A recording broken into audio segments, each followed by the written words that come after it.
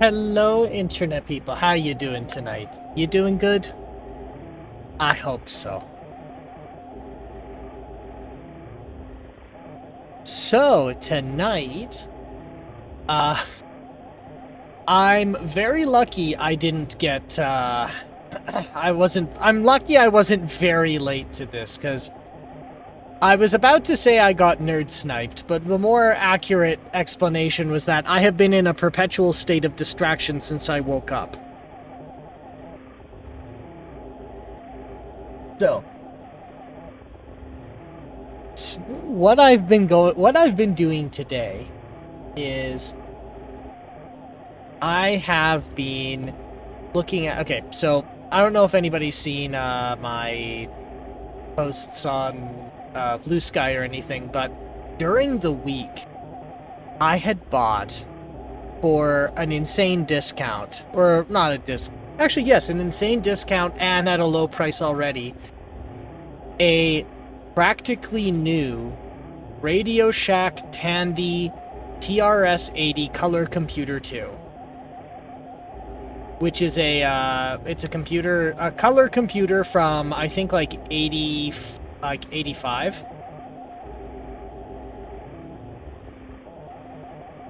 And I don't know why I bought it, other than it was regular $150 discounted to $75. And I can't say no to that, even if I have no need for it, have no use for it, and have no means to, like, control and operate the computer in any way. And it's in really great shape. Like, it's got the original box, it has the original manual, it has a cartridge, one cartridge to test with. It's got all its original packaging with the two little styrofoam ears you stick on the side and you wrap it around. It's wrapped in a bag, and so it's fine. Except there's a few problems. The first one is, it came with no peripherals, which means that I don't have a way to pull data in and out of it. So I need to work on that. The second thing is, it only has an RF modulator on board. And so there's one of two things you can do. You can pop the thing open and you can do a modification to give it RGB. But here's the thing. This unit is so pristine. Its tamper-proof stickers are on it. It's got a sticker on it that seems to have been put there by the manufacturer. It's not the serial number, it's another sticker. And so it's like, if I mess with that, a collector is going to slaughter me in my sleep. So I need adapters and I need external peripherals for it, but I am not popping that thing open. It is, if it was like beat to shit and broken down, yeah, I absolutely would. But I thought it was. I thought it was going to be an absolute junker that somebody put in their box, like put back in the box and threw in the attic and then died or something. But no, apparently it's like it was only used maybe 3 times and then it was put away. So I have to be careful how I go about it. If there isn't some kind of means to use it without inherently, like, modifying it internally, then I might consider just flipping it and then using the money that I get from flipping it to get some broken down little shitter instead. Anyway. And then, I have been working on getting a new Minecraft server spun up, because I feel like playing Minecraft again. I always enjoyed that. It's a way to just have a nice relaxing time and feel like you accomplished something when you build your little box made of wood. Build a little machine or a train, and you're like, tee-hee, that's so fun. And then but what we wanted to do is build the starter base off stream because it's boring. Actually, let me rephrase that. It's not boring. It's we'd be in like the same place the whole time. I say we. It's me and Michisu and PK Alex, who are in there right now, and just us conferring about like what the roof's gonna look like doesn't really seem like it's not much of an adventure. And in my case, I fell down a rabbit hole in computer craft, and I've spent the past 3 days trying to get YouTube. Yeah, YouTube going in Minecraft, and it's possible. It's just I have not been able to get the software to work. It's been driving me nuts. So, so it's called UCube, and it's a client server architecture. So, in Minecraft, it's the UCube client, and then you have to have a dedicated UCube server somewhere, and it's the thing that goes and fetches the video and converts it, like, converts the video to a format that the computer in Computercraft can display, and converts the audio into something that the speakers can play. I cannot get the server and client to communicate. And then there's like 2 public servers. Those public servers don't fucking work. Like, I've no idea what's going on. And what doesn't help is because they're very limited in what they can do and what they can report. And debugging tools aren't really an option when you're working in Computercraft. It has been a nightmare to troubleshoot because I'm getting no information back about what's going on other than it's not working. And I don't have an effective way to monitor it. And since I'm not the one who wrote it, I don't know where to start looking. So anyway. So that's been basically that's about 8 hours of my life. Alright, so I guess I can talk while I guess I can play while I ramble. Yeah. So for the TRS-80, then I spent like the last little while trying to figure out, like, how do you, okay, back in the day, you used to be able to take a VCR, and you could plug in RF, like coax into the back, and it could convert to RCA for you. The problem is, one, where do you find a VCR now? And 2, I don't have room for a VCR. So I'm trying, and so the main reason people will take, like, they'll even take a busted up VCR, like one where all of the electromechanical parts are shot. Because they don't matter. Most folks, they keep the VCR around solely because built into most VCRs is a RF to composite converter. So an RF demodulator, as opposed to what most folks, like most companies, sell for like $5 or $10, which is an RF modulator, which takes your audio and video and superimposes it onto one line.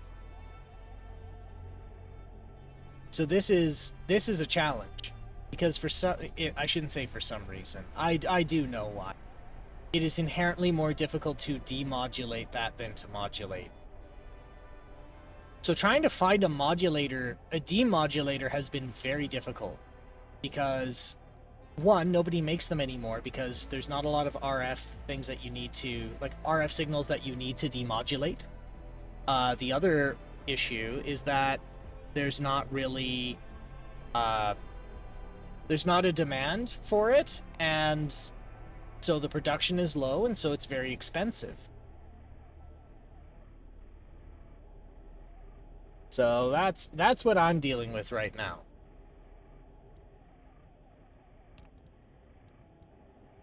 But once I have that, that also opens up a bit of opportunity for some of the other consoles I have, because I have an Atari 2600. Actually, I have two. I have one that I bought that I wouldn't say I regretted buying it, but it was considered collector's grade, which means I couldn't do much to it without, you know, devaluing it. Hi there, and welcome to another episode of Bug Watch. I'm Nicole, and I'm an entomologist, which means I love bugs. Today, I want to tell you all about a curious new bug I found out near Sierra, a subspecies I don't think we've ever seen before, and here it is. As you can see, ow, god damn it, ow, get off! I love that. Love it. Don't love that she's probably dead, but I love that that's the theming they're going for in this game.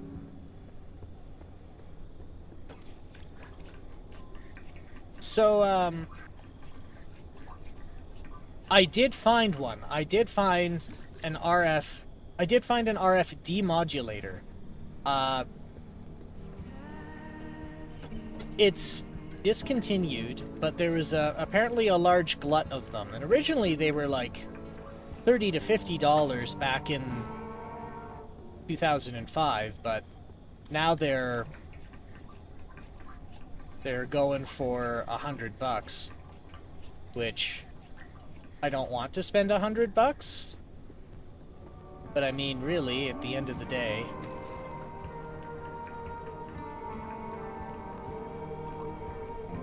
I'm gonna need to do something.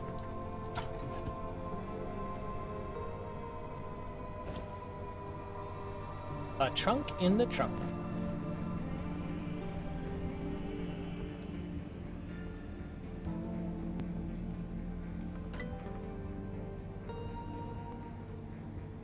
I think I might need to do close one or two things that are taking up a bit too much load here.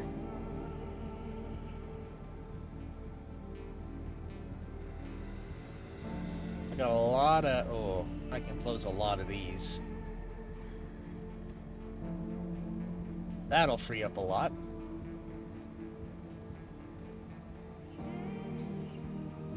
Then I was really disappointed in, actually, since we're talking about Minecraft and whatnot, one of the things I discovered was a mod called Computercraft was discontinued, which in of itself is kind of par for the course. People create mods, and they, after a while, they can't support them anymore, and so they get forked, or they get forked, or they get rebuilt, or somebody picks them up and continues them, or somebody makes a spiritual successor to them. That happens all the time. But one of the things that was unique to Computercraft was there was this entire, I wouldn't say subculture, but there was a community of software developers. And so, like, a lot of folks would, like, cut their teeth making little programs in Lua for Computercraft. And then they would share that software around. And so what made Computercraft a really neat mod isn't just the fact that you had a little computer with an OS and a development environment. It's that the more people used it, the more useful it became. So you could write programs to make robots do strip mining for you, or to control your doors. You could have a security system. And yeah, you could write it yourself, but the point is, the more people participate, and the more they share with each other, the better and more useful it is for everybody. And so when the original writer discontinued the mod, apparently like a few weeks ago to maybe a month and change ago, he just nuked the site. And which means that all of that collection of software and what it is and where to get it and how it works and documentation, it's gone. So I don't know. I don't know what to do about it. That was one of the reasons I was excited for Computer Craft, was seeing all the neat software people made. I mean, like, I could probably write something. I don't want to spend my whole time writing code for it, but, like, make little scripts once in a while to do stuff. Echo vent.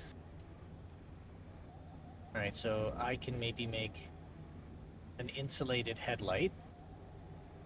Yeah, I can research insulated headlights.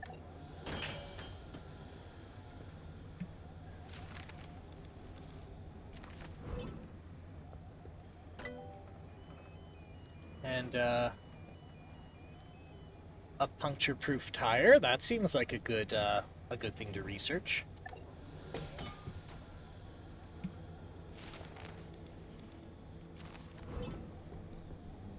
Anything I can make for myself here? A padded parka with a modicum of protection against knocks and bumps in the zone, though it could definitely be upgraded. Oh yes, and I'm almost ready to get a larger backpack.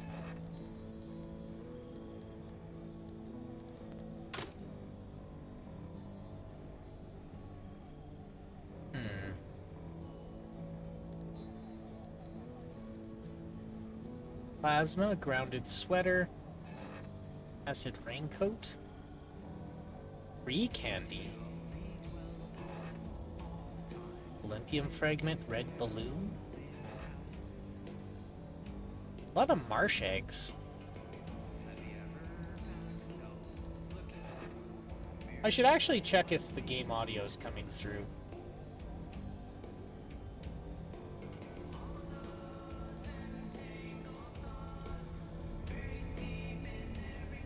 Yes.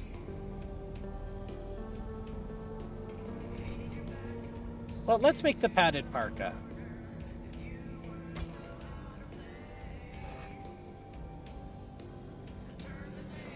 Personal airbag.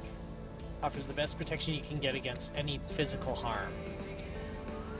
I don't want to use up all my chemicals.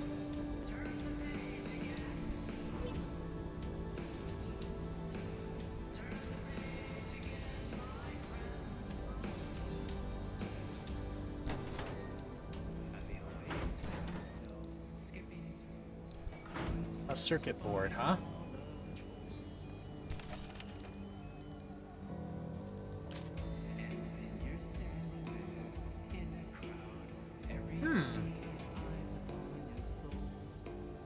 I could make a blowtorch, why not?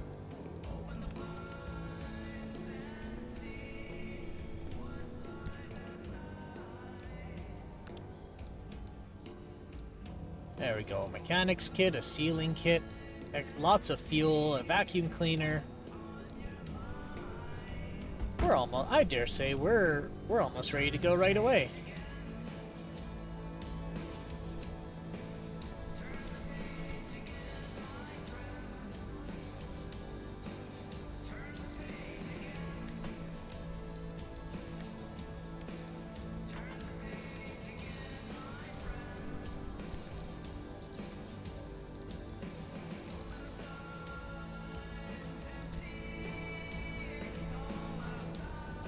I think we're ready to go.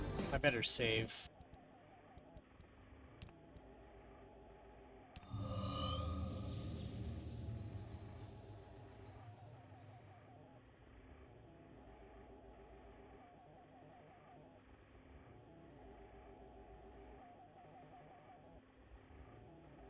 Let's see, let's see.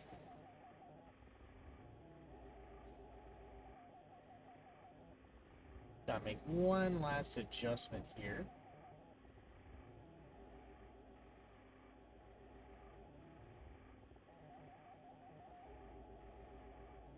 There.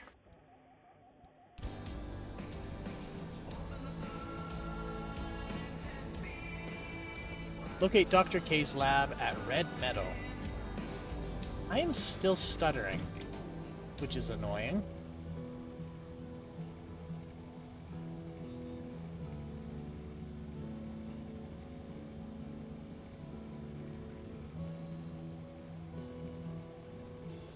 Let's see, let's see. So where does it want me to go?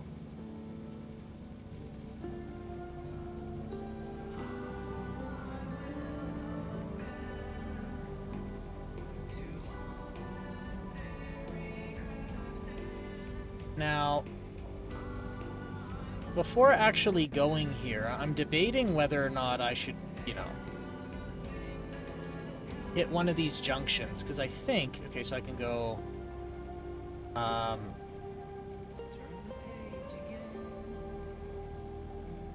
could go here, here, and here.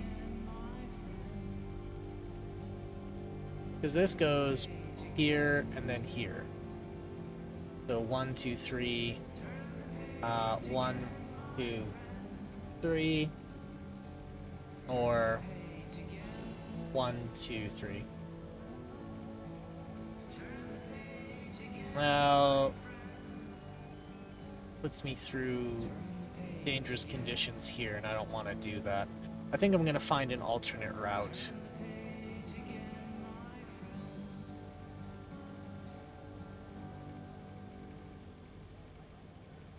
Yeah, because this is supposed to indicate a dead end, but it's showing an arrow here indicating that it's not.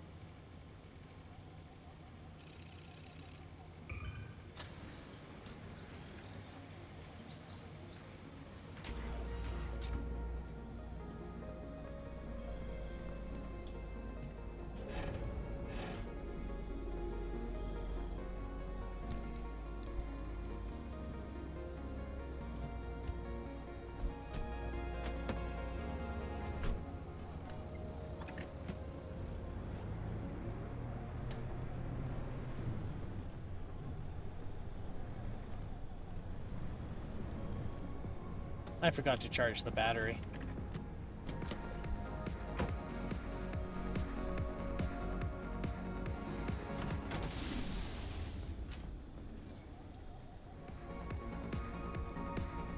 There.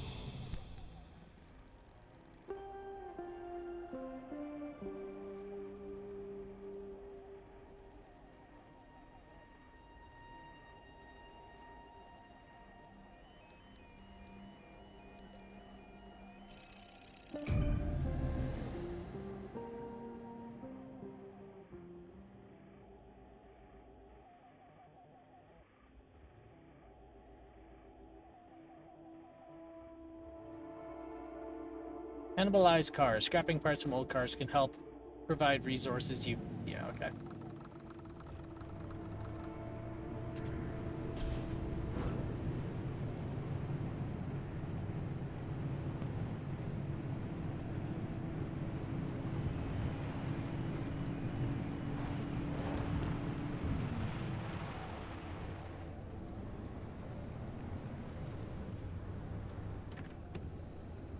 Alright.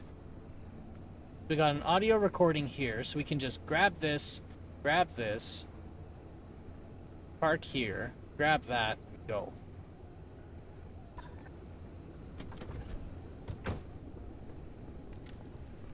Yeah.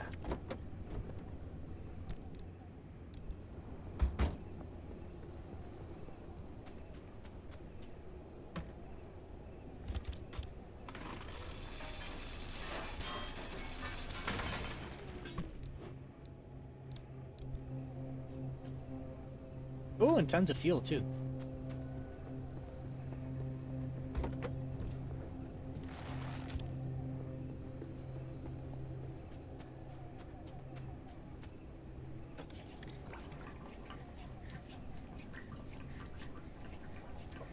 Okay, so I actually have a story about this Tandy TRS-80 I managed to get my hands on. It was shit dumb luck, is what it was. Like, not a word of a lie.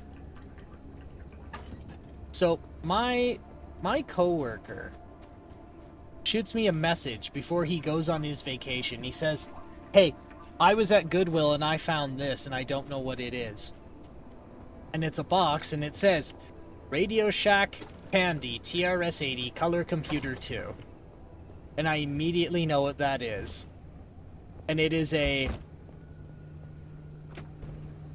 like, I would call it the best of the bad computers. Like, the TRS-80 is this, like, infamous computer. And it's... When I say that the Commodore's not good, like, it's a shitty computer in comparison to other computers of its, like, of its class.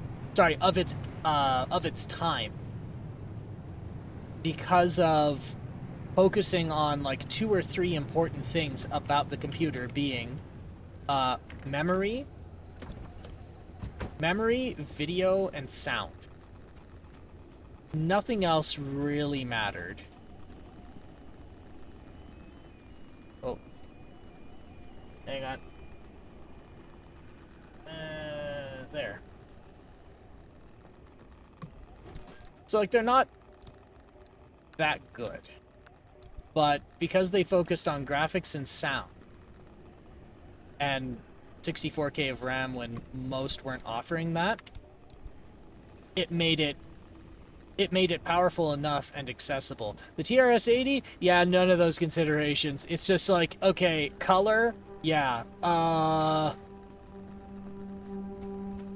the CPU, sure. What about sound? Ah, we don't need that. What about this? Nah, we don't need that. What about the other thing? Nah, we don't need that. So it's basically a color computer whose only, like, merits are that it's a color computer.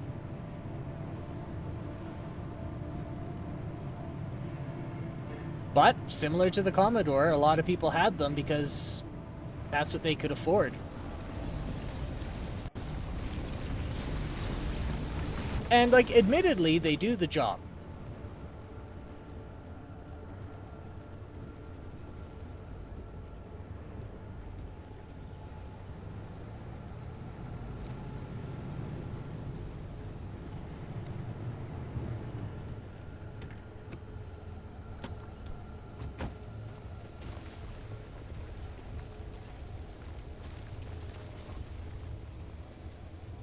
Fuel's empty. Fuel's full here, but I don't need more fuel.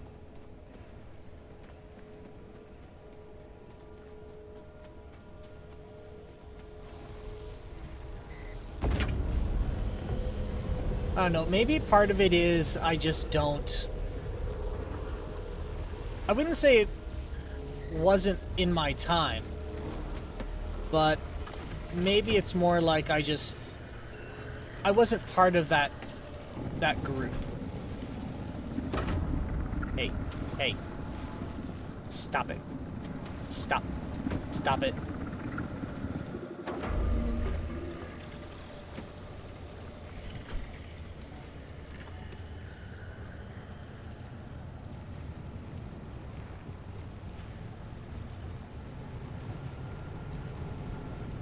Alright, let's see.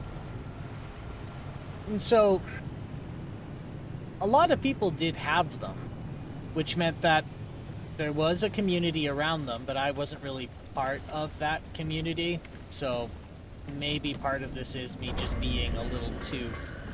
Hey.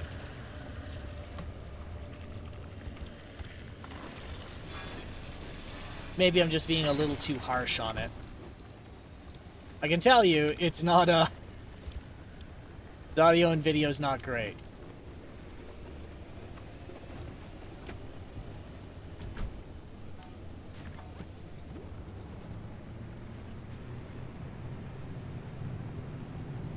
But I was also looking at what can I do to actually use it, because I'm not ripping this car apart. Sorry, not car. This computer apart.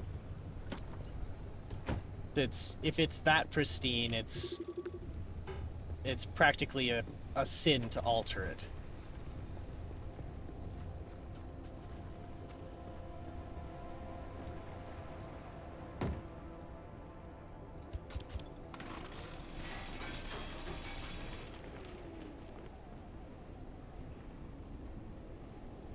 Let's see.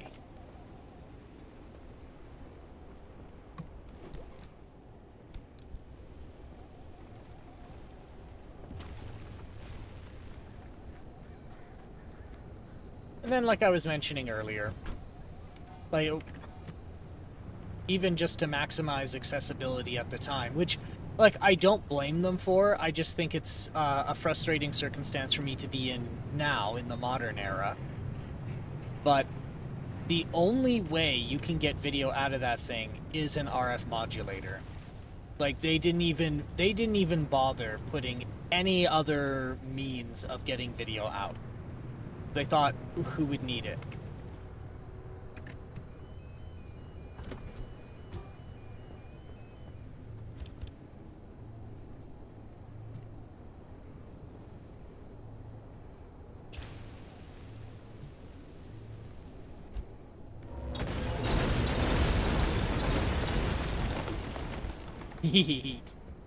Hey, plastic.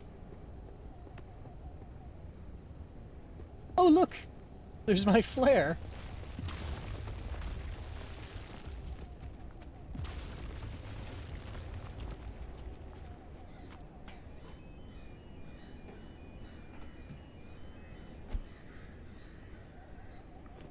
I need that back.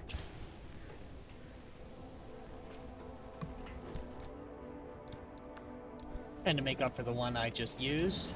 Ooh. Stuff. I also have some additional, like, gadgets on the way. Because when I was working with the Atari ST last week, it really did highlight one of my pain points about playing retro games in the modern day, which is most of the HIDs are used in grody, broken down, or are reproductions that are absolute shit, like embarrassingly so. And so I was investigating what alternatives there are, and there are some. And they're not easy to get, and they're not cheap, which is a piss-off.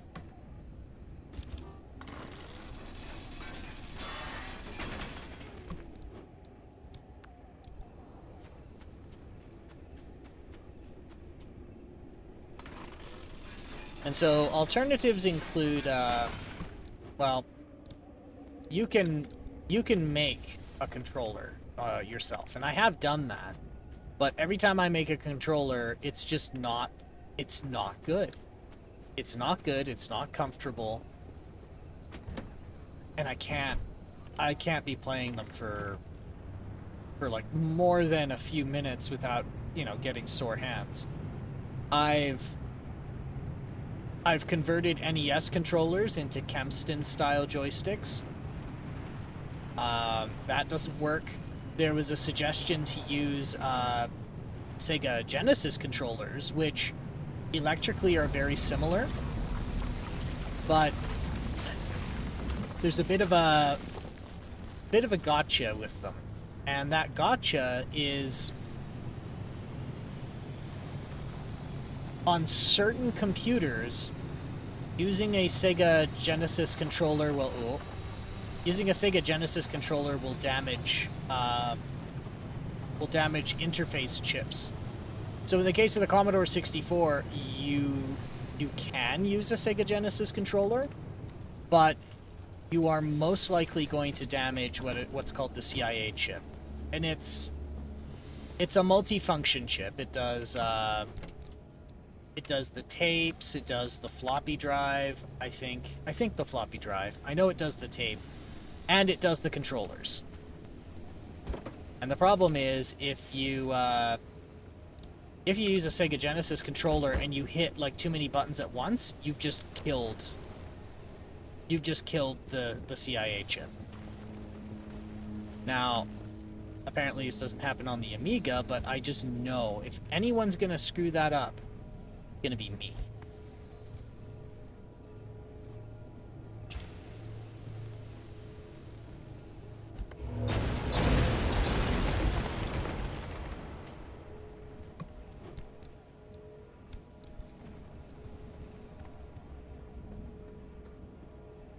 E.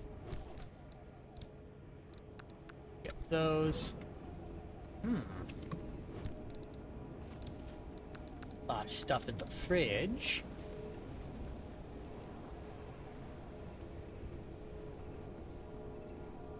Alright. We'll grab this and run away.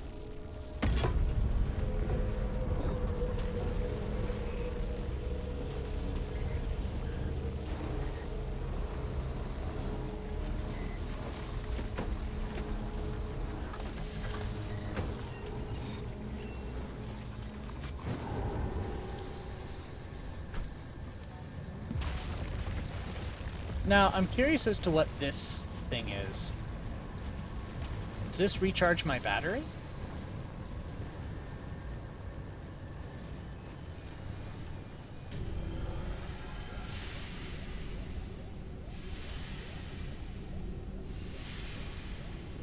Or is this repairing my car?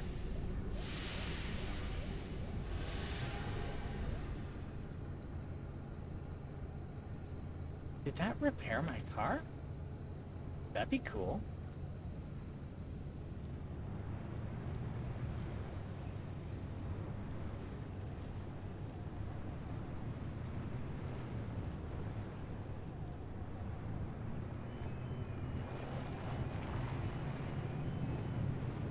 Alright, so you can take a Sega Genesis gamepad and you can convert it. Like, you can just use it directly, and it mostly works.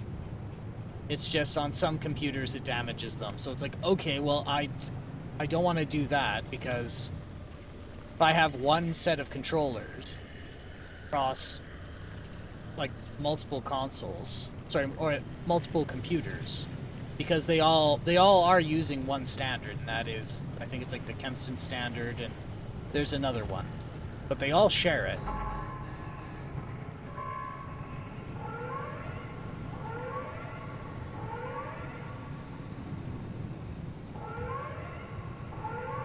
Boy, that's closing in kind of quick.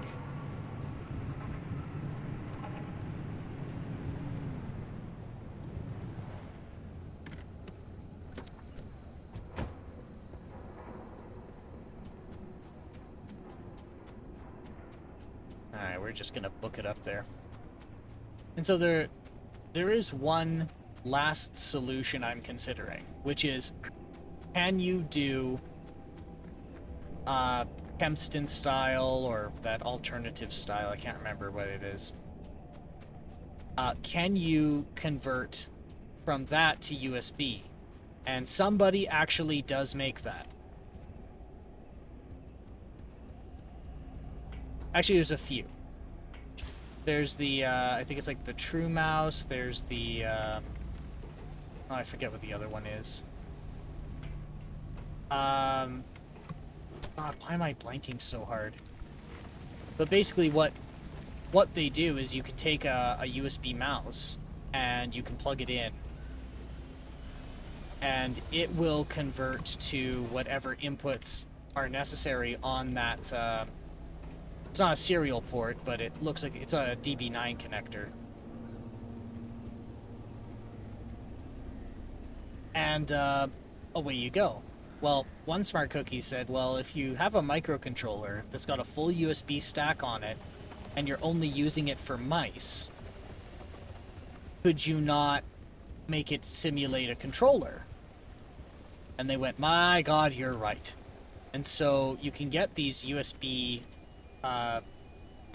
mice adapters that have a special option for for USB controllers. But finding them has been a bit of a pain in the ass.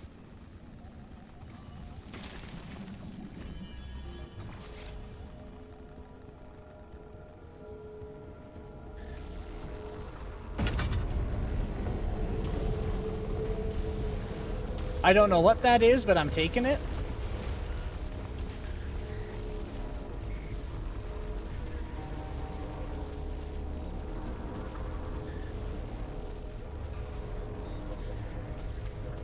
I'm not getting that audio recording, I don't think.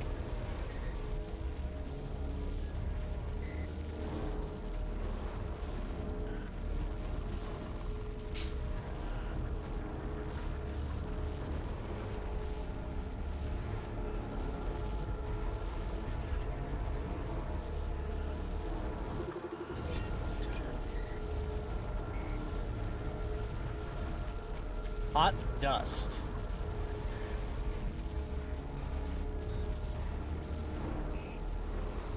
Yeah, I'm not getting that audio recording.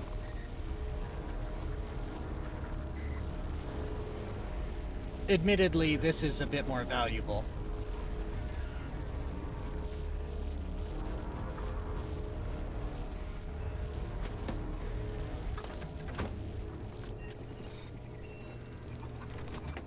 Alright, how much time do I have? Actually, you know what? I do have enough. I do have enough time.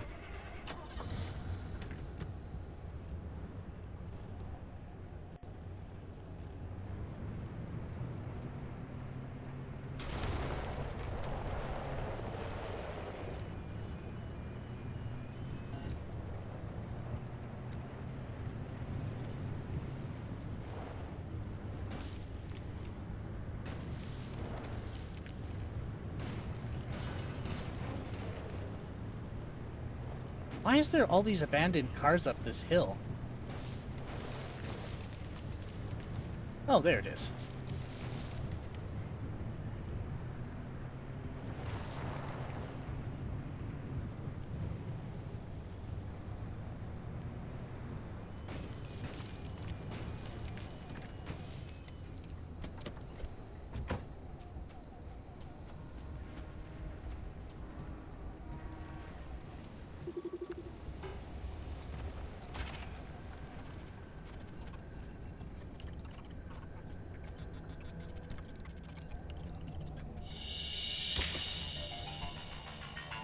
Welcome back. This is Frequency File, Episode 2. In the last episode, I told you about the curious case of Dr. Ophelia Turner. This really does sound like a CBC show that they play in like late night. To be able to weigh her in turns as heretic, genius, or scapegoat, we must first set the stage. When I started down this path to discover who she was, what she did, and ultimately what happened to her, I didn't expect it to lead me to one of the strangest mysteries of the Pacific Northwest, the Olympic Exclusion Zone. But let me rewind a bit. In Northwest Washington State, there are 3,600 square miles of vibrant wilderness called the Olympic Peninsula. Bounded by water on three sides, it was a wonderland for outdoorsy types, with snow-capped mountains and salmon-bearing rivers and pristine rainforests. Up until 1955, it was the residence of 100,000 people, including Ophelia Turner. It was her birthplace, her hometown, and, it turns out, ground zero and sacrificial lamb for the promise of limb technology. In true fashion, the government never comes out and says that's what led to the creation of the Olympic Exclusion Zone. But the chain of events were in plain sight. Strange accidents, leading to the government's claim of eminent domain and subsequent seizure of the peninsula. The evacuation of 100,000 people and the attempt and abject failure at containing the rumors that spread like wildfire. Because it turns out, even with the government's resources at your disposal, keeping secrets is a tricky business. You can bet there was plenty of talk as a result. Lucky me, because I had plenty of questions.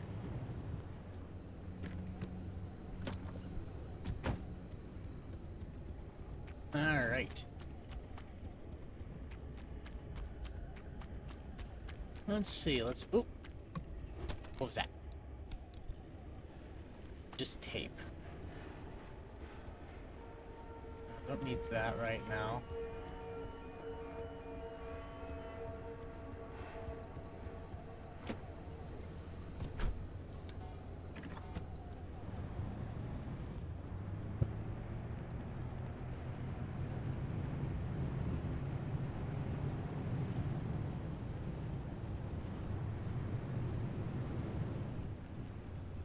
Is this a supply truck or a fuel truck?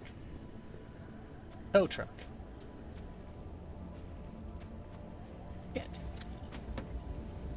Shit.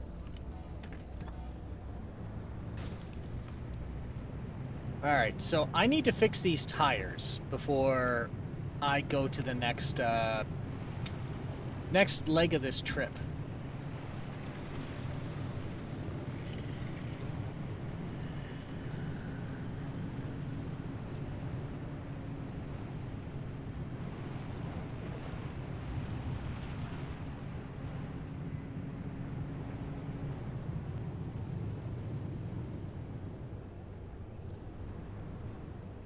Alright. So So I caved. What I was getting at is, so there is these USB to DB9 Kempston or proprietary protocol, like communication protocol mouse adapters. And I'm blanking super hard on one of them. But they're very hard to find because everybody and their dog who has a retro computer wants one.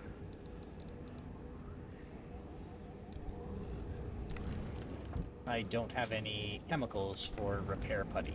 I don't think I can... Sealing kit?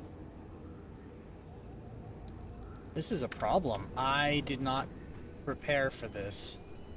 Wait, why is it complaining that they're this severe? They're not that severe at all.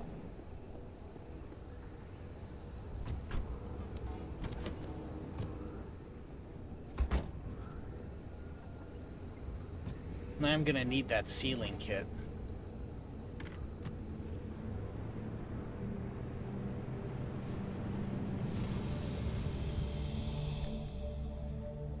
Alright. Unstable anchor, bubblegum buddy. Oh, the bubblegum buddy was the other thing that swipes, like grabs your car. Okay.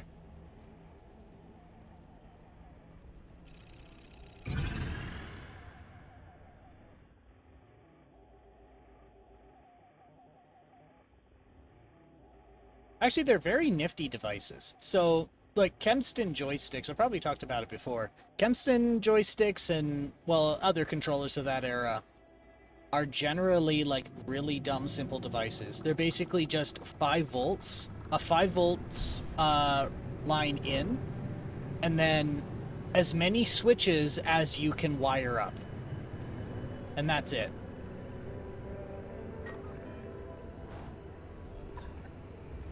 And so you have one line for up, one for down, one for left, one for right, one for fire, and if you're feeling very fancy, you can have a potentiometer and have one of your lines be analog, but not too terribly many consoles did that. Well, actually, I shouldn't say that. Not consoles either, computers, I meant. I was about to say not many computers implemented it, but that's not entirely true. A lot of them had, like, provisions for it, but there weren't a lot of takers.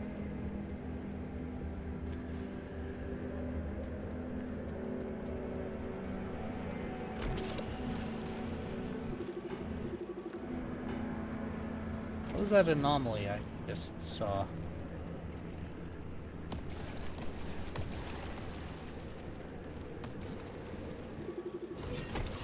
Moldy balloon.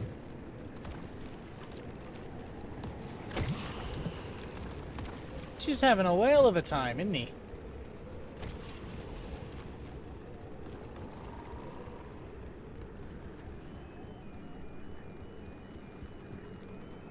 Okay, I don't need the headlights on anymore. So might as well turn that off and save the battery.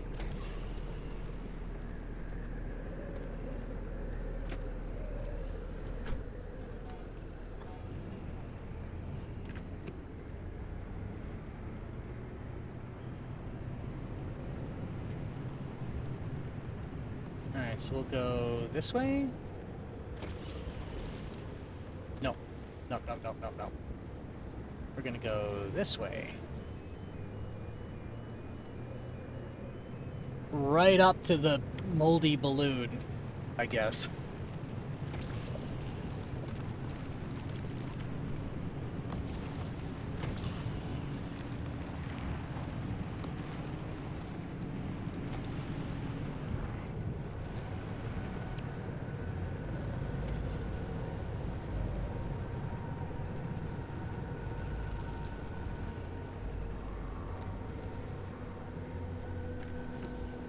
Oh, no, this is causing damage. I'm in something hostile.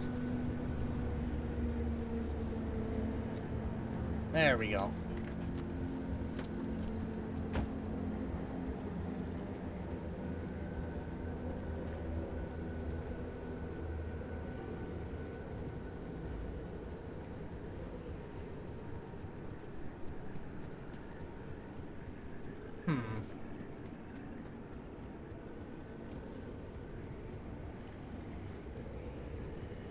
Is there anything cool over here I can loot or salvage?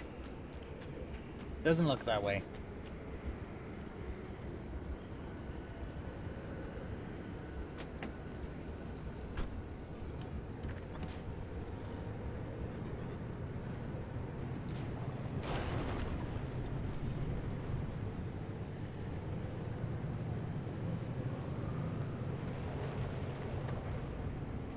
Gonna drive me nuts that I've forgotten what that adapter is called.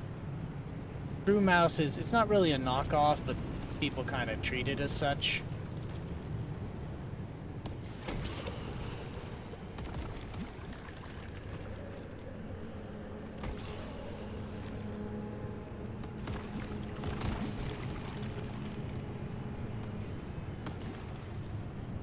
I don't have any thermosap crystals, so I can't salvage those armored doors off that car, which is a bummer.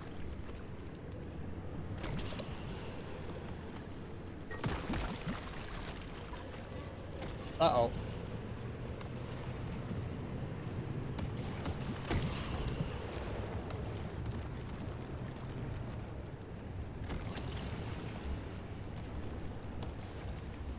What are these?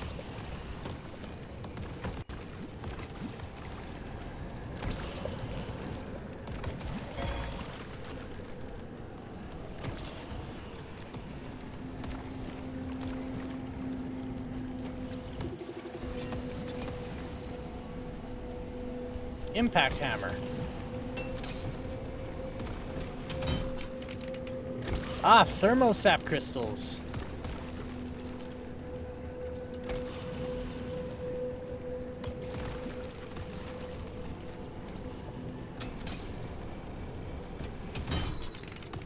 Oh, what do you know?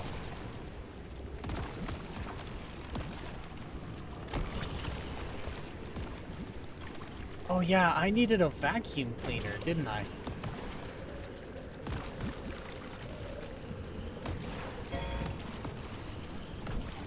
Alright, how much of a shit... Oh, the car's taking a shit kicking.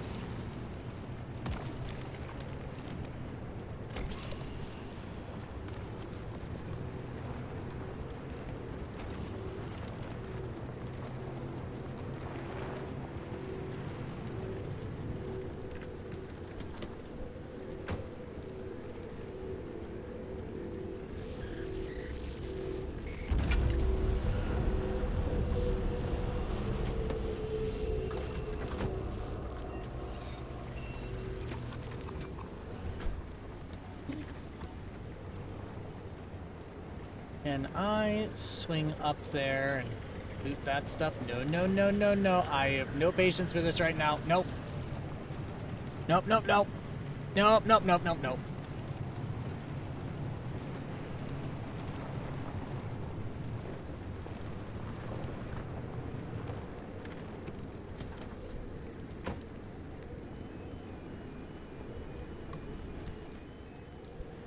Nothing.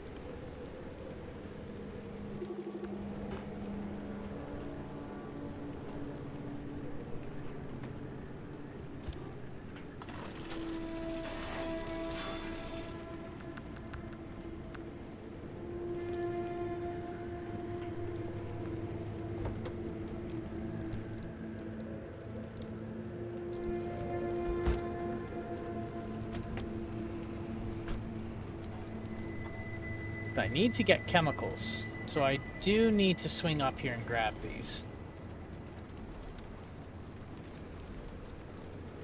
But it looks like these go underneath, so maybe I need to spin around.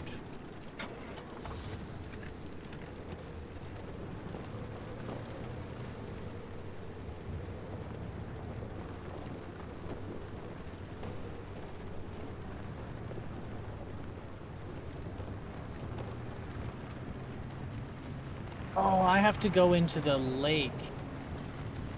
Yeah, and go through the grates. That's what I need to do.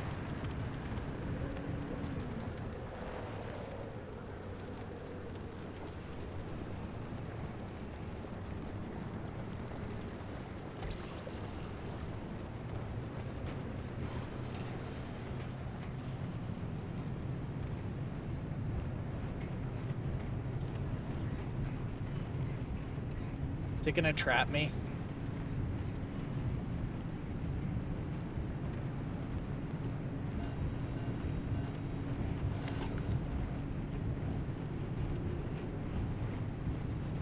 I think I screwed up. I shouldn't have done this.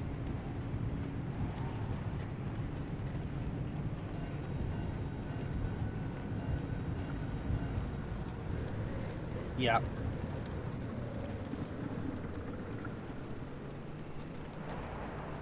Yep.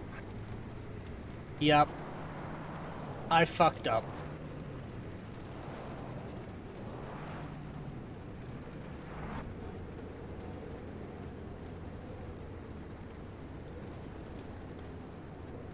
Well, that was nice of them to do.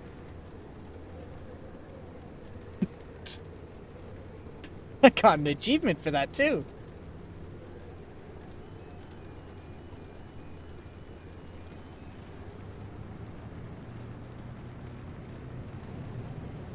Oh, do I have a flat? I think I do.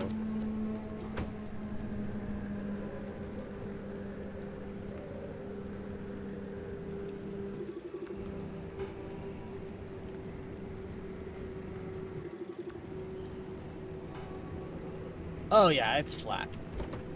Well, thank goodness I have a patching kit.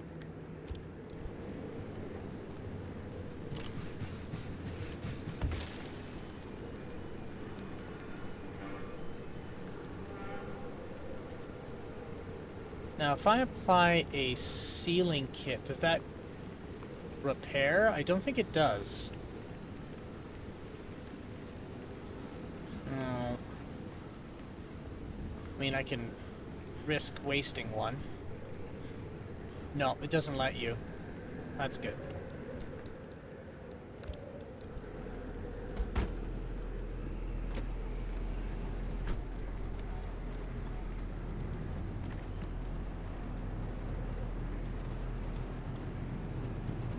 Okay, so we can start this again.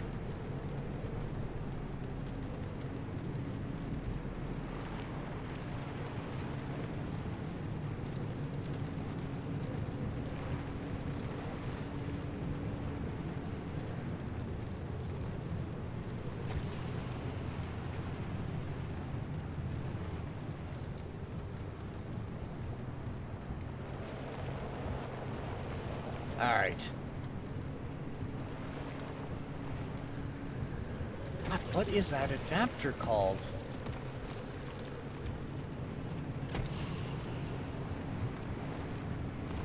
The Mouster. That's what it is. So there's a device called the Mouster, and what the Mouster was is it's a microcontroller, and it's powered off of the 5-volt pin of the connector for like where the mouse port would be, like where the mouse would be. And what they did instead was they connected that to a microcontroller, and then the microcontroller runs a full USB stack on it. And when you hook up USB devices, it'll pass them through as if they were just straight switches. So originally it was like a really overkill solution to the problem, but it also opened it up to a lot of additional features, because what that lets you do now is if you know like what certain, like how certain devices interact on that port, you can just simulate it too.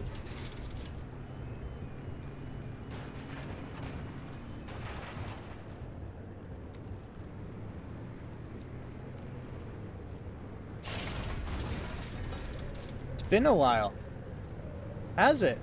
It says here that it shows as a first-time chat for me, but how are you? You doing good? I hope so.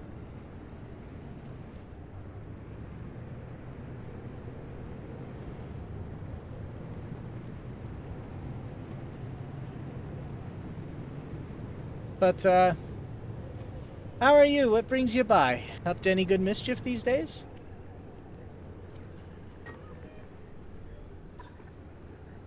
Good, haven't seen you since V-Stream. Ah, that's why it showed first time. Yes. Okay, I'm sorry. I blanked really hard.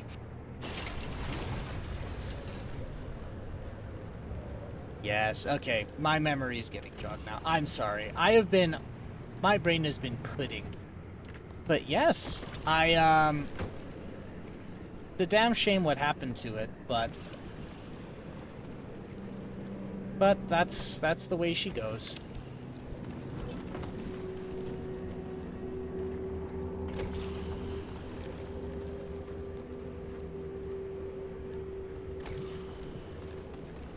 Have you been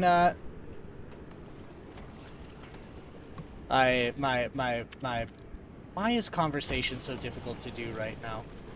It shouldn't be this difficult for me. I've spoken before. I know what words are. I know what mouth things are. I'm glad that you landed on your feet after all that. I know it left a lot of folks in the lurch.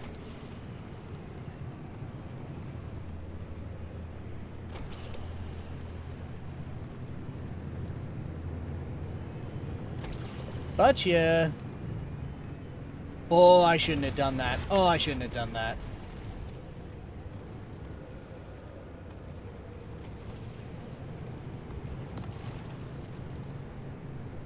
I've been plugging away on Twitch for a while before V-Stream came up, so I did have a place to basically walk back to.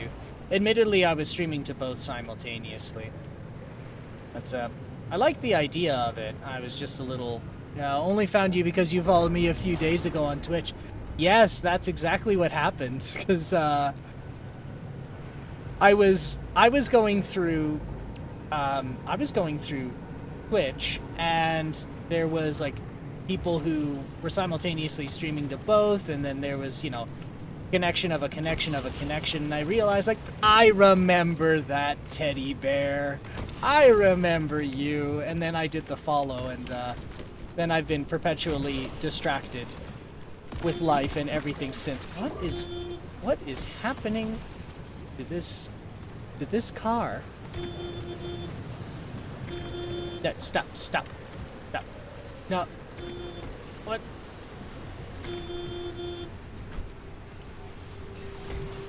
What is going on? Oh god.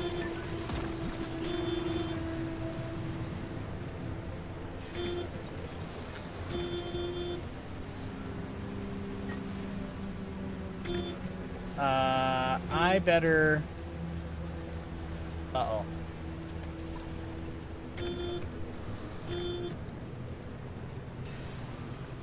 Ah, this car is taking a beating.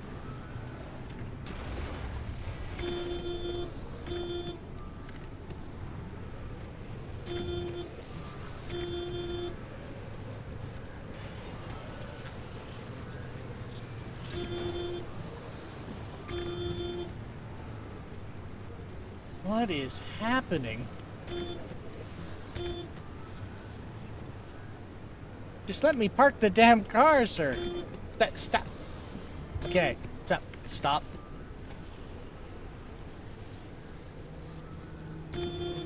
it. Stop. Okay. Out of my way, nature. Now there is a twig in the door. This is going so wrong. No, no, no, no, no, no, no, no, no, no, no. Stop. Cease.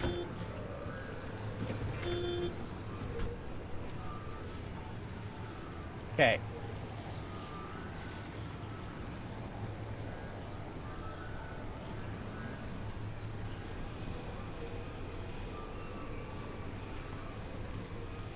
Well, I think one of the good things to come out of B-Stream as well is there was a lot of networking and a lot of folks managed to make friends. It was a good meeting place for that. You know, common interests and all that.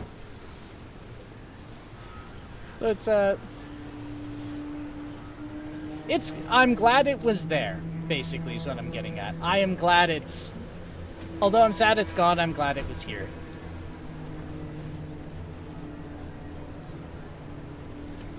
Okay.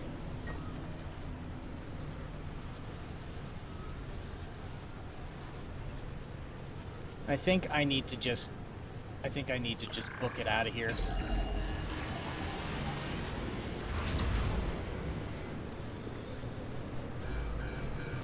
But I always flub maintaining conversations with people. That's something I need to practice more.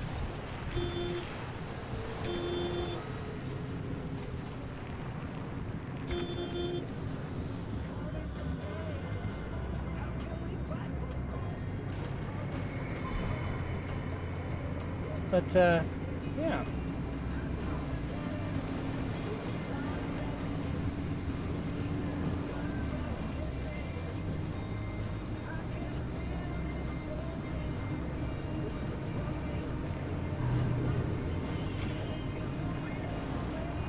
So I've never actually, despite us, you know, following and kind of lurking in each other's streams, I've never actually had the opportunity to, you know, have a good, honest, well, good conversation. I say good, honest, but I don't think we're at deep talk, you know, any stage of deep talk, but a good conversation with you. How long have you been doing streaming for, if you don't mind me asking?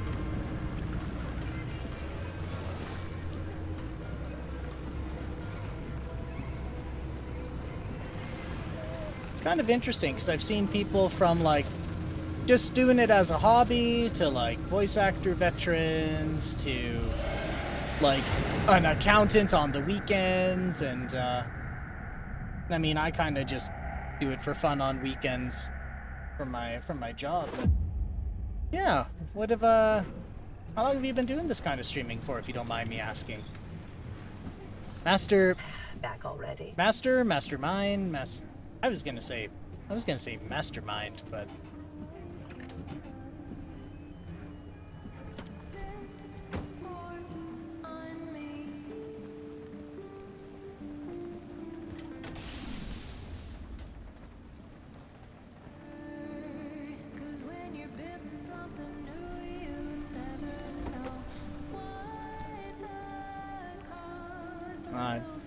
few months. I started around August or September of 2023. How do you like it so far?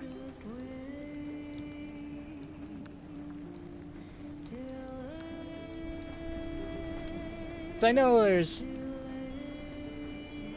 some folks I know, they come in and then after a few months they go like, whoa, it's more than I thought, and then they back off. Some just embrace the madness and they go all, I decide what do I have to lose. That's a very healthy way of looking at it, in my opinion.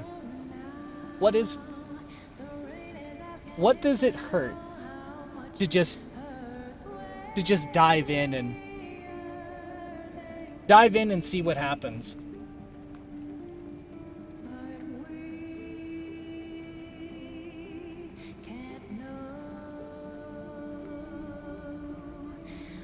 Is known by a variety of aliases, including the Rainforest Rogue, the Washington Wanderer, the Green Avenger, McKnife, or simply Scott.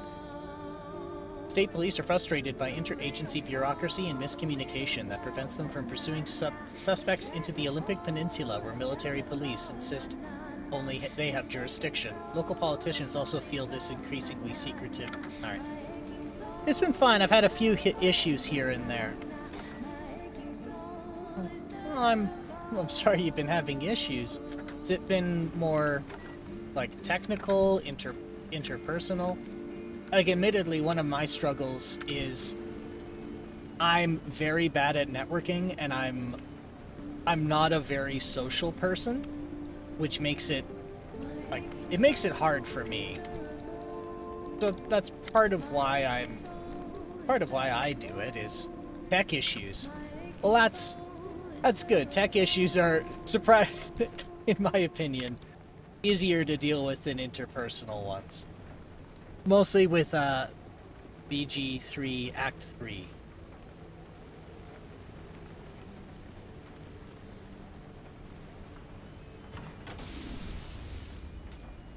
What is BG3? What is BG3? You're gonna, and that's Baldur's Gate 3. Oh, yes. They call it that, don't they? It shows just how disconnected I am with my peers. My streamer peers.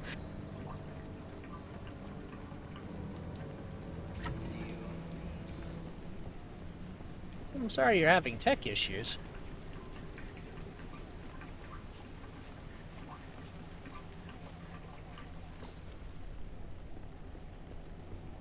Act 3 is a bit much when streaming. Oh, is it like choking out, or... Actually, it's funny, because I still struggle with stutters and choke-ups. Actually, I've been struggling with it even now.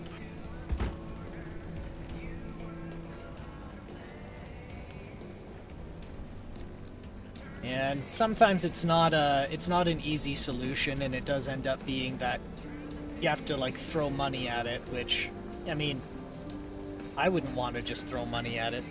Too much on screen and OBS has encoder issues. Yes. That's a tough one. That is a very tough one to navigate. There's actually a few games that are just not playable on or not like streamable or recordable on like digitally, just because there's too much on screen. There's one that I really want to play, but I simply can't. It's the way it's designed, it is impossible to record, it is impossible to photograph, and it is impossible to share. You have to play it yourself. And I think it's called Into the Static. It's been like 5 or 7 years since I played it.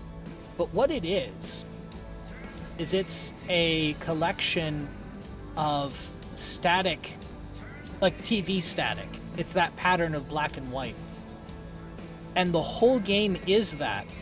And how you know what is the pattern they use for foreground and background and different elements of the player and all the enemies, and the ground and the walls is all just alternate moving patterns of static.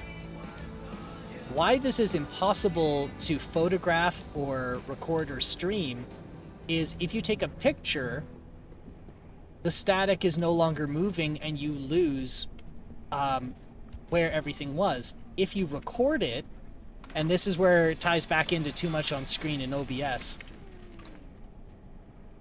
no video encoder algorithm can store it and present it.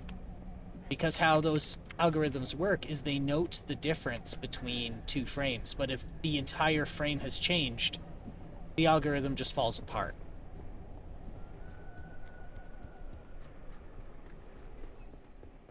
Now, how do you navigate around that? The only thing I can think of is like, sorry, I almost started going into solutions, and I don't know if that's what you were looking for. That's a bad habit I have to learn. When people talk about their issues, and then I start talking about solutions rather than the root of the problem, which was that it was a bother to them. I'm sorry. But, yeah, in some cases, you just have to... Even turning the quality down doesn't really help if it's just too many elements on screen.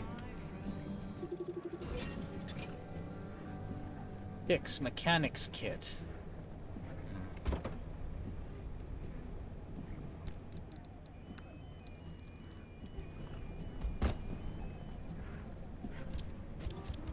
This is my favorite part. I love this. All this advanced technology, and I have my mechanics kit.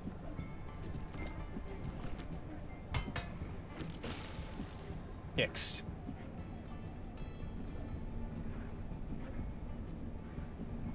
But, yeah, to circle back to that, that would be really frustrating because I'm trying to think of what you can do to reduce elements on screen, and it's either you make it look bad or even the developer doesn't consider it.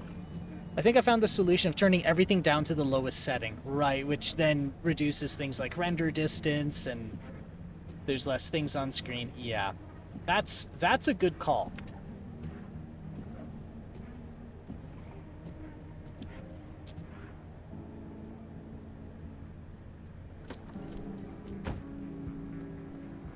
And unfortunately, it doesn't matter how beefy your computer is, it's the video encoder algorithm itself that's the issue.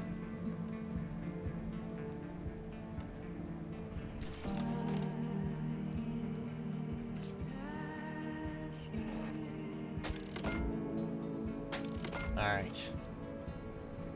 So now to do a bunch of fixing on this car.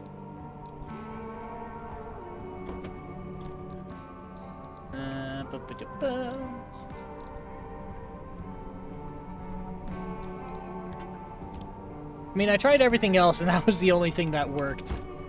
Yeah, if your bandwidth is limited to a certain amount, and there's too many changes on screen at one time to fit within that amount of like data per second, your only solution is to lower the amount of information going in. Like, limit the amount of changes on screen that come in. Which, in this case, turning the game quality down so that there's less on screen might be the only way.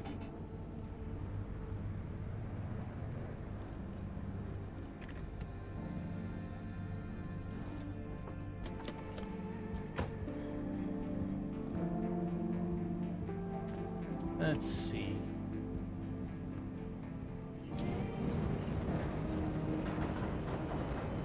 Oh, this works way better.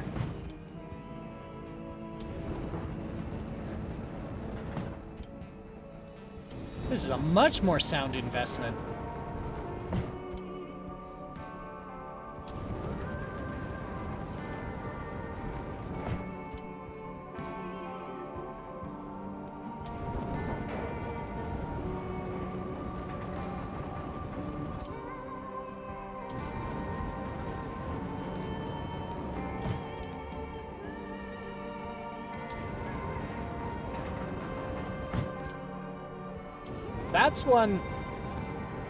That's one I think it catches a lot of streamers off guard, is that there is surprisingly a lot of technology knowledge that you have to take on in a short amount of time. Like, I honestly was not expecting to do as much programming as I am. Well, admittedly, I've been trying to keep it to a minimum.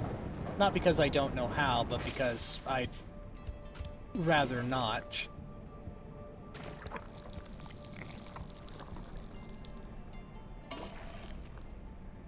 But even, like, computer networking, and I'm kind of, admittedly, I have an advantage there because of, like, my career and my education. But, like, seeing how some streamers struggle, it almost... I've had half a mind, admittedly, to, like, try and make a series describing, like, basic networking, just because of how much of this I've seen. But I've never gotten around to it. I always get distracted by something else.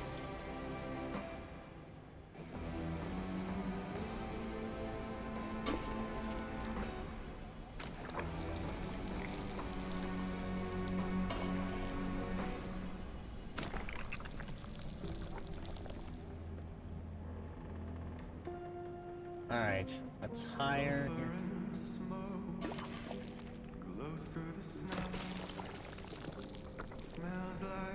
And the back bumper. I'll leave the back bumper.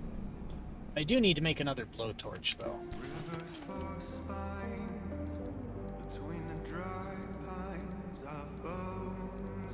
That blowtorch seems to have done a better job, I think. That would be helpful. The most I know is turning off and on. Maybe I should. Maybe I should. Gives me an excuse to practice video editing some more. Hey, I can make a liberator now. Okay, I need marsh eggs for a blowtorch. Like, even setting up... Like, even understanding what IP addresses are, why they're laid out the way they are... Like, common ways that things fail. Maybe that would be worth the time. Yeah.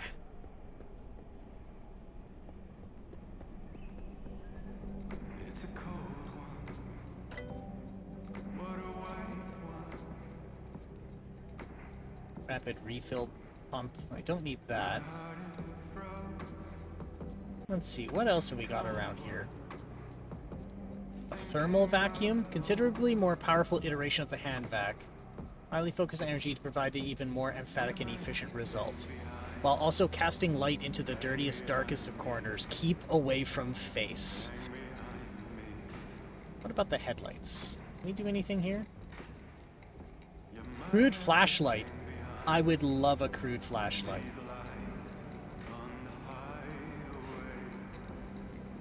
A bio flare. Actually, I want to make a bio lantern.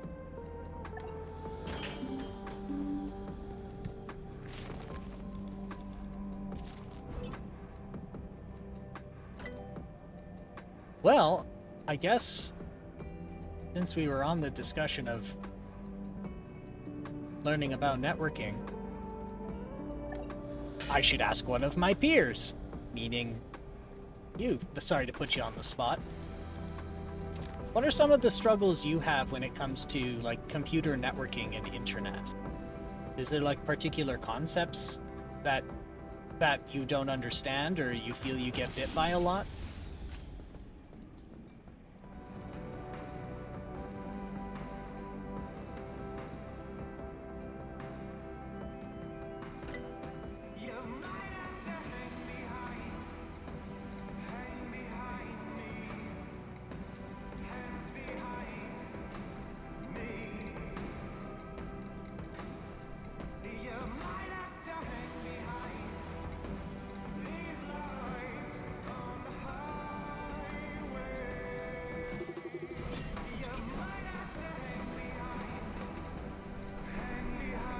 Sealing kits.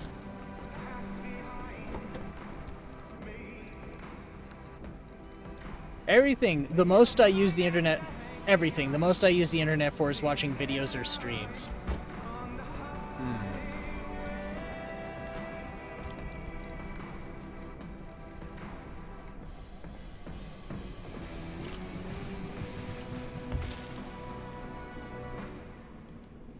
Good to know. Good to know.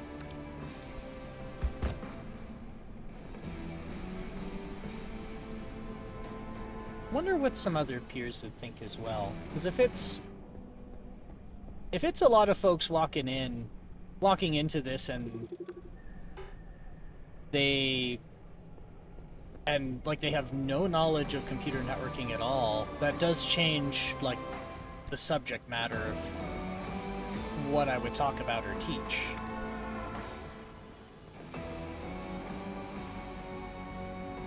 Gives me something to think about.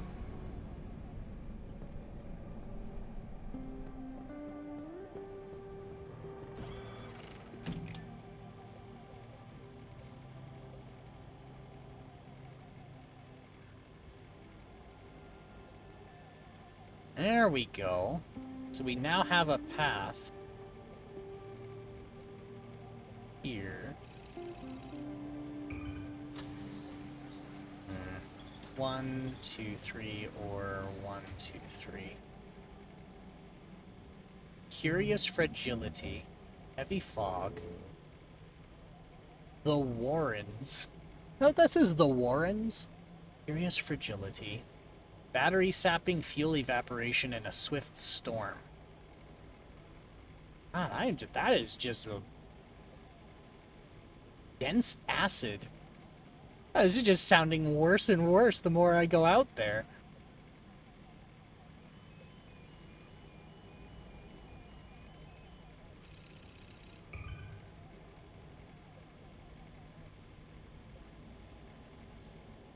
Two destinations planned, one scanner charge. Can I...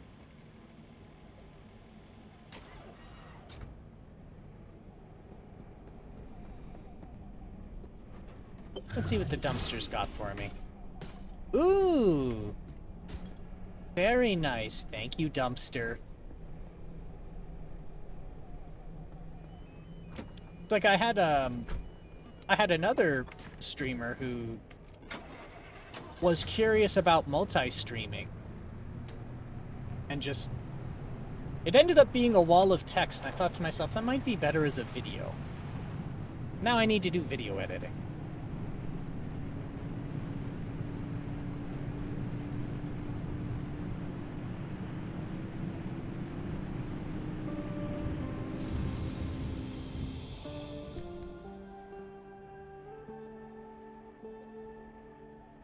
So we'll hit, okay.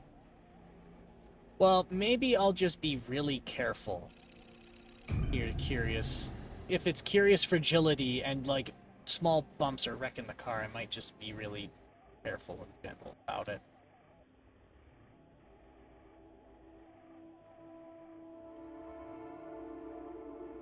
But there's even questions like, well,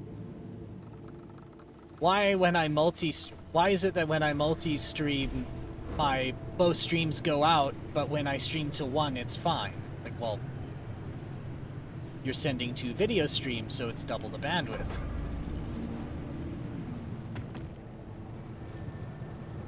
Drive an exceptional distance. I got that as an achievement? What is that? What is an exceptional distance?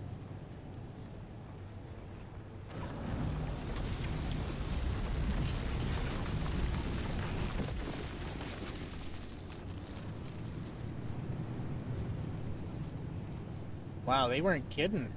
My headlight's already busted up.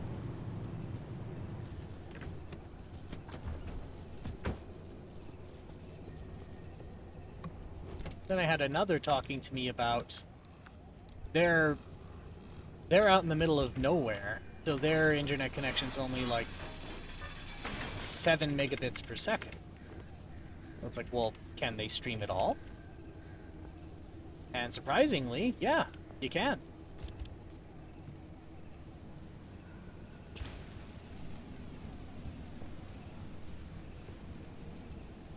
Spare tire.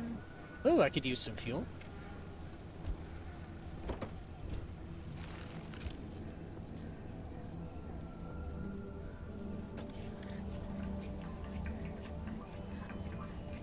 Now, granted, you're not running at like 1080p at 60 frames a second, but even just putting your frames per second to 30 cuts a large chunk of your bandwidth usage out because, well, you're sending half the frames.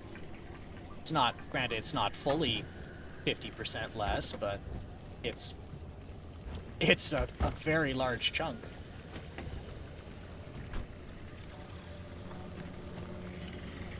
And sure, everybody likes 1080p, but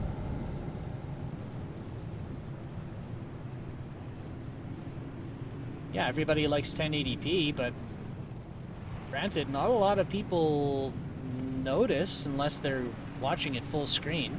And if it's a stream like this one, where it's like just me quietly rambling and mumbling to myself, I'm probably not front and center. So even I don't need to be streaming at 1080p. I choose to. But no, even I don't need to. So streaming at 720p, 30 frames per second, that's a good way to get started streaming. If like you don't have the beef, if your computer doesn't have the beef for it, or you just don't have a good internet connection for it.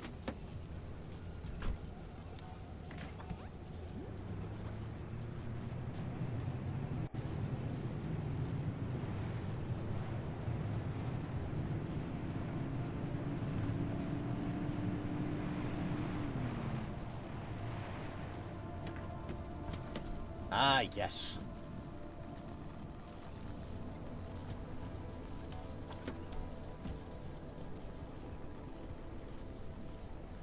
Why won't this door close?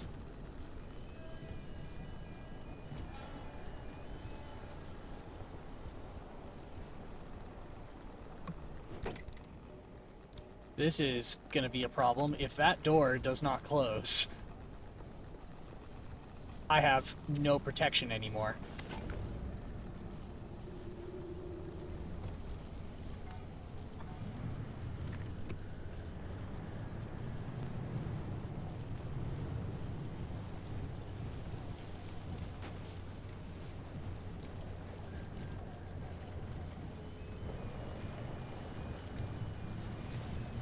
And I have exceptional fragility, which means if I hit this door while it's open, I'm probably gonna lose the door. I gotta be careful.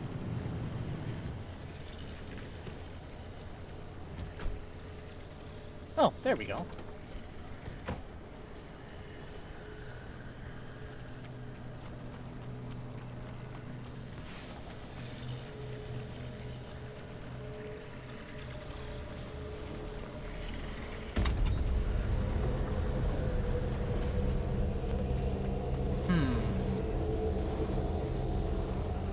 Now, if I did do that, where would I start?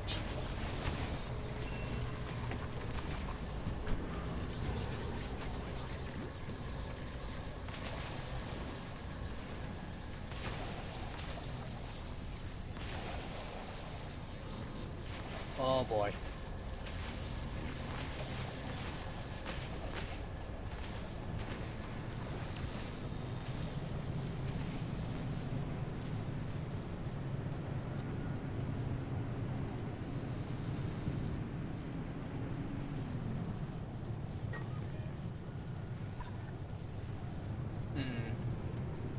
I already wrecked my rear bumper. This is some baby back bullshit.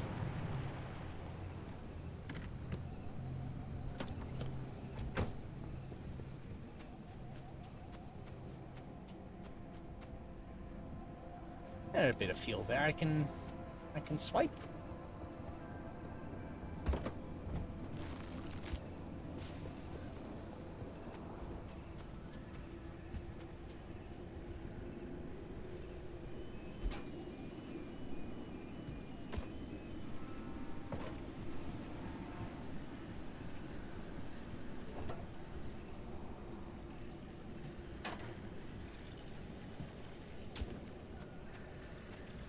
Damn, that's a lot of fuel. They're being super... What was that?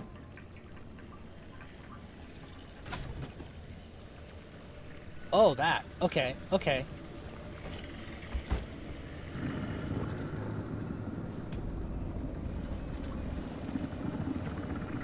Leave my station wagon alone. Leave him alone, he's just a boy. Just a boy. Poor little fella.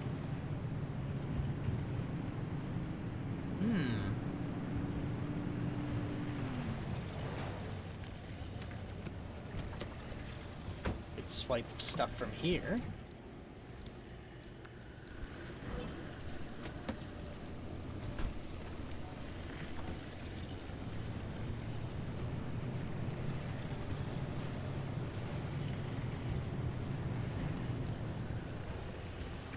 Yeah, we can loot this.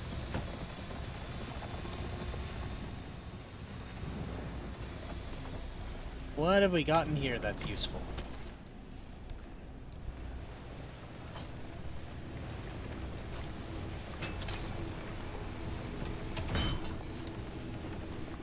Yay, chemicals!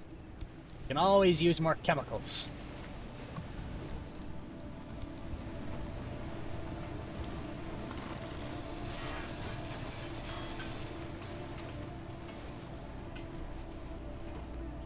And scrap the...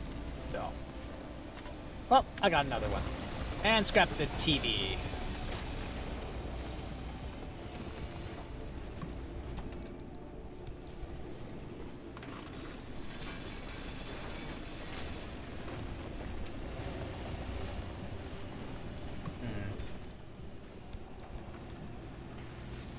Internet history, maybe?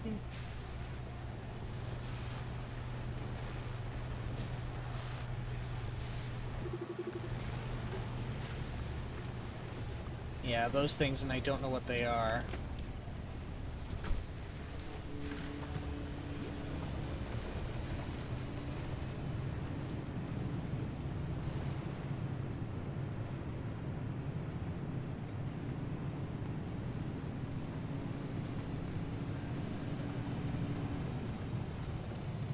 Do I want to steal from that tower?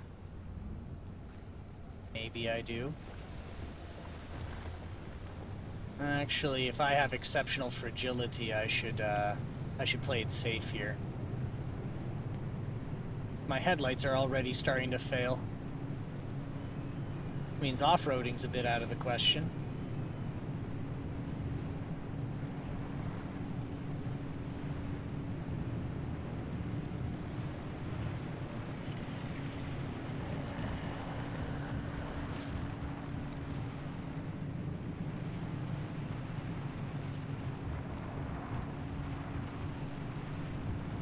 This is a long way to go around.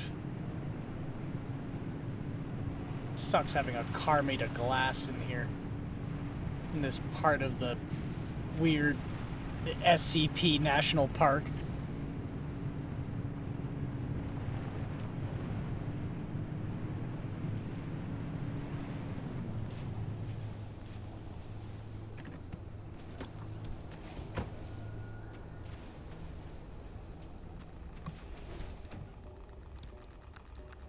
Ooh, lots of valuable things. Yes, yes, yes.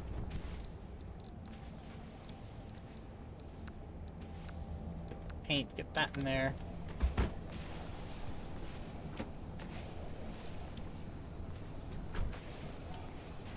Man, I am losing health pretty bad too.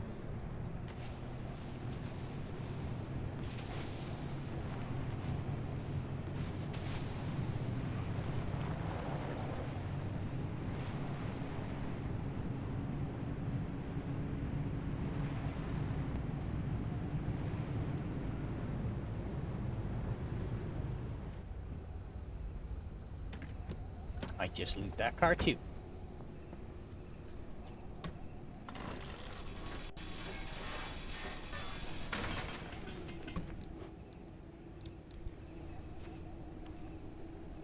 An armored door, but I do not have shit. I don't have a thermosap crystal.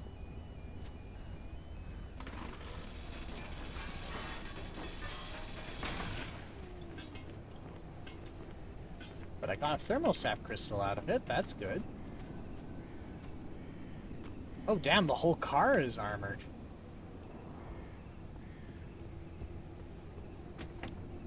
Armored panels and armored doors. If I get any of those liberators, I can start getting armored panels instead of having to make them. That'd be decent.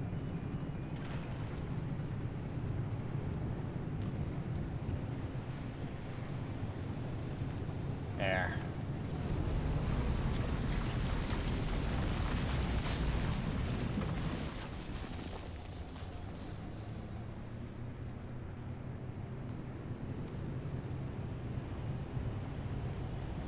I'm pretty confident this is procedurally generated, and I like it a lot for that. Either that or my memory's so bad I can't remember what has and has not happened. Oh boy. Oh boy.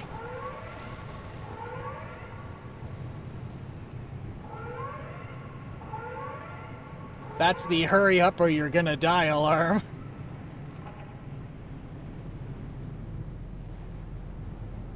Oh, jeez, dude.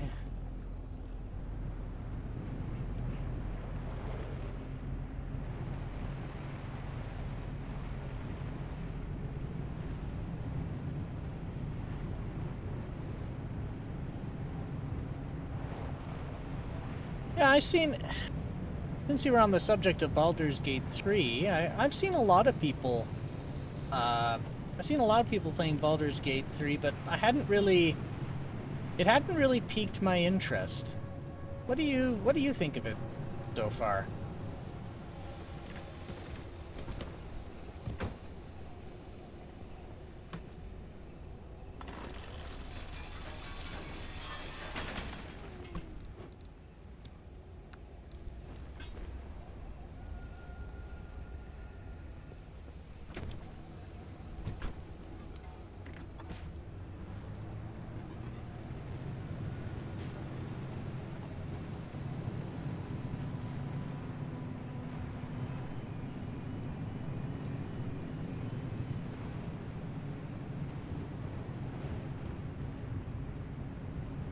Alright.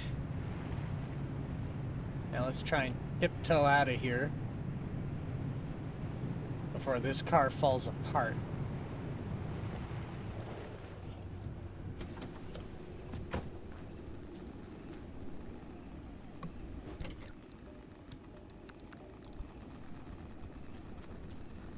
I say as I immediately get distracted and loot a car.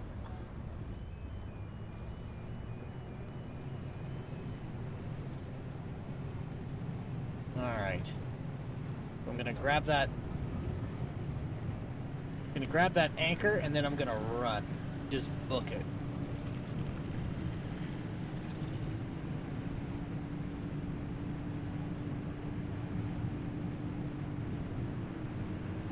A nice overpass. That's pretty cool. You do get some nice views in this.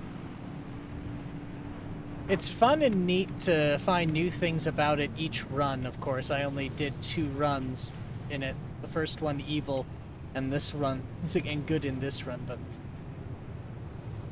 And streaming... Oh, hang on. I was wondering why that was hard to read. Excuse me a minute. Ah, there we go. It's fun and neat to find new things about it each run. Of course, I only did 2 runs in it. First one evil and streaming this run, but still. Well, it's good that you like it so far. I don't know, sometimes it's like... Actually, I haven't actually heard any negative things about it. Now that I'm talking about this out loud. Oh, and we got a bad storm coming.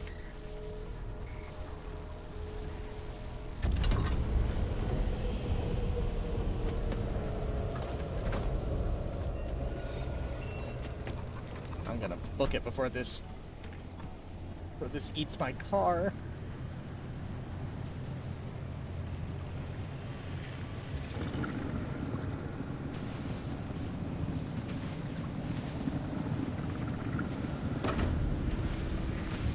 Ah, you son of a bitch.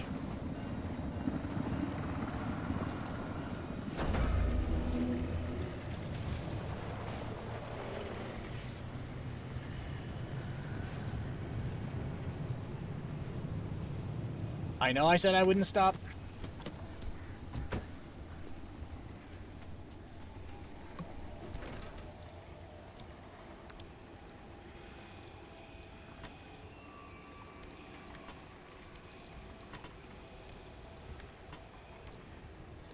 There. Arda investigator, a steel door. Okay. No time. No time.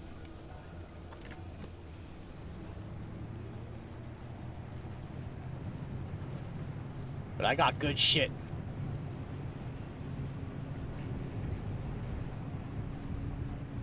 Very leggy for how big and packed it is.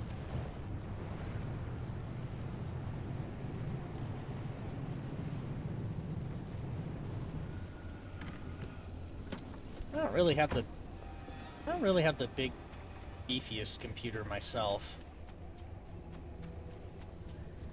Actually, I shouldn't say that.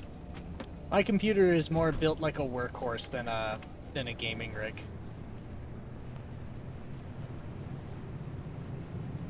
So I do have to be careful what I do. So I do have to consider what it is I'm playing. That's why I tend to avoid big AAA stuff. Alright. Let's see if I can get stuff fixed up here. Do I have enough to make some repair putty?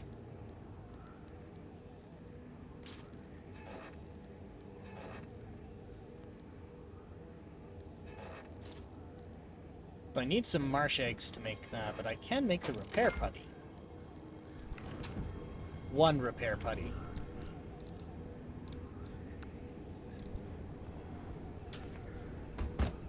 Alright, so what's really damaged on this car? Front headlights and the fender. Wow, that really is messed up.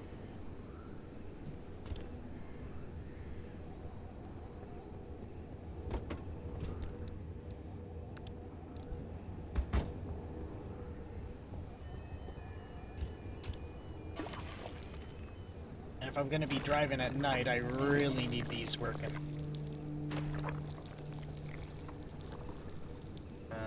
Fender.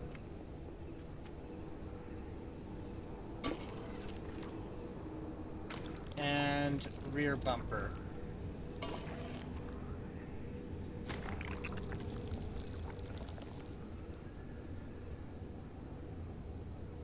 And that one tire's pretty sorry looking.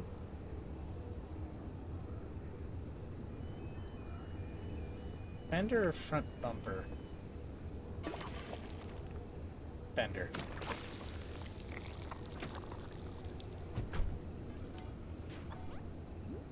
And that storm's not gonna touch us at all.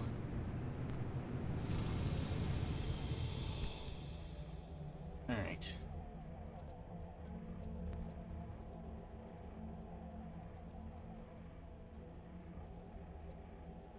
So I'm gonna have to hit up E2, which is also Curious Fragility. I'm gonna have to just book it out of there. This is being a real drain on the car.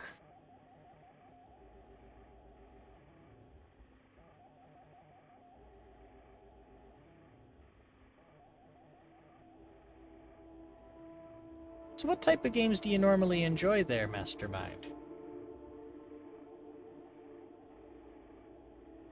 Anything, any particular theme or genre jump out at you?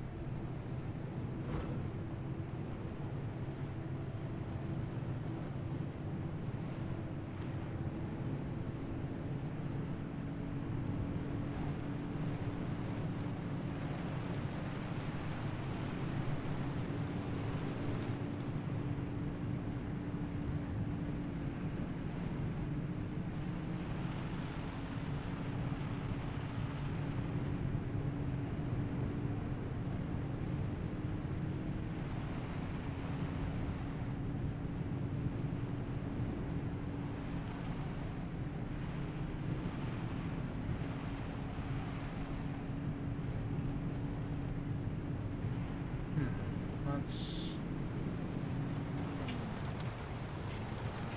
going on there?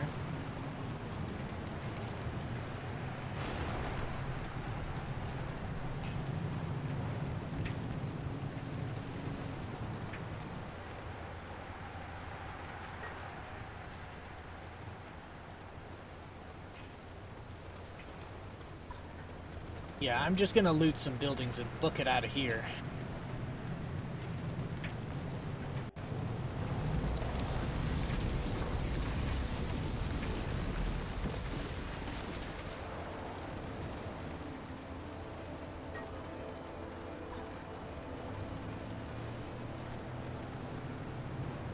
Any that catch my interest.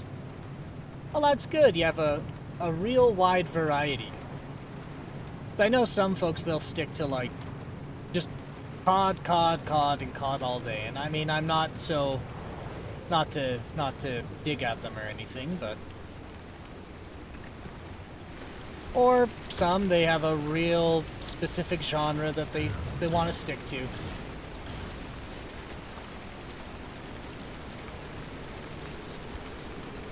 I'm not a fan of sports and racing. I'm not too crazy about sports games either. And it's a little funny that I say that, because I actually play golf games on Sunday every day. Sorry, every week. But just like under normal circumstances, yeah, I'm not that interested in, you know, like football games don't make, or baseball games don't really interest me either.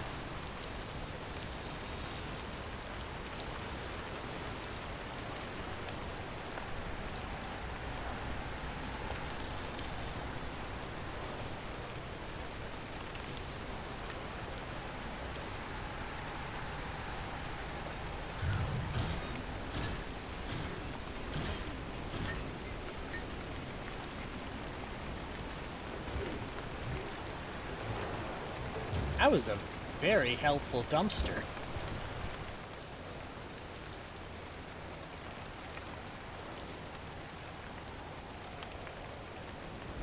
Sport for not being interesting about it, and racing I feel is better with friends.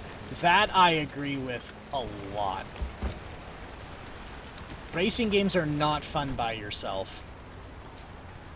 Like I can't think of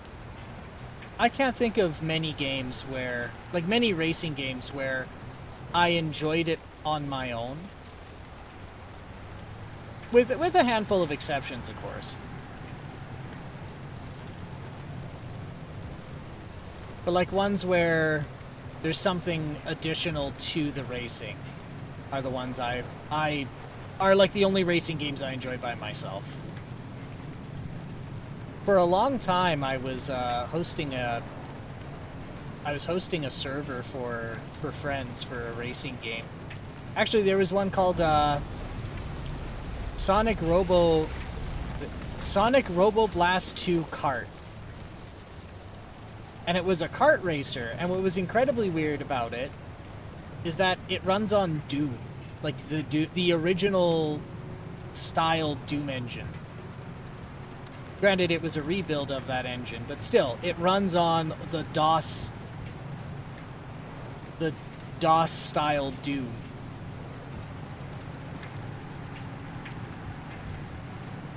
But yeah, like if there's nobody in there with me, it was not enjoyable.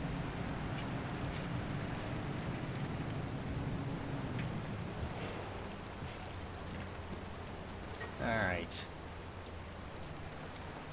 Oh, I missed that one. Well, I played that well, not the kart one, but the real game. Yeah, and that was the other thing too, is it was built off of Sonic Robo Blast 2, which was based off Doom. That blew my mind.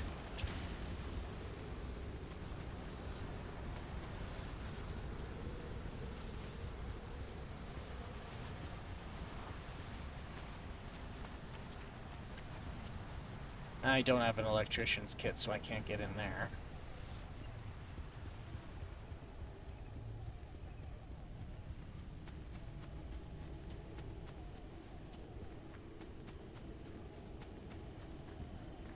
Don't see those anchors around here. Oh, there it is.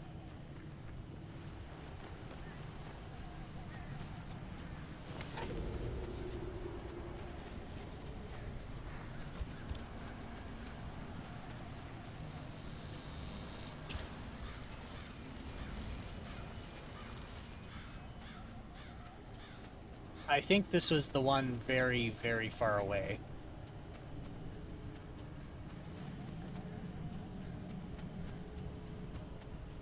No, this isn't the very far away one. There was one that was practically overlapping a building.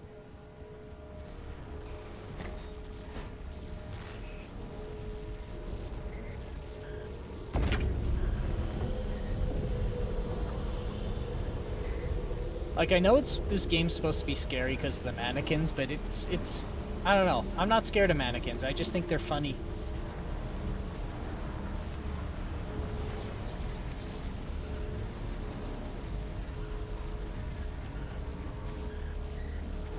What I do like about this a lot is it gives this, like, really scary atmosphere, but then when you go into the menus and, like, go through all the documentation the game gives you, it is the, like, goofiest, flippant shit I've ever read.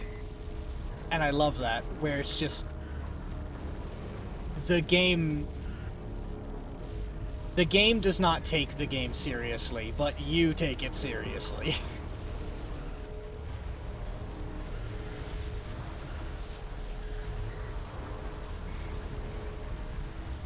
Oh.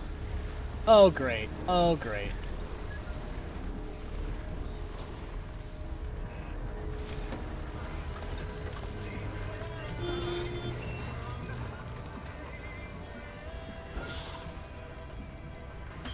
Get wrecked, idiot.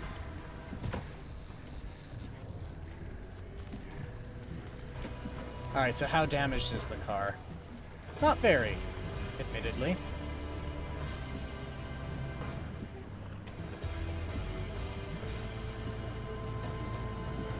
Frankly, I thought it would be worse.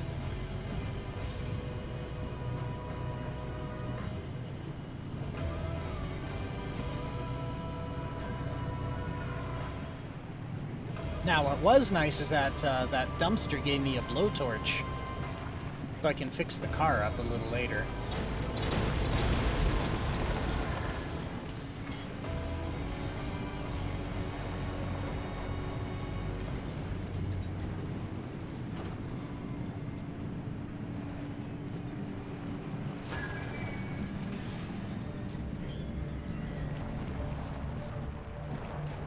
Oh, ah.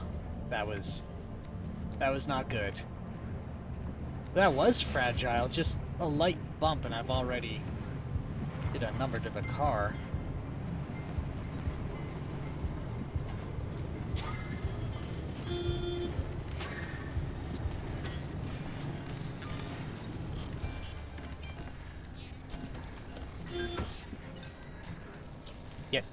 Get off the car.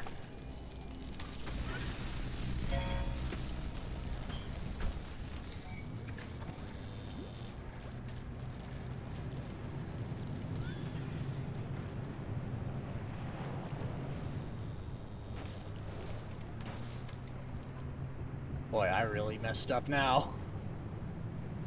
That's fine. I'll fix it up before we go. Before we go to the next leg of the trip.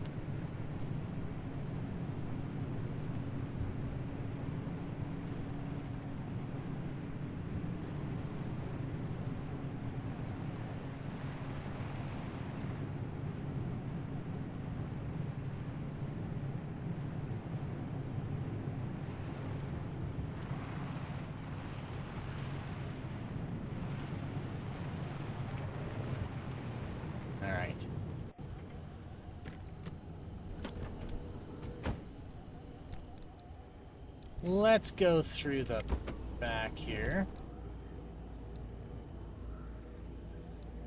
They didn't give me... I thought I got 2 blowtorches, but that's fine. We're gonna fix the door.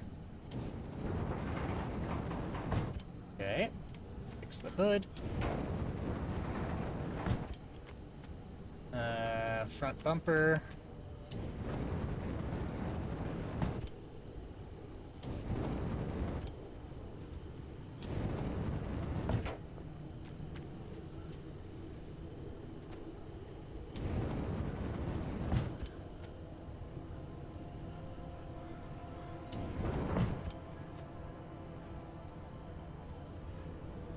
That could do it. Pop up. That's just fine. Fix that up too. And that. And hell, that too.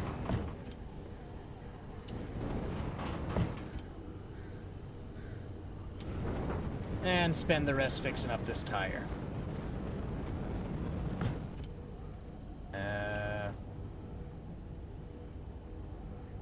and fix up the storage.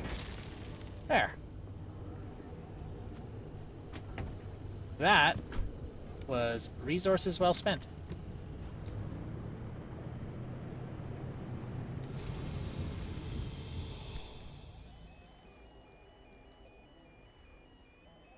Okay, so we'll hit up here. And I think that gives us the option to jump to the next, maybe.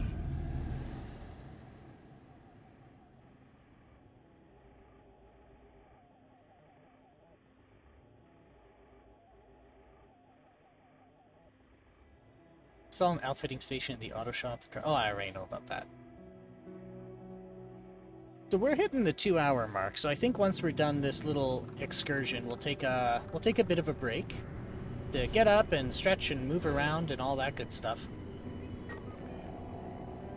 Just to make sure, you know, well, I say just to make sure, but well, sitting for too long's not good for you, because you can get blood clots in your legs, and then you stand up and they hit your brain, and that's bad.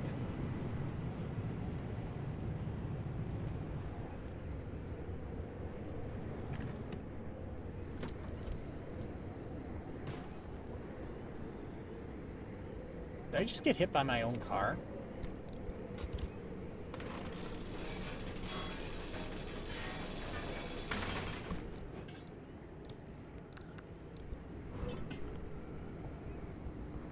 Yes, I did get hit by my own car.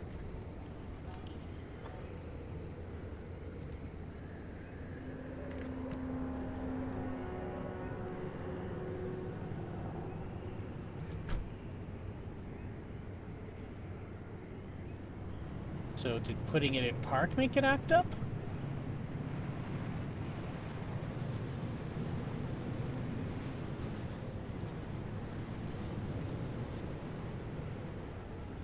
At least the car's not super fragile anymore. Oh.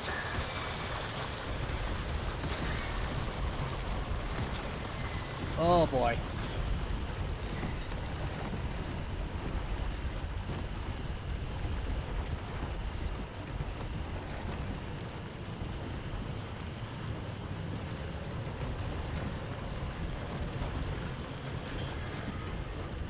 Okay, but that's a problem.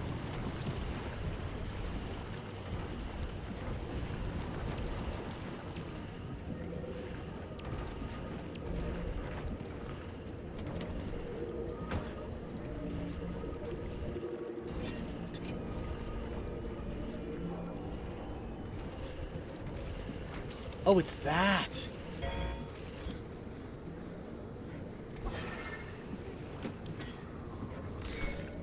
Well, that sucks.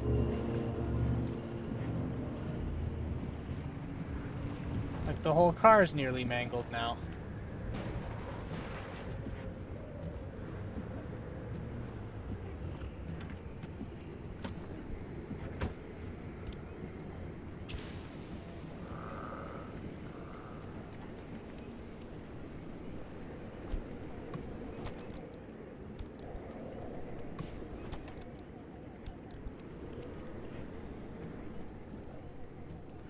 Bottles. Backpack. So what's the point of this game besides driving around in a wasteland? Ah, yes. So, this game has a pretty interesting plot to it. And it goes like, uh-oh, where's the car? So, oh god. So, the plot is this. For reasons that aren't explained to you, you are sent into a restricted area on some official business. It's never relayed to you. You drive in, you get sucked into a vortex, and your car is completely wrecked. Why, like, what happened, why it happened, you don't know. All you know is that while you're driving around, you find an abandoned station wagon in a shed. And you use it to drive around. Then, the plot actually starts. What happens next is 3 scientists manage to, like, they pick up that you're there and that you're moving around in this car.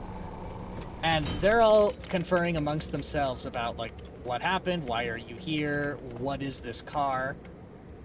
And then after a while they realize, or then they inform you on what the threat of this place is. So they tell you, hey, I hate to break it to you, but you're probably gonna die now. And so as you progress and help them with their research, they begin to inform you on what happened, why you're here, why you're probably gonna die, and why this environment is the way it is.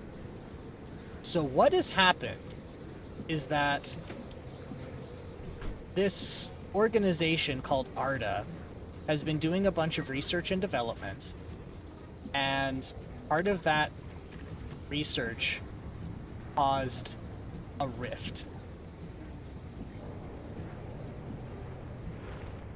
And this rift isn't really well understood, and not a lot of research was done before ARDA was shut down. But the government stepped in and, like, boarded this place up.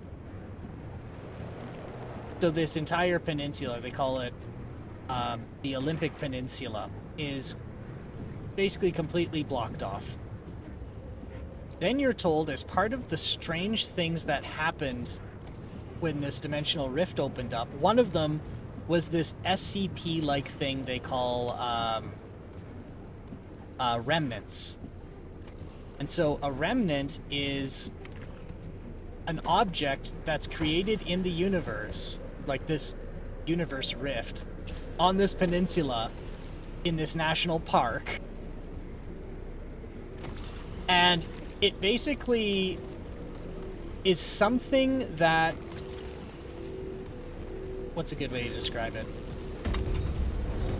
The remnant manifests something that the person needs. So if a person is struggling in their art, what manifests is a paint can.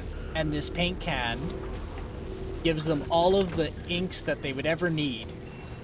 Or in the case of another, it was a teapot where every bit of tea, like anything you put in it, makes delicious tea. Or in my case, like the protagonist's case here, what manifested was a car because my car got destroyed and I had no way to get around. And it says, listen, once this happens and you take the remnant, it's bound to you. You can't get, like, you two can't be separated, and all we know is that every other person who's picked up a remnant and had it bind to them goes insane and dies.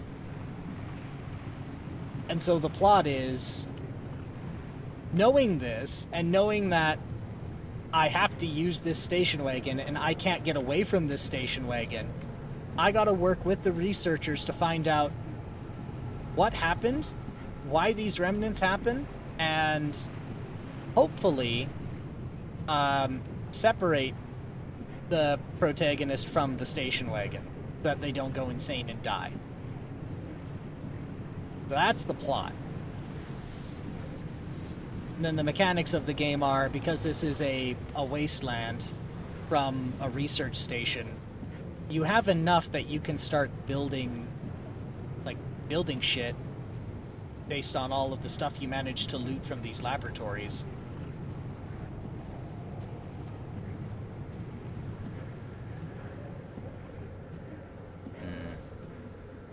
I see it there. Actually, let's put the radio on.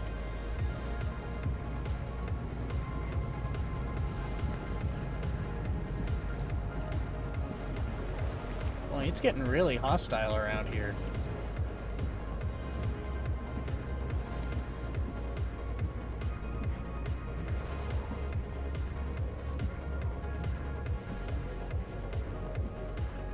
I shouldn't have done that.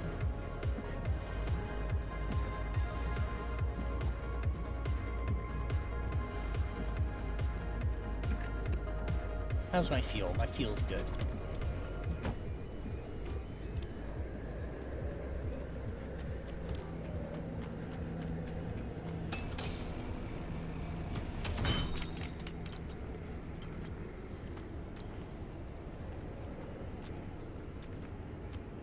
There we go. Whoop. Alright, let's find that anchor.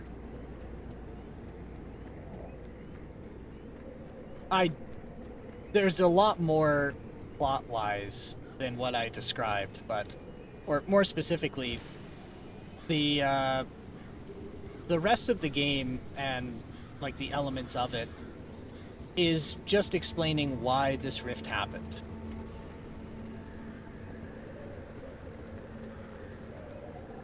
And so that's what those, like, weird audio log things were. It's just like, as you go around and you loot things and you explore, you begin to discover more about what actually happened that either the scientists didn't know, or that they just didn't want to talk about.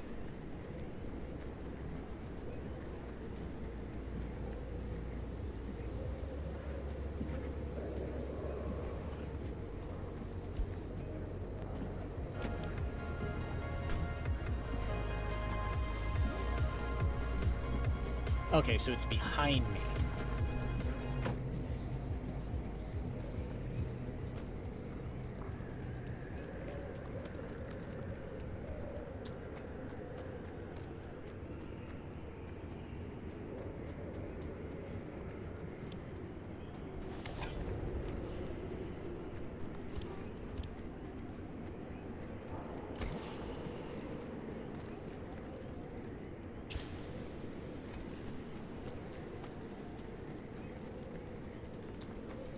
Where the hell is this?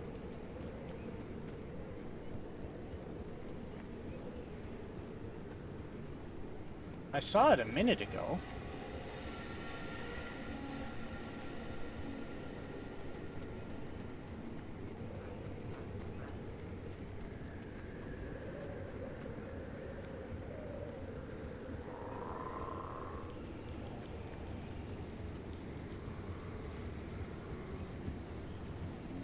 Might just drive to it instead of trying to get there on foot.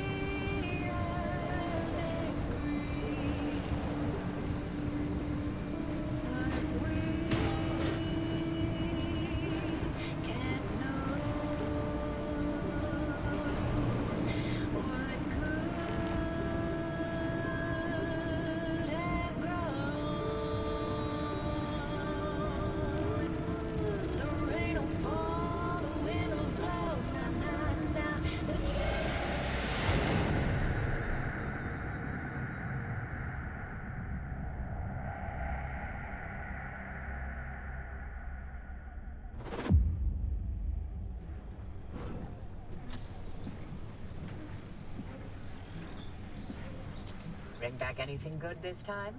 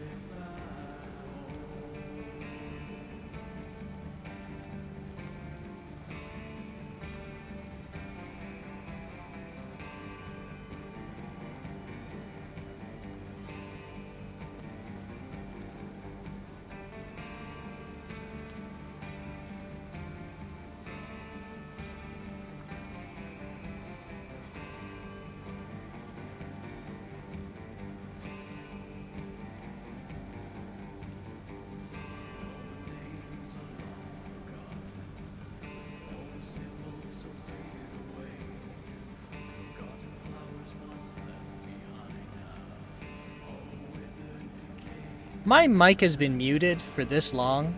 I feel like an absolute idiot. How long has my mic been muted? It happens to me too. Oh no. Well, I just got here, so I don't know. Hey, Mastermind, how, did you get to hear the answer about what the plot was, or did I mute the mic before that? Because that would probably mean 20 minutes. Shit. Oh, no. Okay. Well, I guess what I should let you know then is... good timing / bad timing, because we're at the 2-hour mark, so we normally get up and stretch and move around. And I've got something. I heard the plot, then just radio silence. Okay. I think I must have bumped the mic. So the top of this, it's a little capacitive touch thing. It's not a real button. So I must have bumped it and it went, and it kicked on. Anyway, at the 2-hour mark, we get up and stretch and move around because it's not healthy to be sitting stationary for long periods of time. And I also have something at the door I need to go grab. So don't go too far. We're just gonna go to standby for a hot second, and yeah, we'll reconvene in about 5-ish minutes. Sorry about that for folks who just swung in.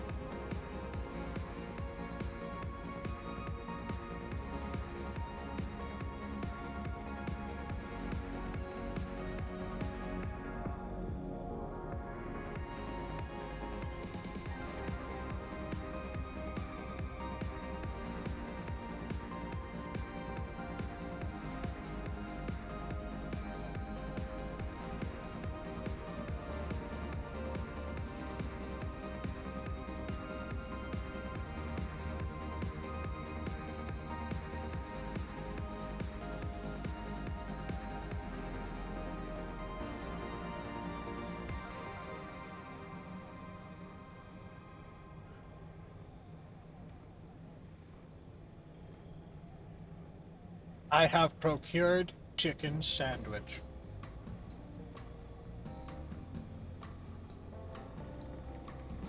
The world is good again.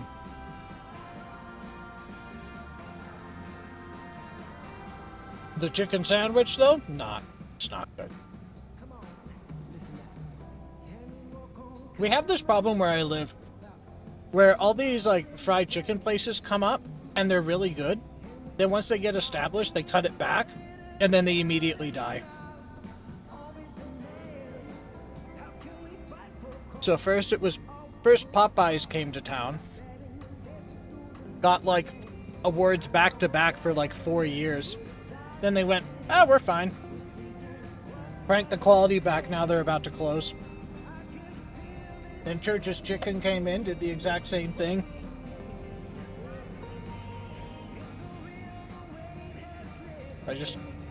I say I have, but I just knocked back a barbecue chicken sandwich, which is just a not very fried chicken with some barbecue sauce on it. Sounds like a problem with business in general. They make good stuff and then they cut corners and the quality takes a hit in the process. Yeah, it's not really here, but I wanted to say hi. I traveled back from family visit today, so I'm wiped. Hope the game's going well. It is going well. We're having little scary SCP-esque family road trip sans the family. Good times, good times. Glad you got back from your trip all right. But yeah, thanks for hello and bye-bye and rest well. Alright, we gotta get some repair putty. I got a lot to fix on this car, my god.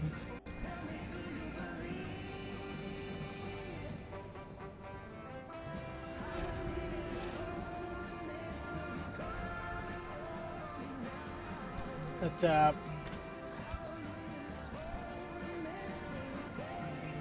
alright, what got really mangled? Okay, the hood's really mangled. No.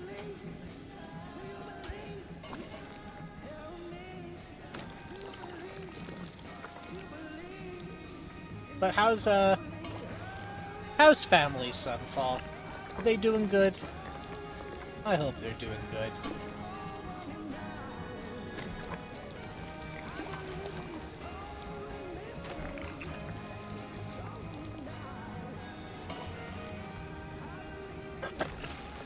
Oh!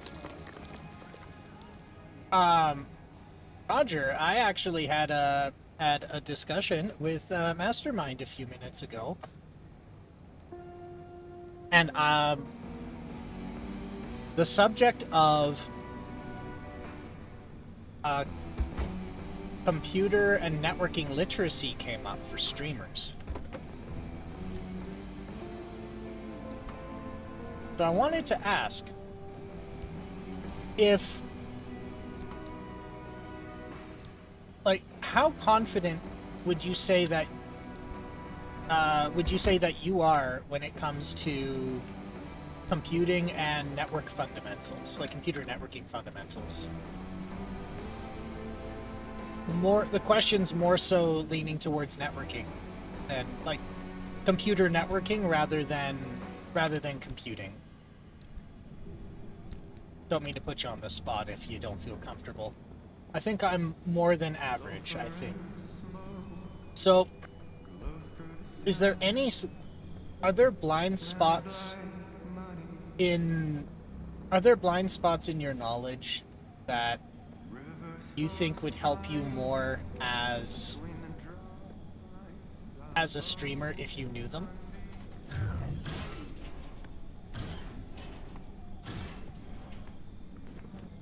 Like, networking up a studio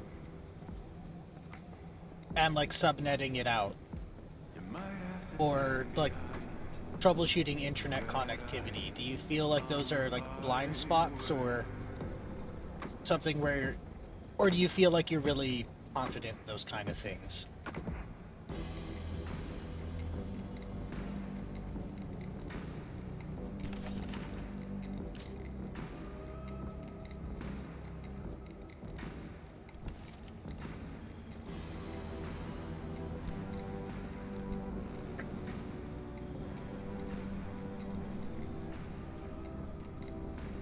I can handle basic networking connectivity issues, but I won't know how to set up a DHCP and DNS server. Okay.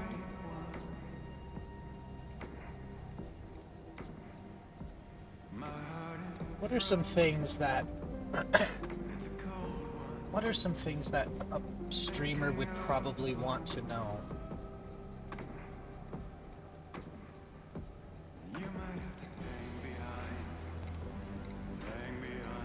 I can always learn. Oh, that's fair, that's fair. So the reason it was brought up is for a very long time, I've been floating the idea in my head of making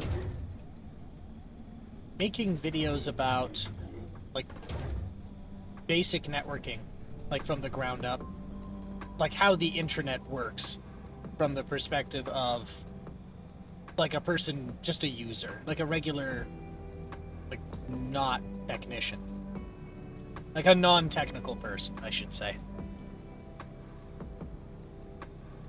And then I've had about, I'm gonna say 1 or 2 conversations now with people where they said that like IT, like networking specifically, was a struggle for them. Like trying to troubleshoot why does internet connectivity get unstable?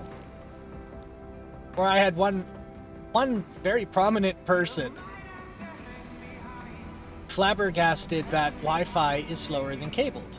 And it's not that they're stupid, it's that they just genuinely didn't know.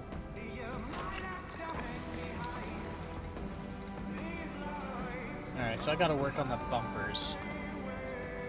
But I thought, would it be beneficial to people if, like, there was some kind of... if I had made a series about it? So I was asking what streamers' opinions are. A common problem with streamers should know is the translation between their bitrate.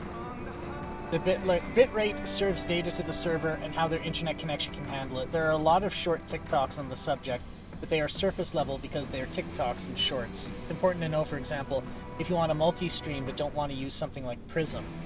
Well, yes, there was actually another streamer I was talking to, and their struggle was they were trying to multi-stream, but the question that came up was, they said, why is it that when I stream to 2 places, my stream goes down to both, but it doesn't go down to on either if I only stream to 1?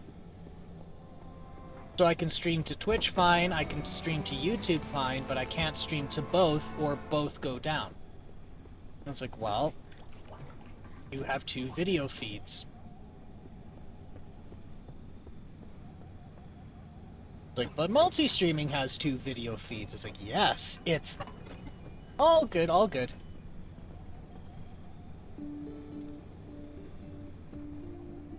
But yeah, it's... You're right, there would be 2 streams at the end of the day. It's, where is the 2 streams happening?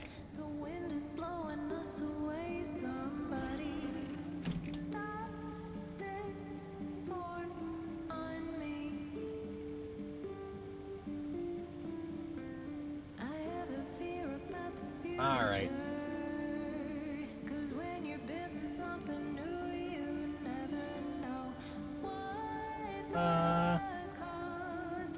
You know, I think we'll be okay. Yeah, I think we'll be okay, but I want to research more stuff for the car.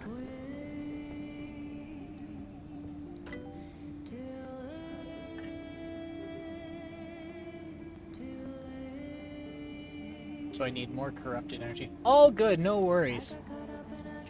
Oh, I was just discussing a,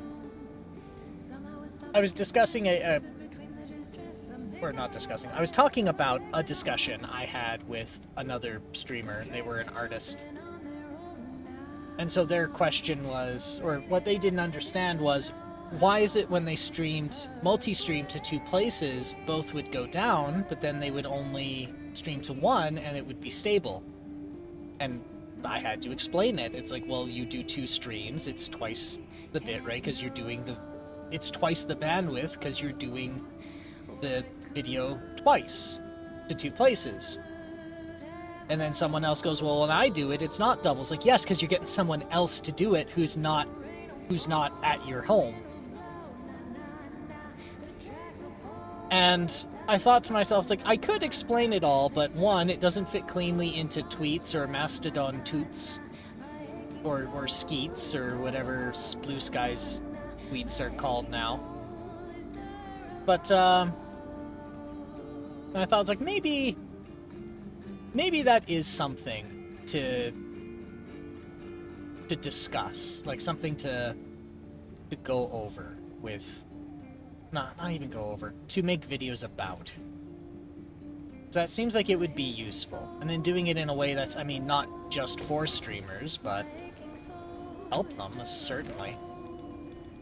But yeah, that was... I realize that there's people who are far more skilled and competent than me at many a thing, but... I mean... doesn't mean they know exactly what I do.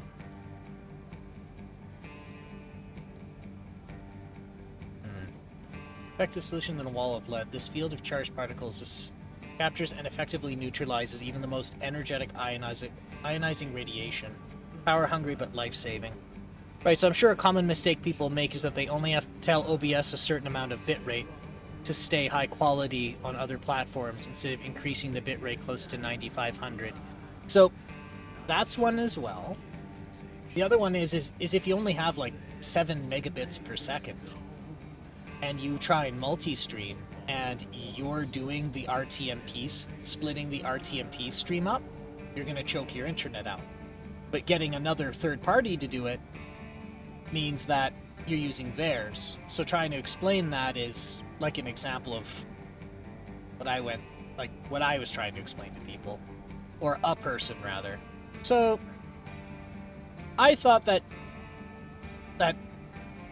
making videos on like how the internet works, how you plug in a computer and you get an IP address, and you can actually discussing even what an IP address is to people, and what a subnet is, and how your computer even gets all the settings it needs to talk on a network. I thought that might be a really good idea. Parts lockers seem like a good idea. But you're right, like how do you adjust OBS so that other services play nice with it? That's really important to know too.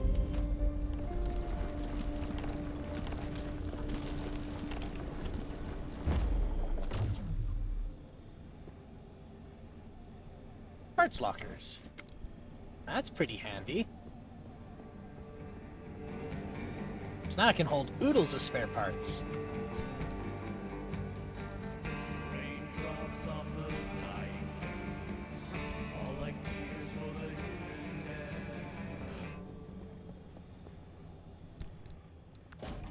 There.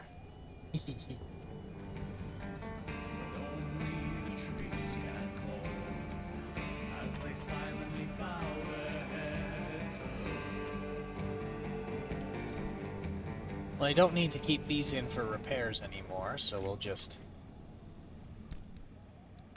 put them in the parts lockers.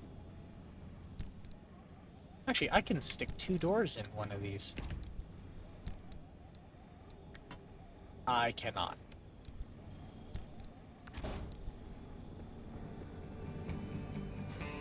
Yeah, so that's why I was asking, because it'd be good to know what like a good baseline of like streamers' knowledge is when it comes to networking, like computer networking.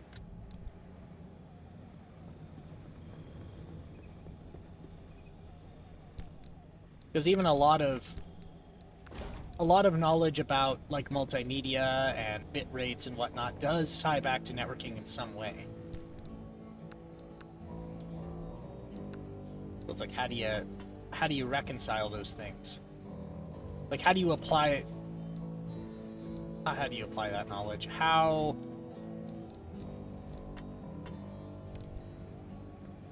do you accommodate what you need to do in your streaming? Art equipment full. Oh, so it's one part per locker.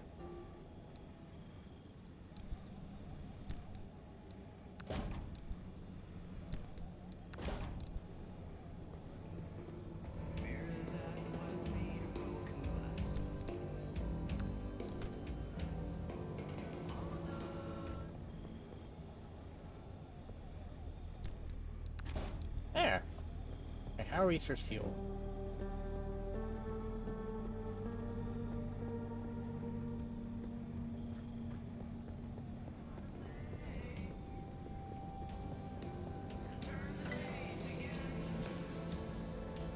A plasma scrapper is probably a good idea.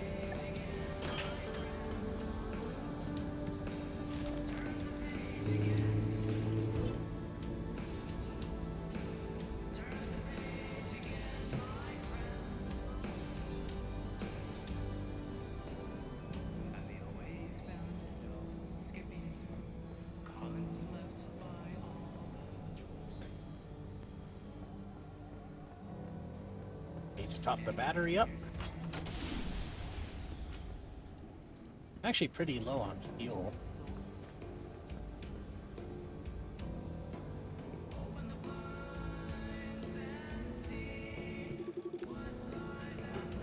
Unreliable, okay.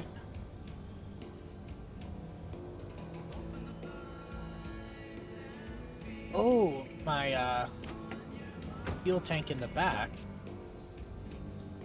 Backseat tank. Oh, it's leaking. Sealing kit, sealing kit.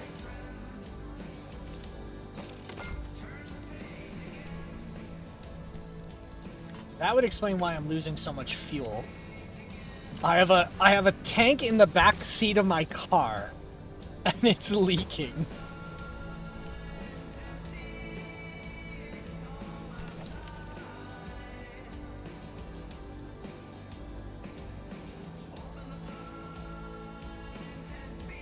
Okay, I should be able to make more armored doors.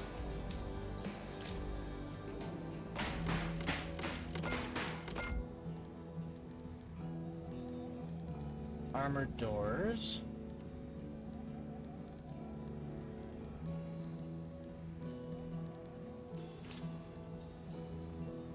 Oh, yeah. Yeah.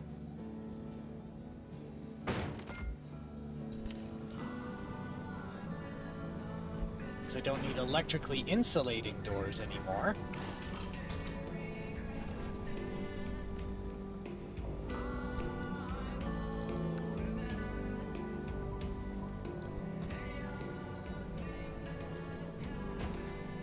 I'll put on a big old plated door.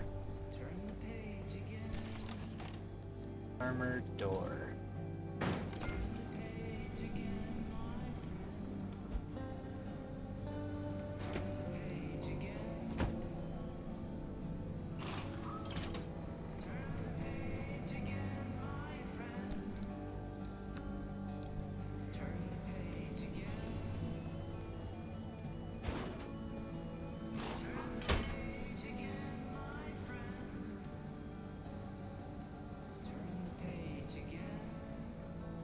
Now I have panels to work on. Armored panels. Do the hood.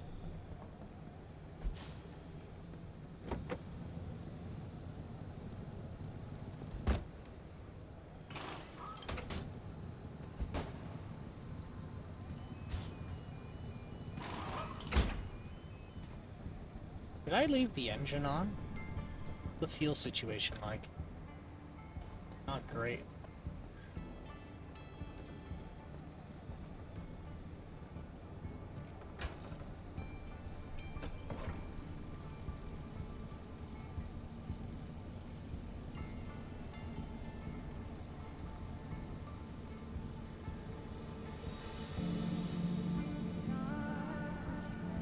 I certainly have a lot to think about.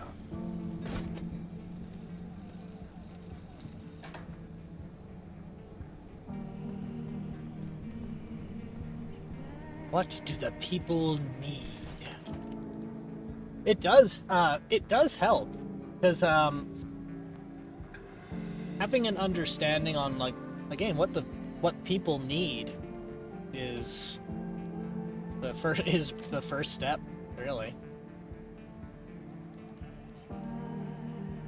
If I just, you know, if I just waltz in and start, like, making videos about, like, DHCP and nobody needs it, knows about it, or really cares, why do it? But yeah, that is very helpful.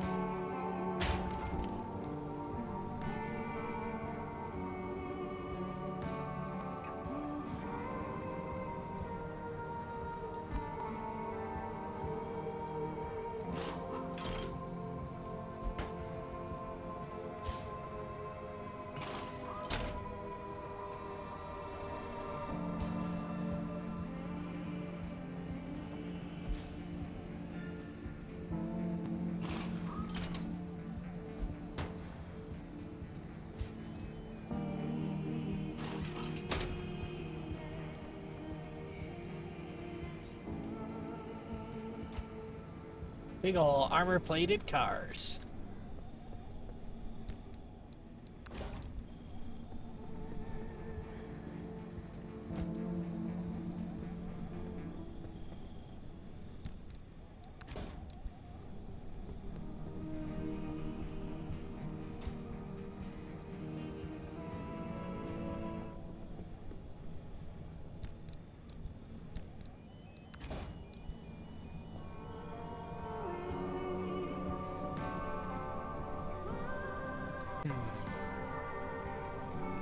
Well, I'll leave those two panels alone. Then we got a whole armored plated car except the back, because partly because I don't have the steel, and the other part is because I kind of like the little fenders. The goofy-ass little fenders and the big antennas. Alright, let's see. Is there anything else I should research and build before I get on my way?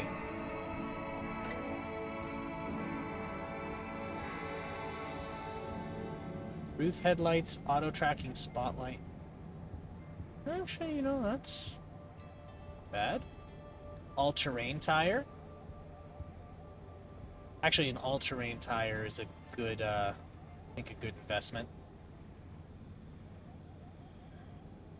Surely no tire can ever excel in every kind of terrain. Perhaps not, but the next best solution is one that does a passable job on all surfaces.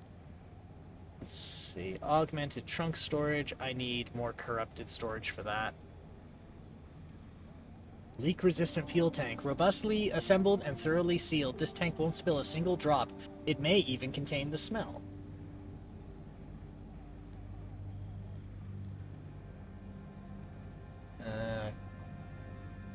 Actually, I've not really needed to charge my batteries any.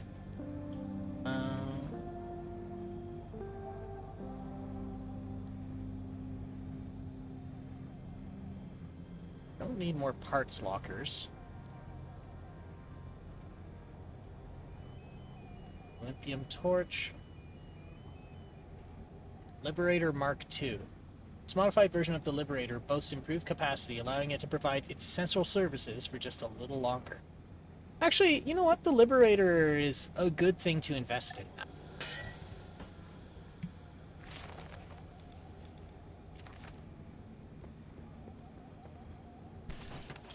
We should have a plasma. Okay, plasma and explosives. I do not have explosives, so I guess thermostat crystal. Actually, maybe a better engine. Do I have enough now to make a better engine? Steel sheet. Oh, I spent a whole bunch of the crystals.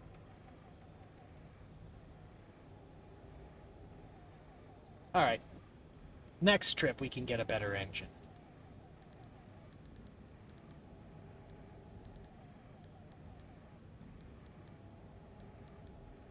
How about...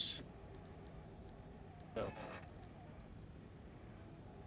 I want to keep more swamp coral around because I need it for a bigger backpack, which is probably better than the lantern.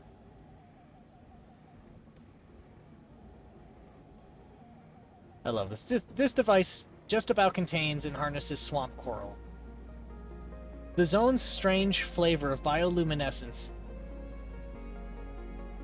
Oh, sorry, this device just about contains and harnesses swamp coral, the zone's strange flavor of bioluminescence.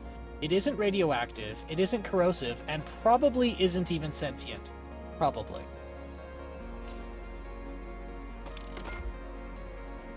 Alright, so we're gonna have a liberator so I can get some...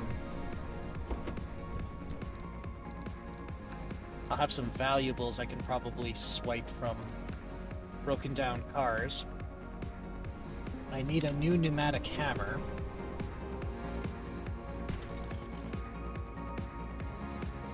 Pneumatic hammer, pneumatic hammer. Well, that's in the salvaging.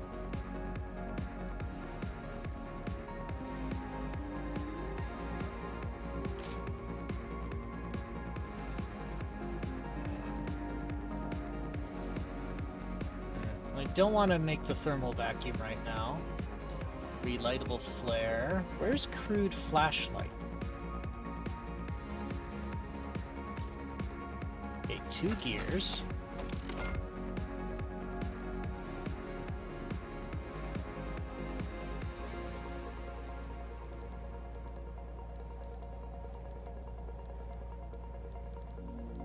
Jump jack, skip.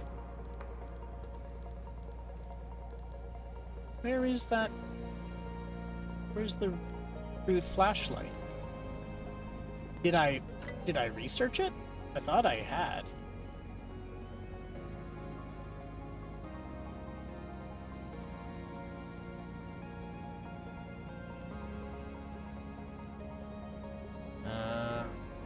Shit, I guess I didn't.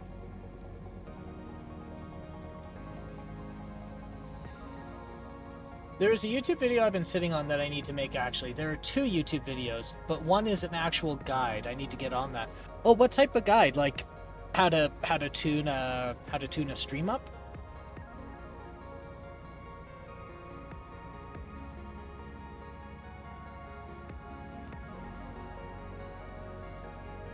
I think that'd be a pretty useful thing. Like, working on the technical side of things, it's more like a guide on how to play a game. Ah. A technical. So, like, how do you capture the video? How do you... I think a technical guide suit you. Yeah, I was thinking more along the lines of technical guide. My soft skills are a lost cause, and it's not that I don't care about them, it's that, every time I try, it falls apart, so I just go with it. I just accept that I can't sustain one properly. Alright, so did I make a planned route already?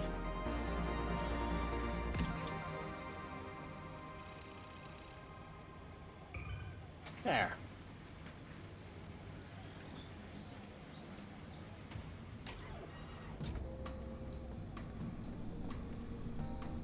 Okay. Good for fuel. Battery's not perfect, but we'll just top it up.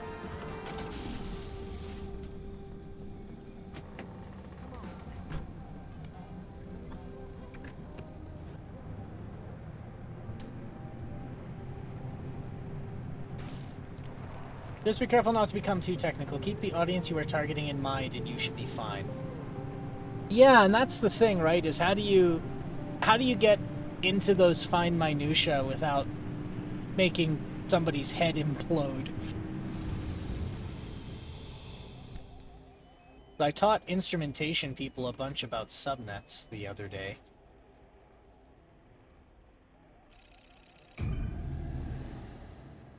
like what the subnet mask is and what it's actually what it actually does.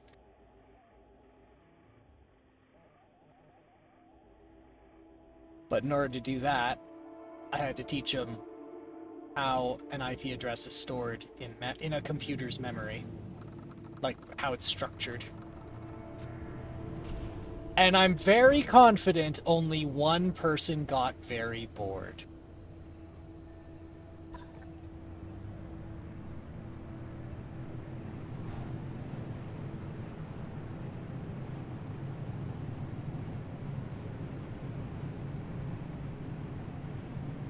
It's amazing what a whiteboard can do, though. If you start losing them, you draw a stupid picture.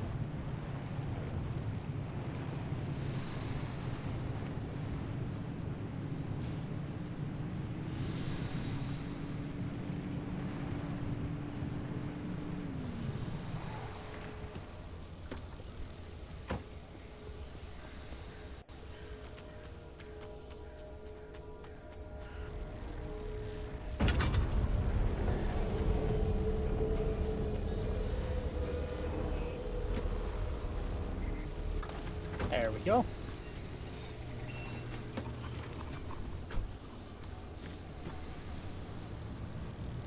Now let's grab that audio log while we're here. But I am going to loot this car. This makes the ADHD part of my brain go absolutely berserk. So I'm like, I should do the... Ooh, what's that? I should go do... Ooh, what's that? I keep forgetting what I need to do. I need to focus on... Ooh, what's that?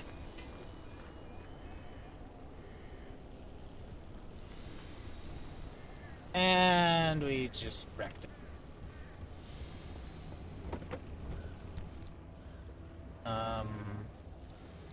I do not have an electrician's kit. And I can't make anything because I didn't bring anything because I'm supposed to gather it while I'm out here. Shit, son.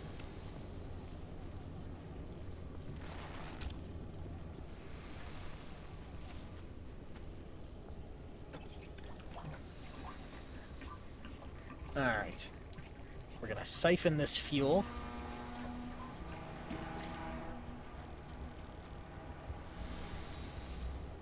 What was that screeching sound?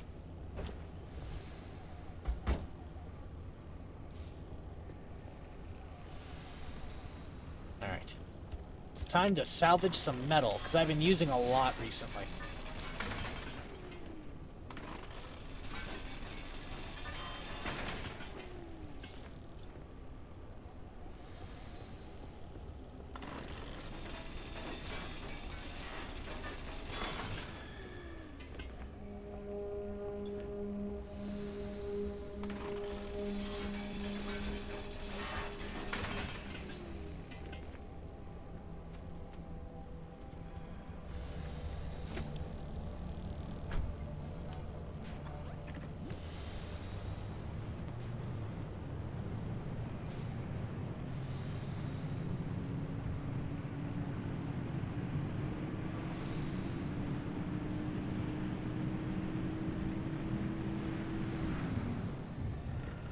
I am going way too fast. I have no idea how I got that fast. Holy shit.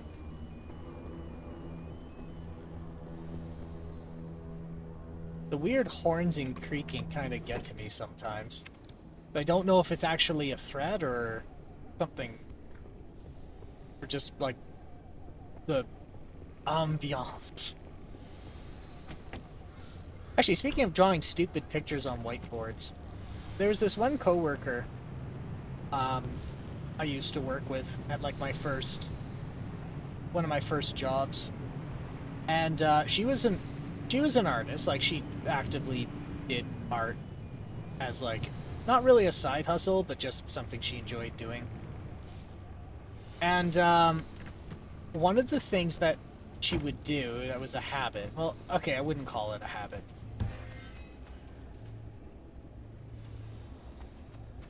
I scared myself for a minute.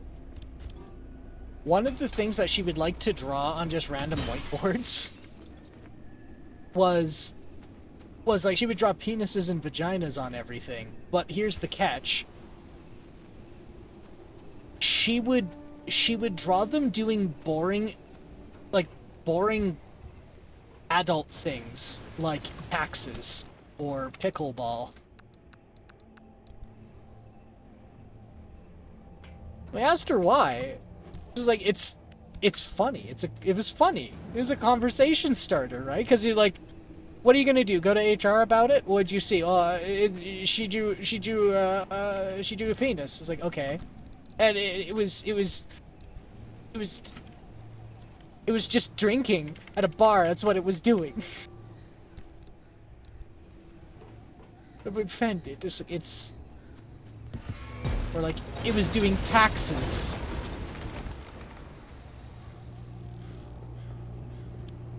I just love. I would never do that, but I find that idea amazing. Some would even call this art. It's like, well, yes. And that's the thing, right? Is it invoked a response.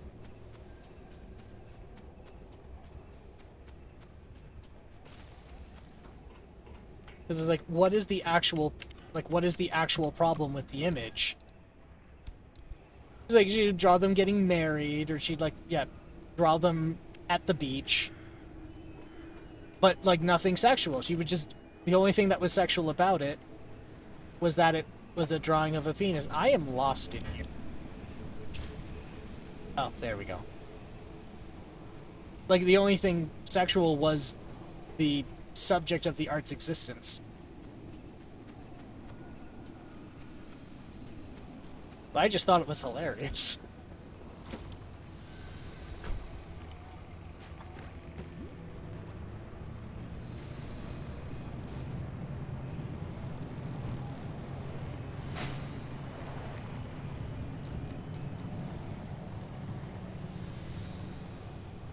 They should take the Nighthawks and have the Barbie penis. Boom, art. Nighthawks painting. Oh yeah, yeah, the one about where it's the diner. I think I know the one you're talking about.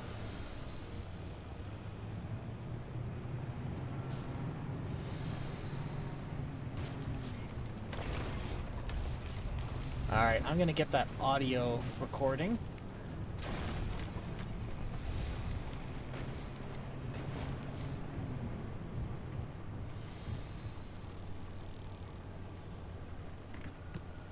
Alright, so I gotta be real quick about it. Because there's one of those storms coming that are super radioactive.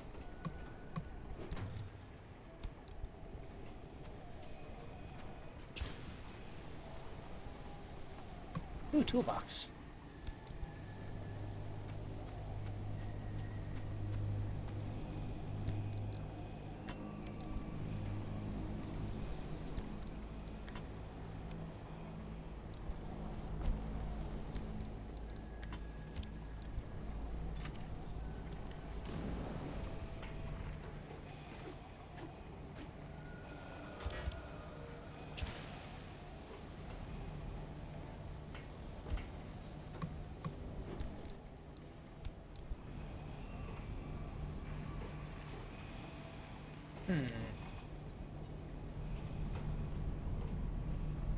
Gears for chemicals.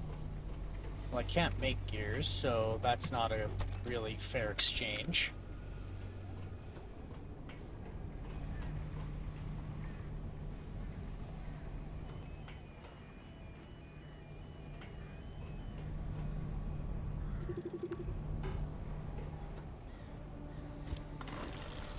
Who listens to radio anymore anyway? I'll just...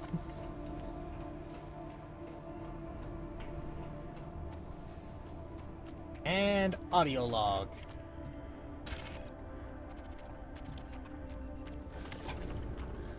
Here's what we know. Over 50 years ago, in November of 1946, Dr. Ophelia Turner was 27. She had recently returned home to the Olympic Peninsula to lick her wounds after a failed stint in academia. In a fit of obsession or redemption, or quite frankly, both, she cobbled together a laboratory in her basement and produced the first limb wave on nothing but a killer hunch and plain ingenuity. Or so the story goes. It's never clearly stated anywhere what limb waves and limb technology really were. It's all vague claims and wild theories, dreams that border more on the mystical than the scientific. What we do know is that limb stood for unlimited frequency. Radio waves, once seeped up and modulated just right, supposedly enabled the control of matter in a way that modern science both back then and now could only dream of. After Dr. Turner's discovery, she and a few friends, scientists and PhDs all, toyed with limb in their garage labs for about 4 years. The local police and fire departments start making regular house calls, spurred on by increasingly disgruntled neighbors calling in about incidents that seem to grow larger and more disturbing as the years go on. After one too many reports, the federal government takes notice, and thus begins their severe interest in limb technology. The next part happens quickly. In 1955, the United States government seizes not only the physical area where Dr. Turner and her scientists live, but the entire concept of limb technology. The area is at first evacuated under the pretense of safety, but quickly commandeered by the government. They establish a brand new department called ARDA, Advanced Resonance Development Authority, which was to be headed by Dr. Turner herself. Over the next 15 years, the government expands the zone's borders. They clear out civilians as they go and erect massive 500-meter walls to keep out an increasingly curious public. The zone started in the northernmost tip of the peninsula, then expanded outward twice. Once in 1961, again in 1967, to the outer perimeter we see now.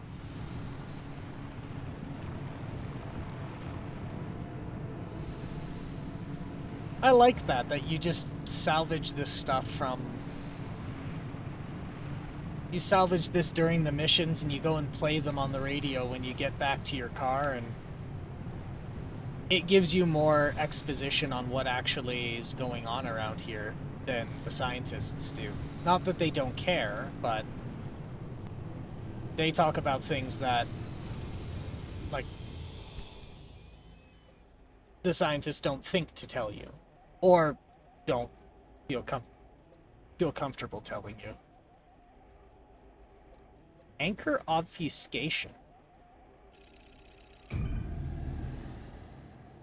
Oh, that's what that weird bubbling thing was. Okay.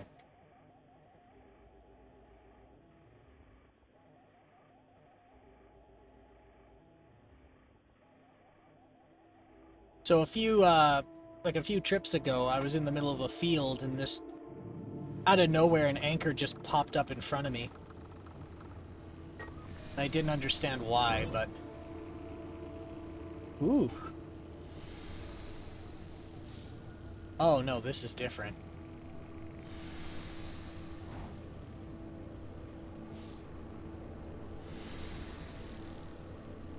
Oh, this is so much different.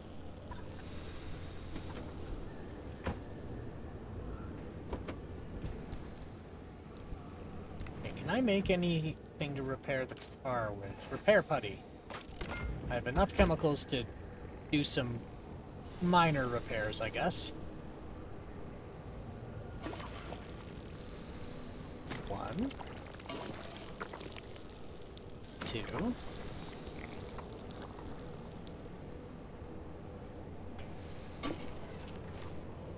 3.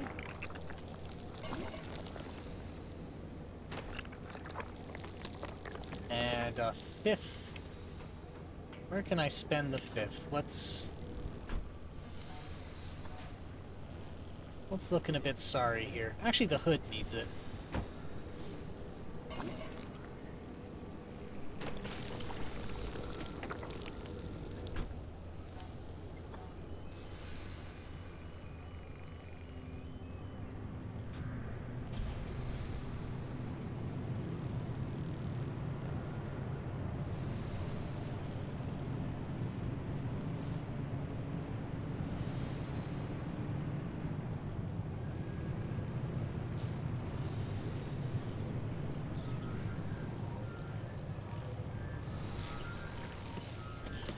Let's have a look in here. What do we got? Steel panels.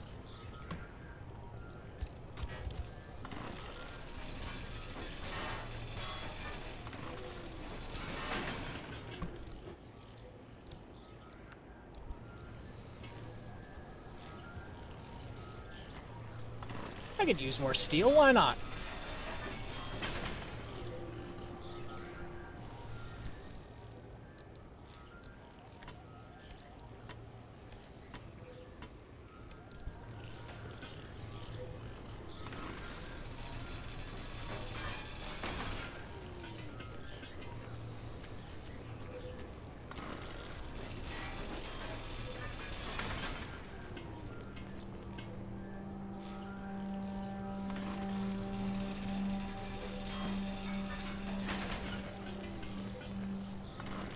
Always use more metal. I thought for a minute I had way too much that I knew what to deal with, and then I immediately ran out when I started making armored panels, so...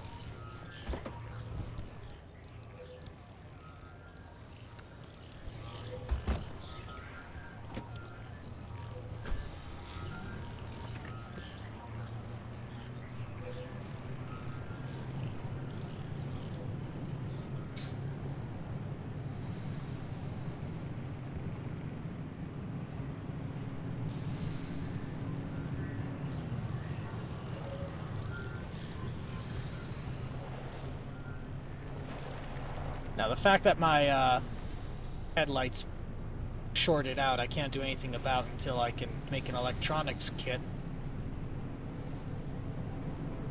Man, I have to keep my eyes open. Ooh, speaking of keeping my eyes open.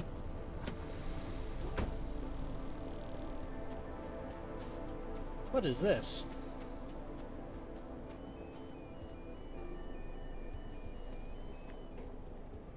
I mean, like, I know what it is. I thought I could scan it, get an entry, and unlock some things to build. I guess not. Get into my completely fucked up car on my apocalyptic road trip to see, I don't know, Utah's largest cucumber. I don't know. I never liked family road trips.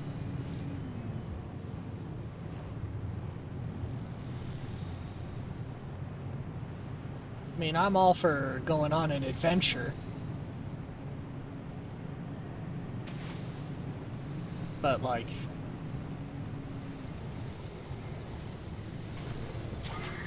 No, you don't! Stop it! Stop! Stop! No, you little shits. Get off! Get off. Get off the... Get off the car. Get off.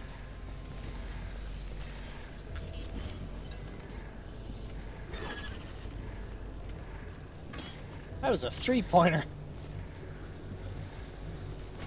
That was a three-pointer throw right there, my god. Alright.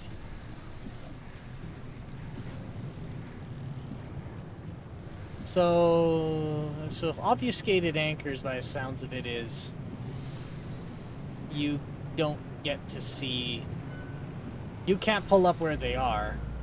So basically, if they're not within line of sight, I'm not grabbing any.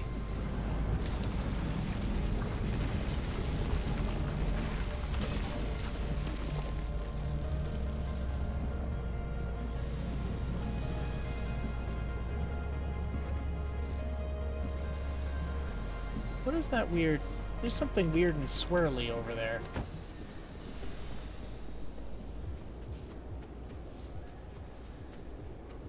No, that's just a very bright colored car. Oh dang, there's a whole ass farm over there. I'm gonna go loot that farm.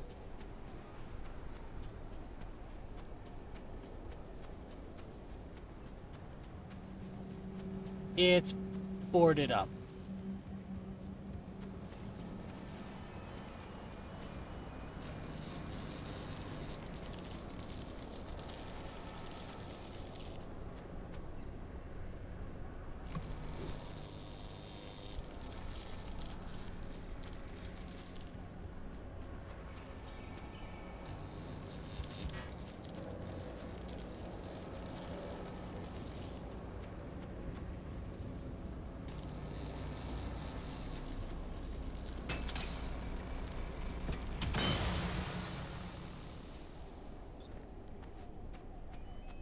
That's it? Just a shard of glass? I got ripped off. Son of a bitch.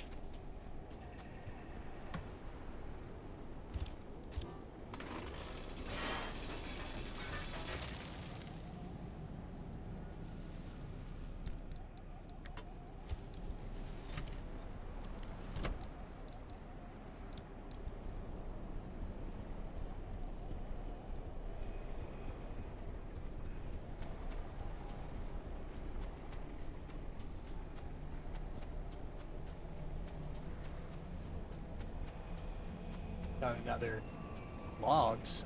Don't know why an organization like ARDA would need logs.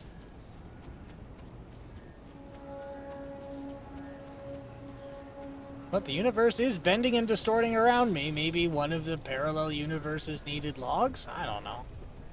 I don't know. I'm not a scientist. That's some nerd shit.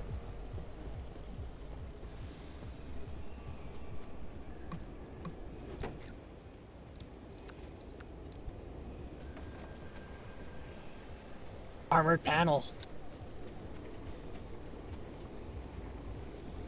I need me some armored panels.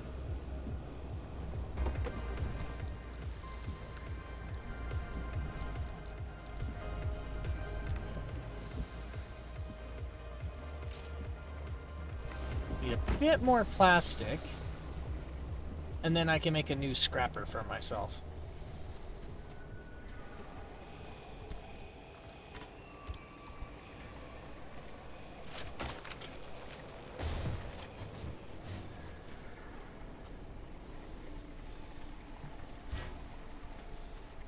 And I got an armored door. Maybe. Actually, do I need an armored door? Maybe I don't need one.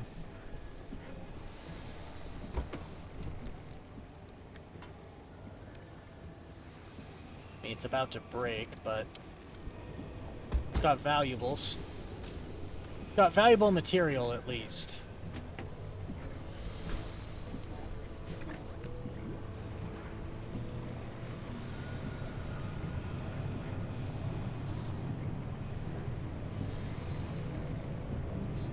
I haven't seen any anchors around here.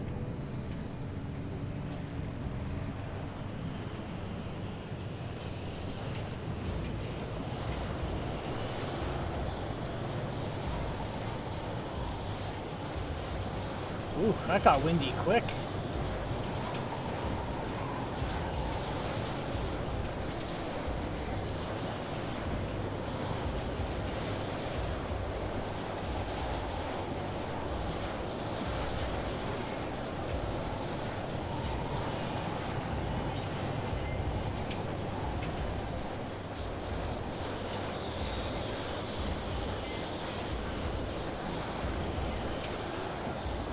I think I'm gonna wait for the wind to die down. It's about to flip the damn car.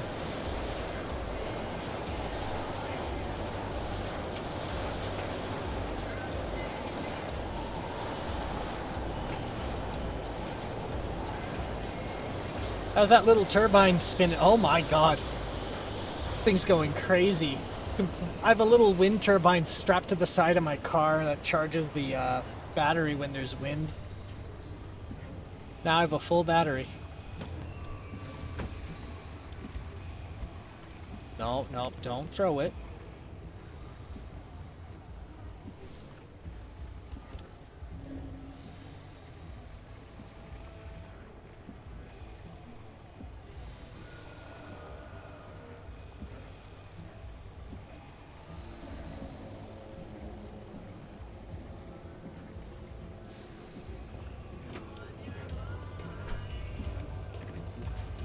Okay, so it's...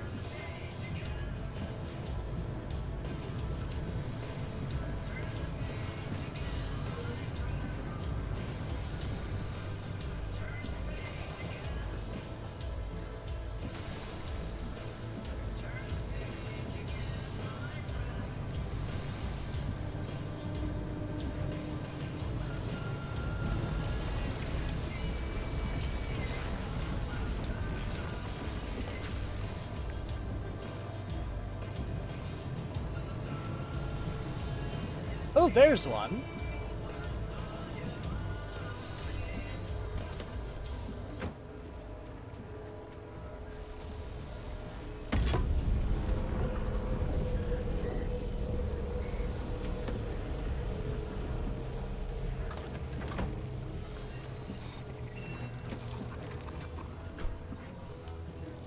That didn't give me a lot of energy for my trouble, but...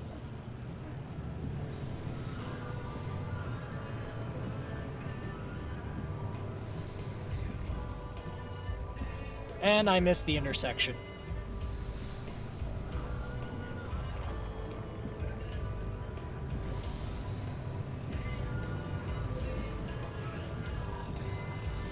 A lot of abandoned cars around here, too.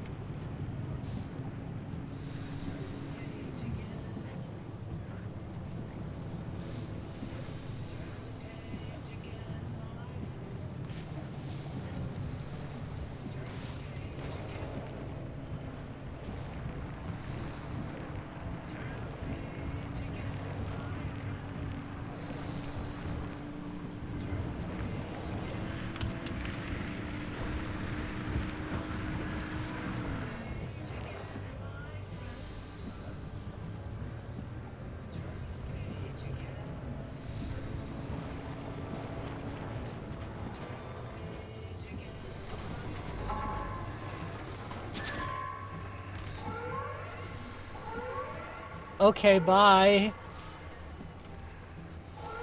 I guess.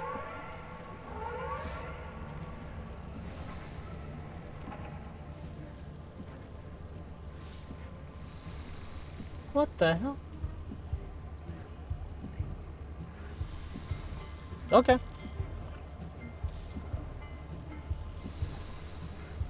Oh yeah, deadly storm's coming. Hang right.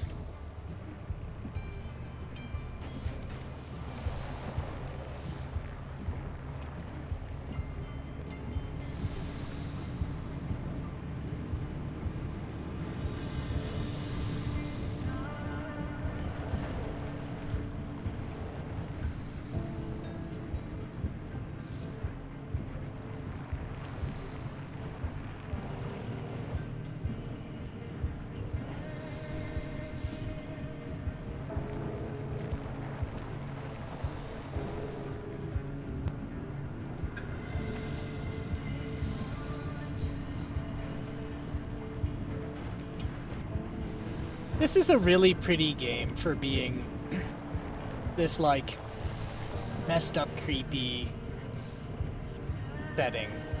I like it.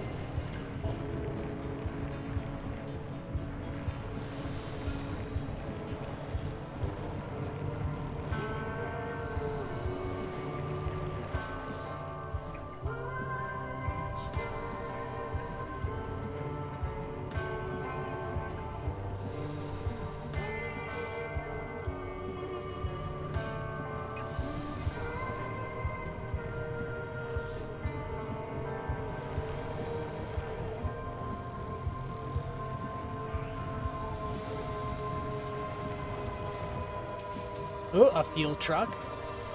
I could probably use a top-up on my fuel. Oh, yeah.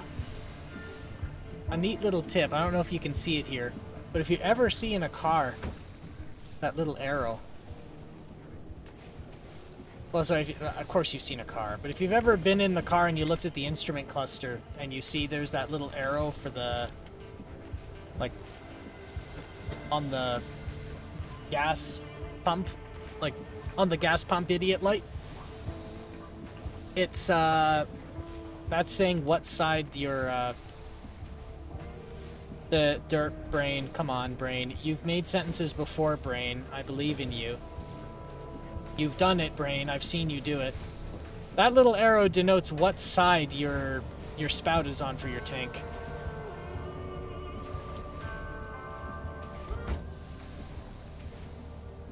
I didn't know that for the longest time.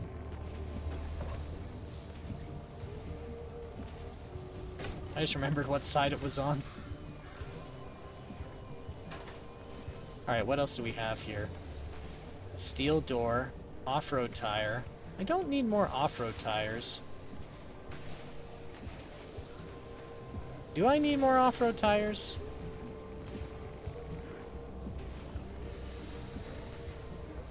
Well, I have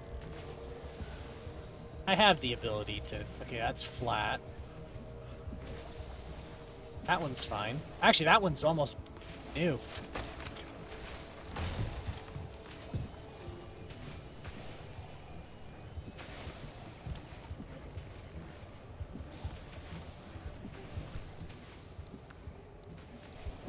Wow, that is a practically new tire. Could maybe use the steel door.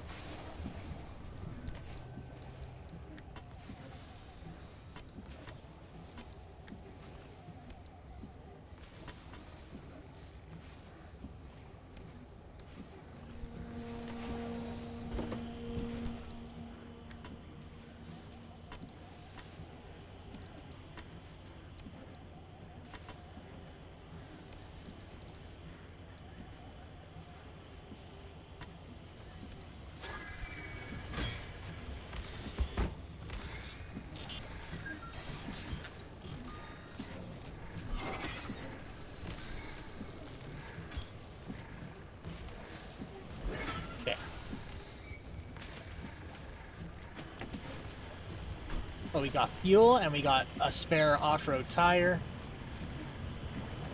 Now we can loot that house, and then we're out of here. On to the next leg of our trip. In this little tiny shack. Yeah, that's it. Little tiny ass shack.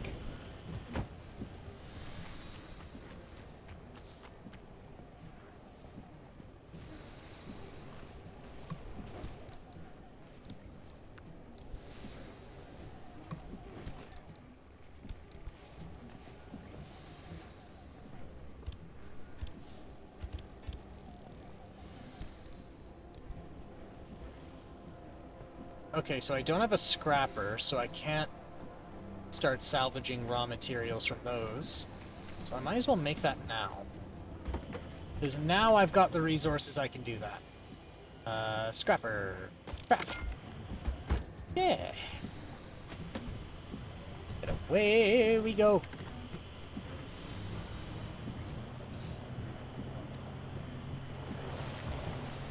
Did I just see a...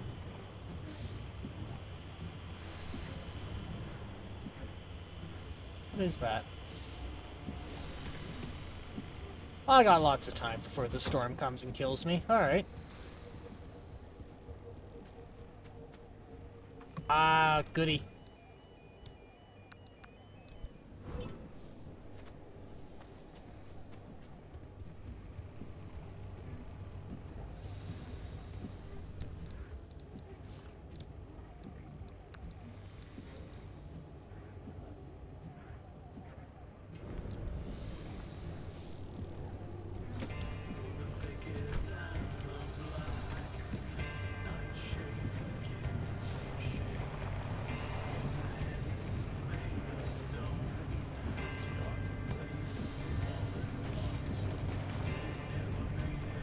Dangling. I have to get alert command going. I don't really have one. Actually, this has been something I've been debating for a while. I could continue... Okay. And right when I'm gonna... Really? They're drag racing outside again? Son of a bitch. Oh, I'll let them have their joy. There. I'm technically able to apply for affiliate, which means I can start doing some fun things with channel points. But then I'm like, oh, but now there's money involved. I don't want money involved. Which is a weird thing for me to say, but yeah. So it's like, yeah, I wanted to see what fun things I can do with Lurk, and then I have been trying for the long... You know, I remember Red Meadow like it was yesterday. You up to your eyeballs in paperwork? Francis coated in chalk dust from the blackboards. You mistaking my lab notes for a trash pile and throwing away weeks of work? Yeah, it'd be nice to see it again. They bulldozed that facility to the ground. There's nothing left to reminisce about.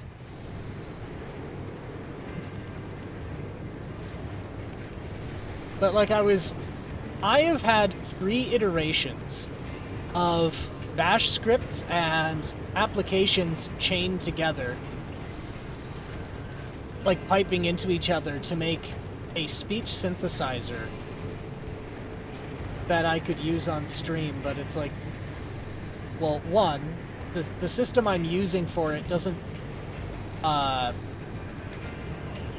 work the way I thought it would, which makes that a little, which makes that not feasible for a long time. Oh god. And second, yeah, Sammy, which is what I'm using to, like, do all the little effects I do have, doesn't really offer calling to bash scripts like I need. And I'm like, do I want to go down that road? I don't know. I'm just rambling now.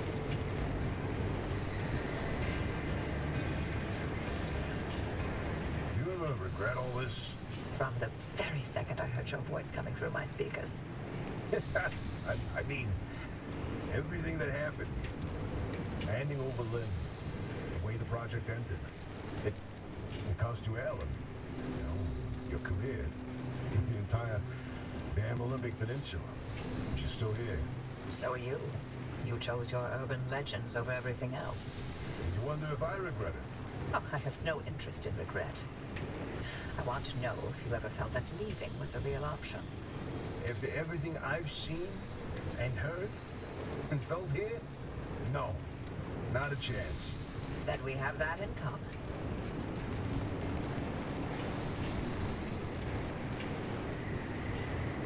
I just take it at your own pace, really. Yeah, that's what I thought. Like, you see, I know it's not healthy to compare yourself to your peers, and so I don't. But I see folks jump right into it, and that almost seems to me like, you know, they're doing it for money, which there's not a problem with doing it for money. It's just, I don't think that's why I'm here doing this type of... That's not why I'm here on my bullshit. I'm here on my bullshit because I'm a neurodivergent guy with a bunch of hyperfixations and I feel like I need to share them.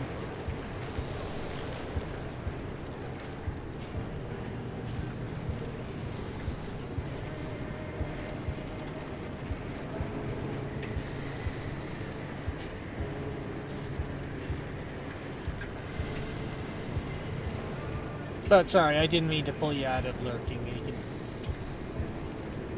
But yes, that is something I need to work on, is a little more of those commands. I also don't know what a lot of those commands are. Like, sorry, I know what they mean, and I know of them, and why people use them, but like, whoa!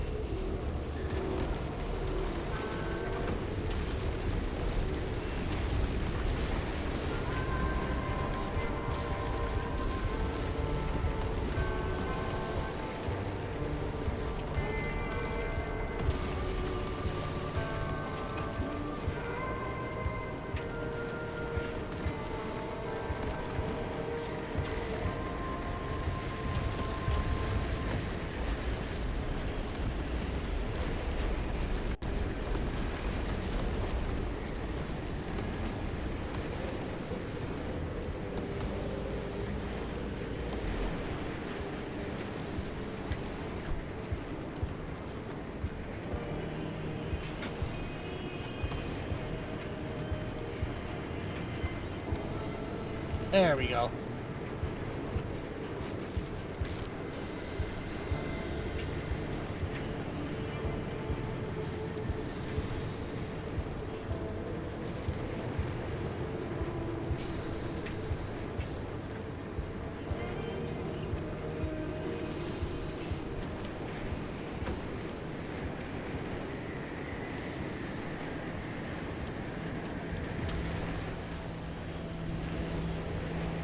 I don't have a pneumatic hammer anymore. Now I have a pneumatic hammer.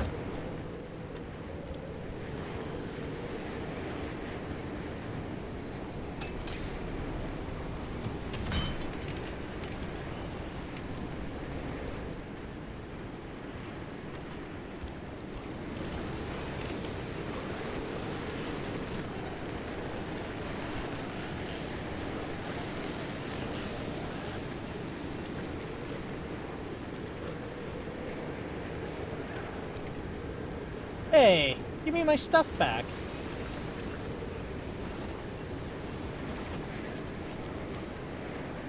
Thank you.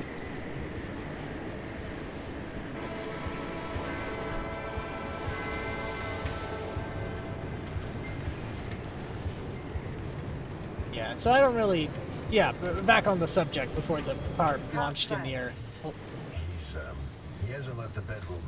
I'm sorry you didn't know about his demotion.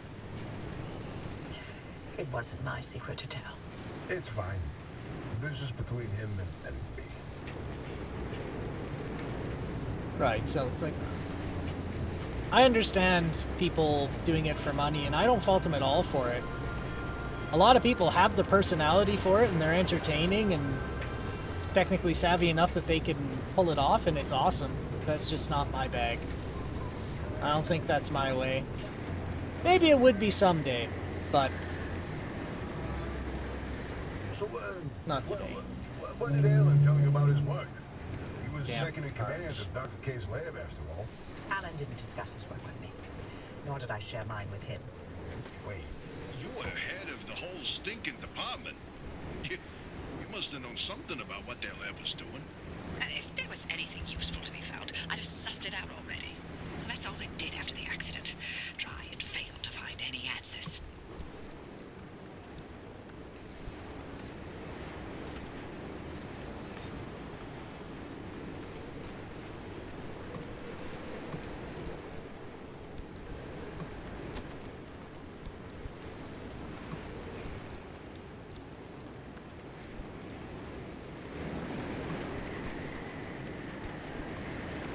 You know, I really like Sammy as like a stream automation technology. It's just...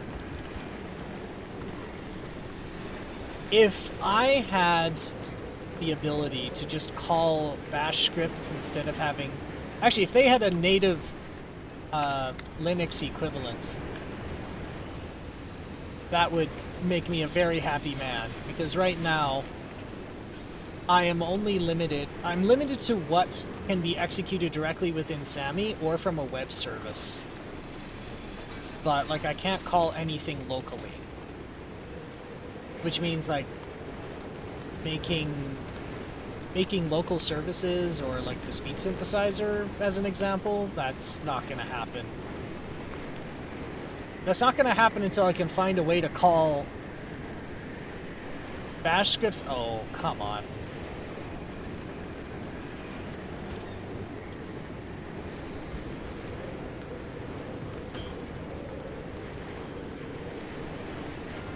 Alright, how much of the car is wrecked? Actually, not a lot. Thought it was going to be a lot worse.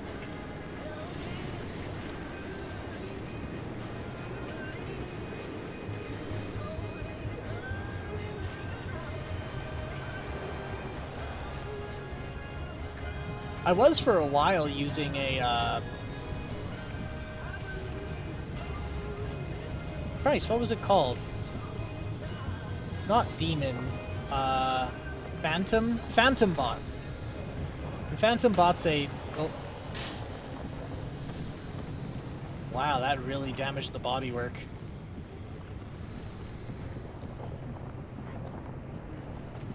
And it gave me a flat? What you using to run Windows games? I'm using Proton. I'm using either Wine or Proton, depending on what works best.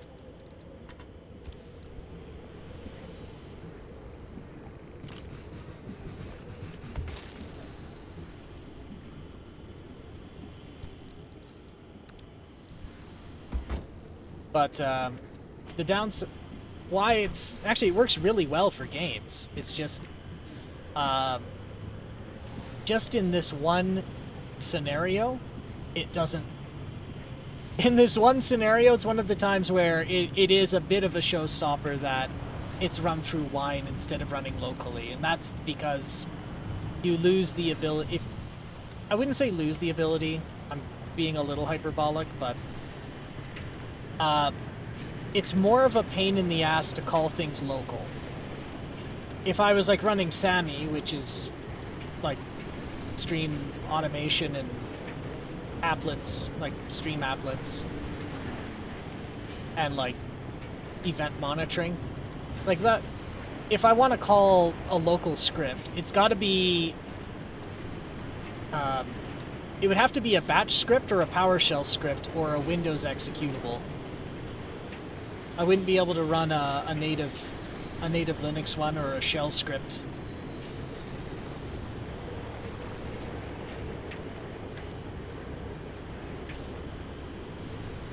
I don't see the anchor.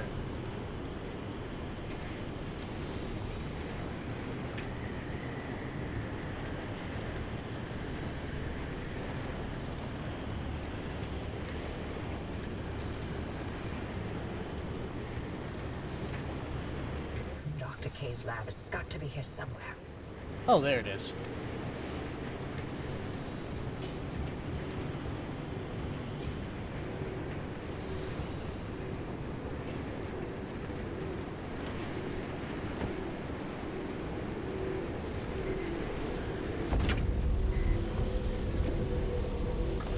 And you know, despite all of it, despite all of like me complaining about that, I still love using Linux to do this stuff.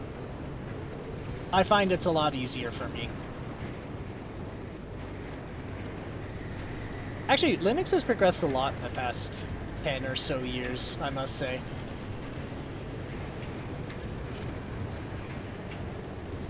I remember trying to play a game on Wine like 10 years ago. And I just had to throw my hands up. The most I could play was McPixel.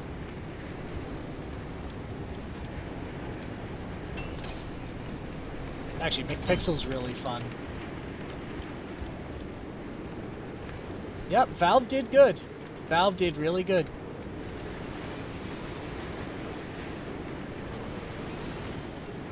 Amazing what they did in the span of a couple of years. It's amazing what happens when people actually pay developers. I did not see that coming. I was very skeptical. I mean, to an extent, me too, because I did play games on Linux a lot, but they were mainly emulators.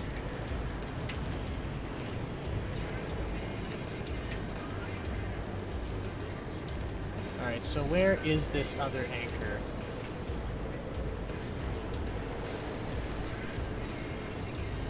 If it's on the other side of that wall, I'm not getting it. Oh yeah, it's on the other side of that wall. Forget it. Yeah, forget it.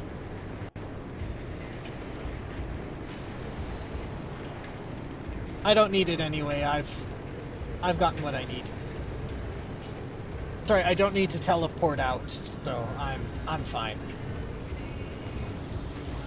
And I've almost completely filled the ARC device anyway.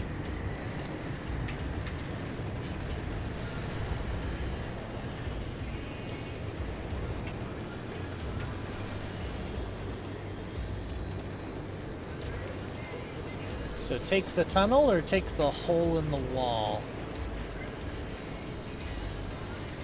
Hole in the wall. Actually, I want to loot that car. Yeah, it's amazing what you can do when you pay developers. Yeah, that's exactly it. Is once there was some... Like, it's a great idea, it's a great project. But just...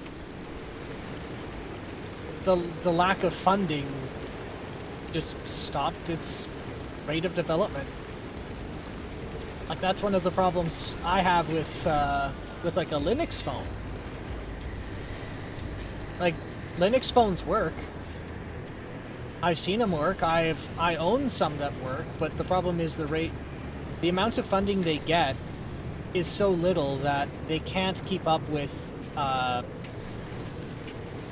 they can't keep up with the new models of phone. And so then they slip down, they start to fall behind, and then they have to stop. And so it's not that they can't do it, it's that they're not getting enough funding to keep up.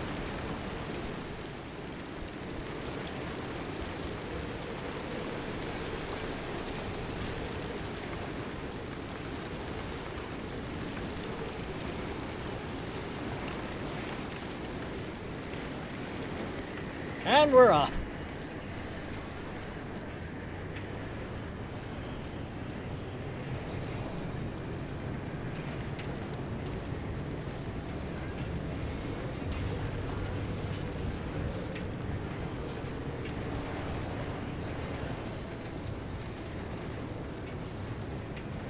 Yeah, I can't get in there. I'm gonna get irradiated.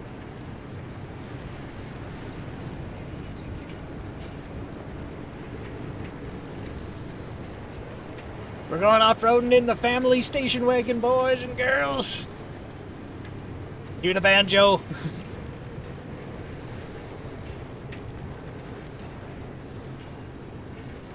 If this gets any worse, we might have to switch to butt rock. Oh, God.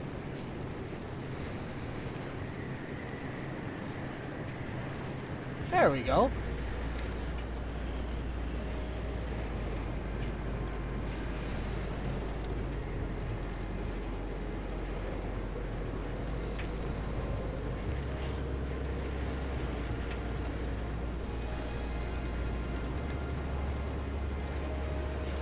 That's the wrong way.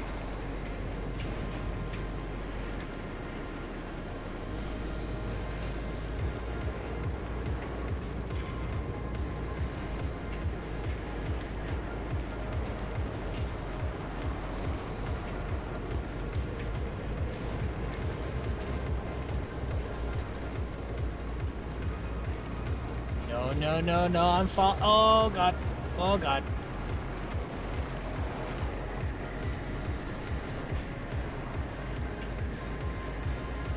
Alright. I knew I invested in off-road tires for a reason.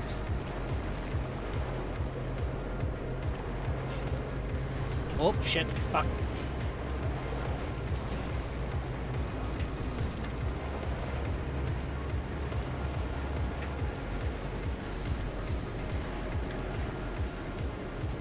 Okay. Give it another go.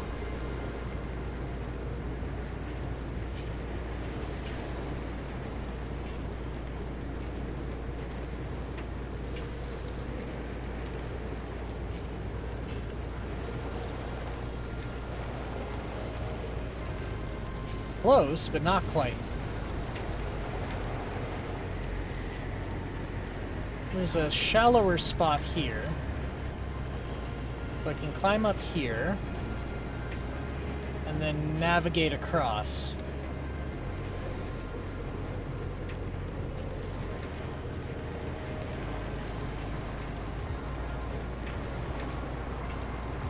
Almost got it, but I missed.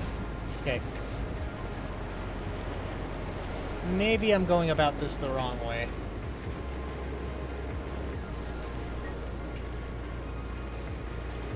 No, that's the only way to get in there. Unless...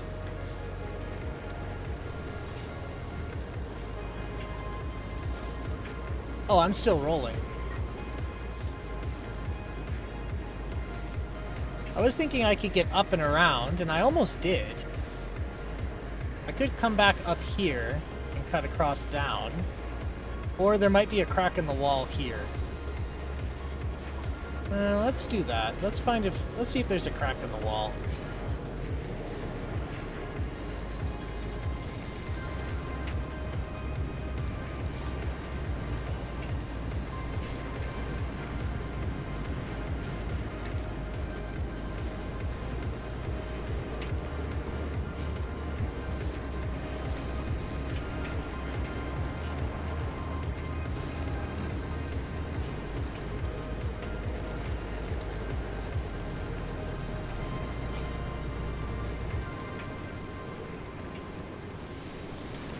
I don't know what's in there, but I want it.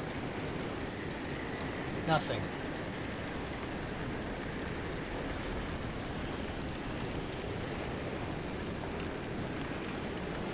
Damn it.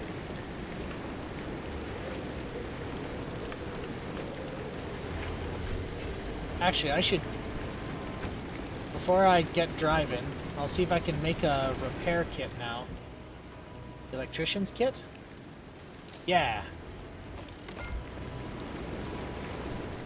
Alright, let's fix that headlight before it gets dark.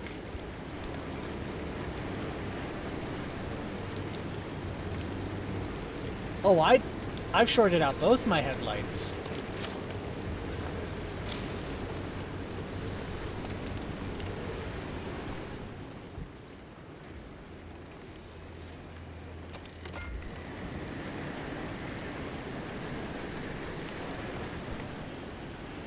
Alright.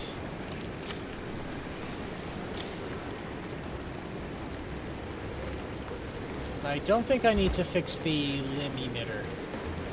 I'll leave that alone.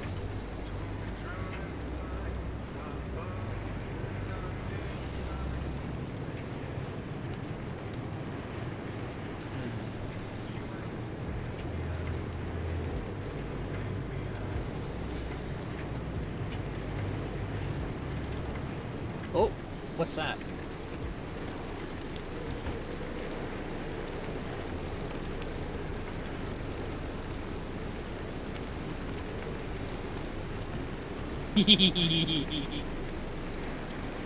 Oh shit, I'm being irradiated.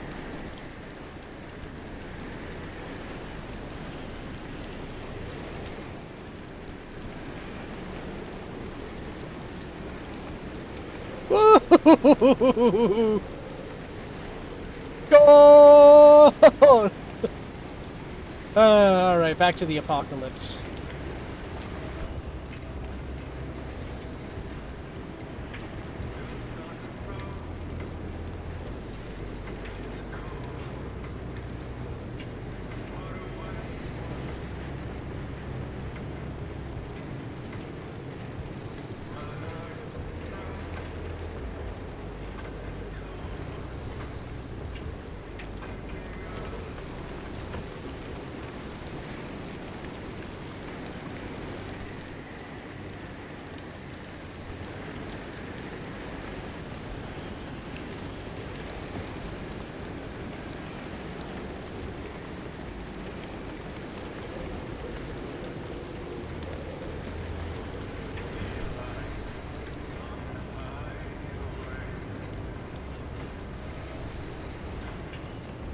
Okay, so there might actually be a passage through this wall.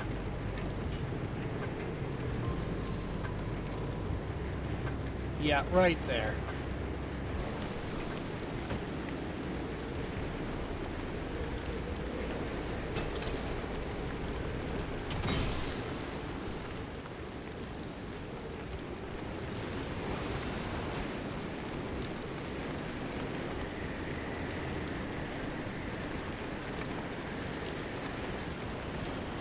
And a crowbar.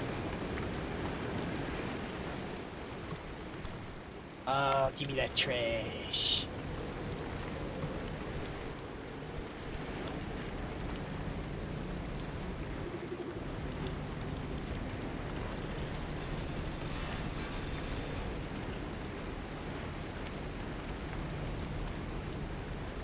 Light bulbs for cables. 1, 2, 3 light bulbs gives me 1 cable. That is a rip-off.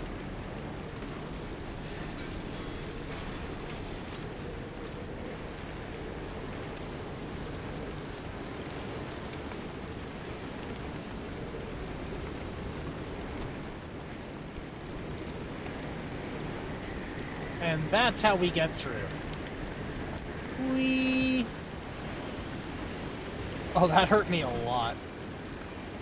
I better have a placative can of food.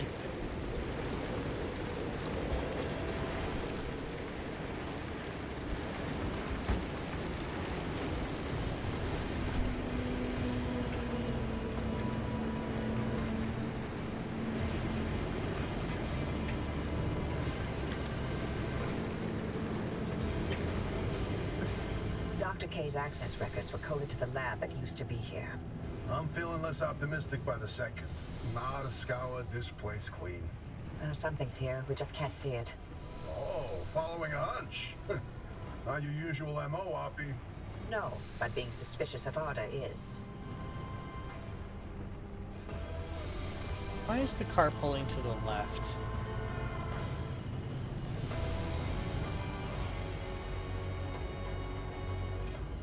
Oh, I've got another flat, that's why.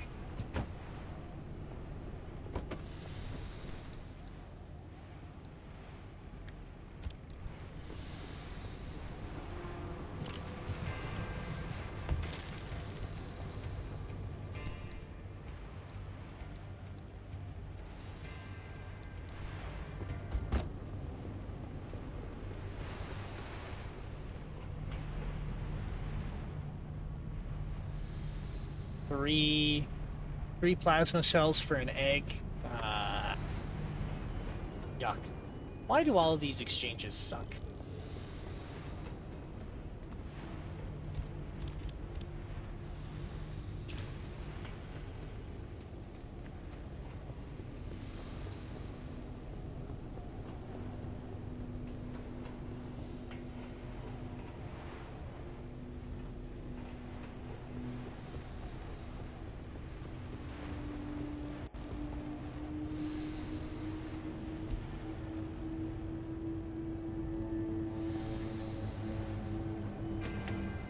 Alright.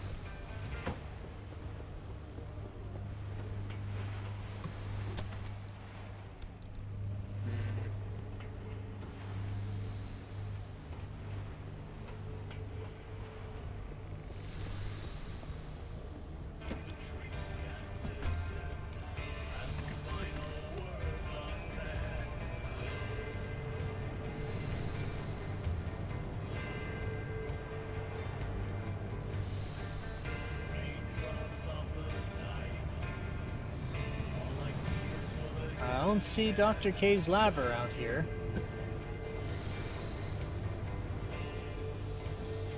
Whoa, driver, hang on. Where are you going? That should have been the end of the facility.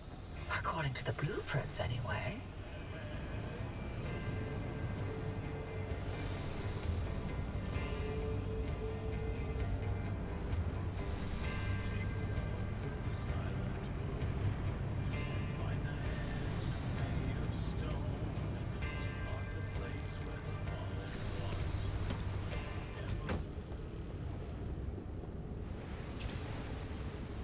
Oh, that was anticlimactic.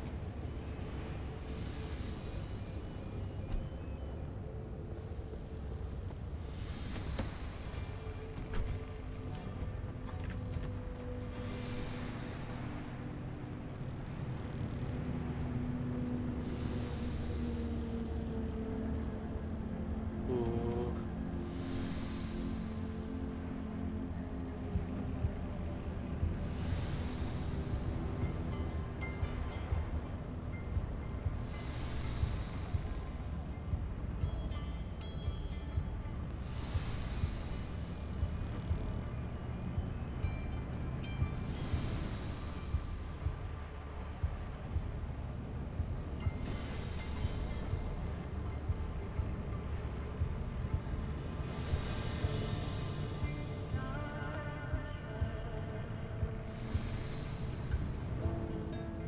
Where the hell am I?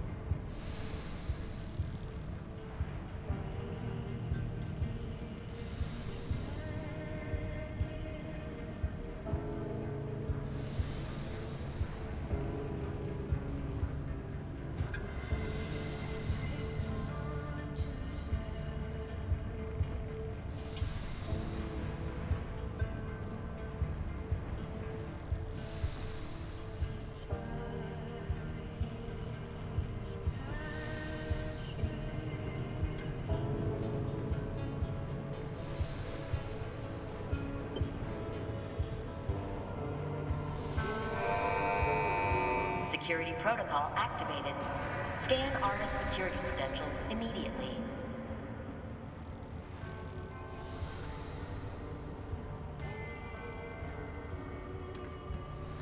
Well, well.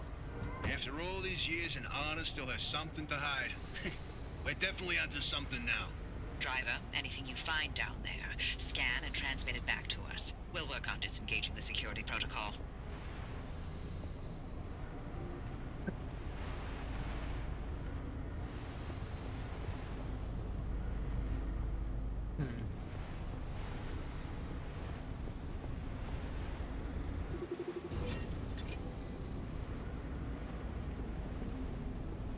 Okay, here's something.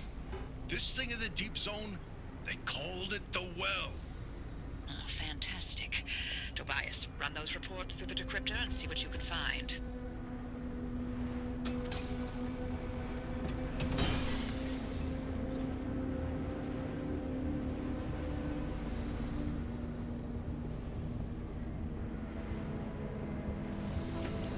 It is so creepy dark down here. It's great.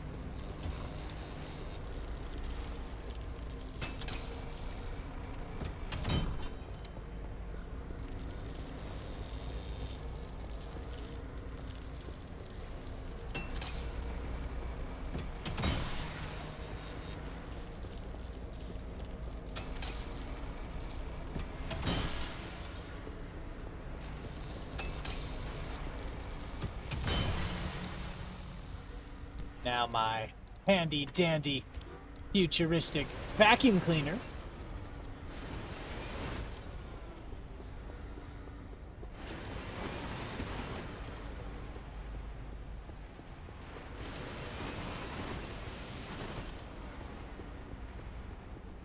Ooh, what's back here?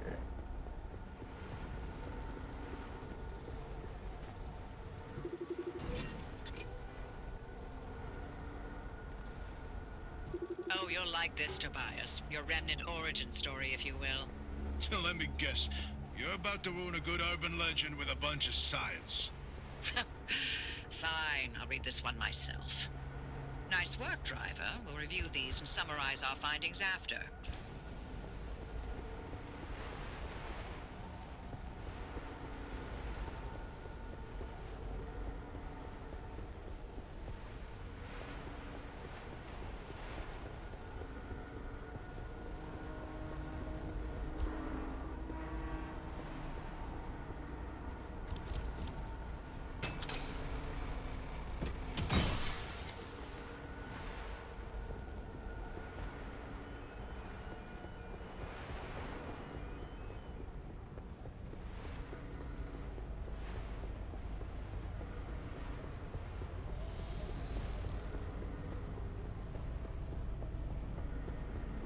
Actually, I think it's just a big circle, so I'll just drive around in a circle.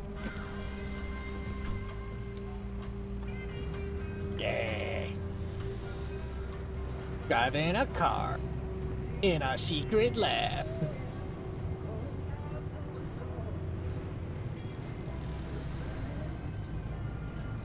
Video games are pretty cool.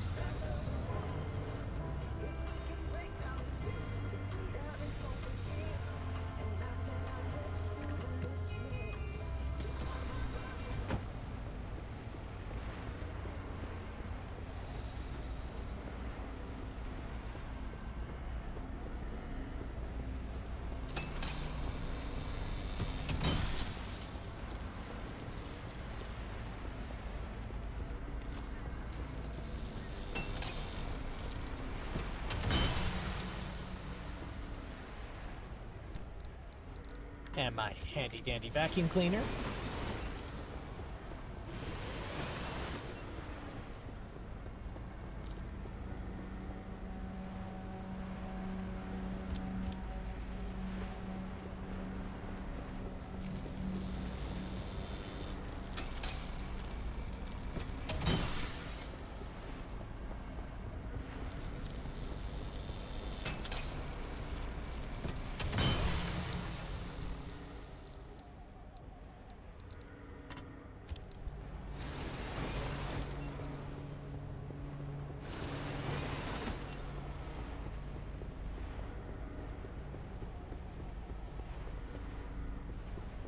Oh, there is an alarm going off.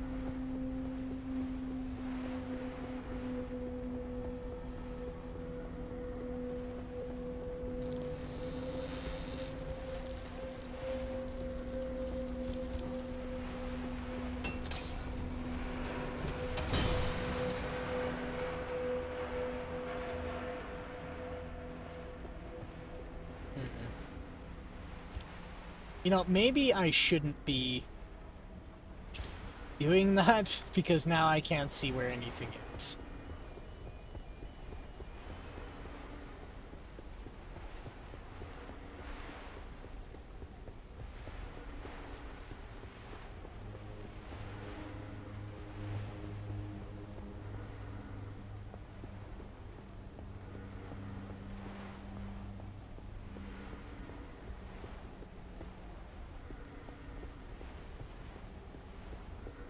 Nothing here.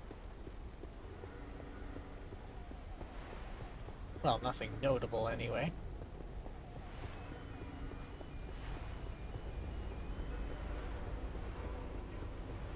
Actually, I should be more methodical.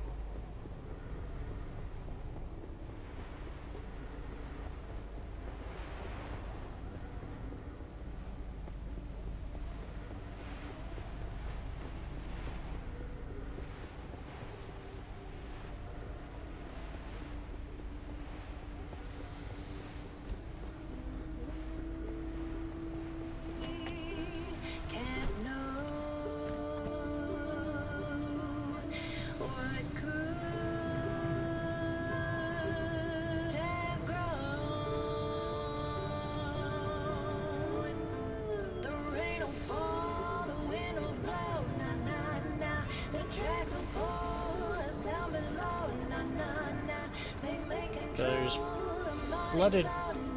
It's all flooded here. Can I get up there?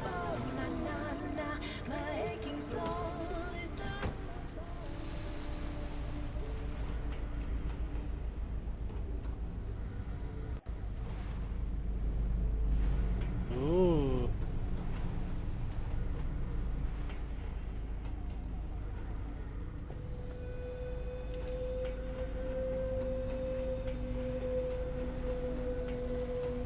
I better leave these on so I can actually see. Okay, so there's an inner ring I have to inspect as well.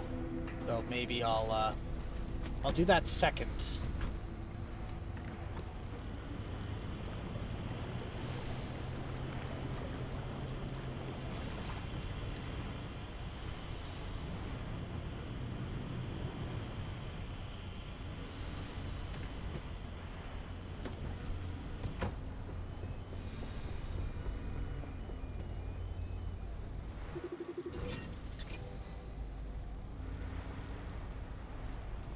These lab notes are complete gibberish. What about these diagrams, though? It looks like he was trying to convey something. You can admire the doctor's newfound art skills all you want. You won't find anything useful in them.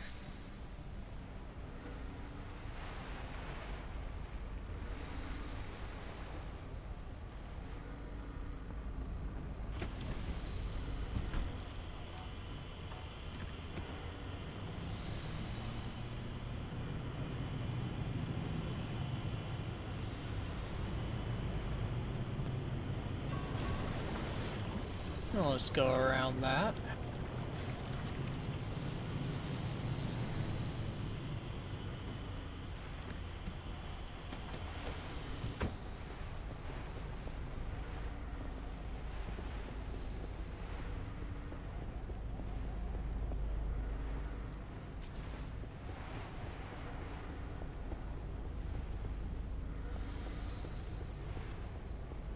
Nothing here. Not by the looks of it, anyway.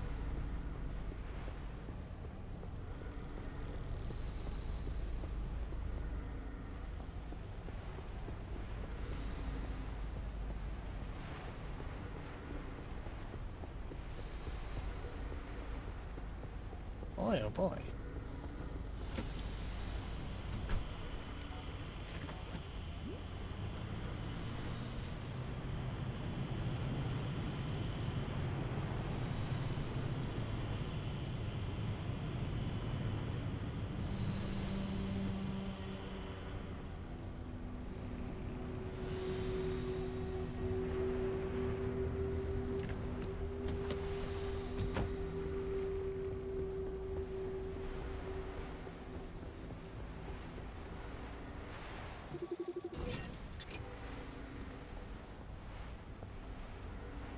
This is a decrypted record of the accident. Poppy, are you sure you want to hear this? It's got details about Alan's final moments. It's been over 30 years. I'm past ready. Go on, driver. Keep snooping and see what else you can find.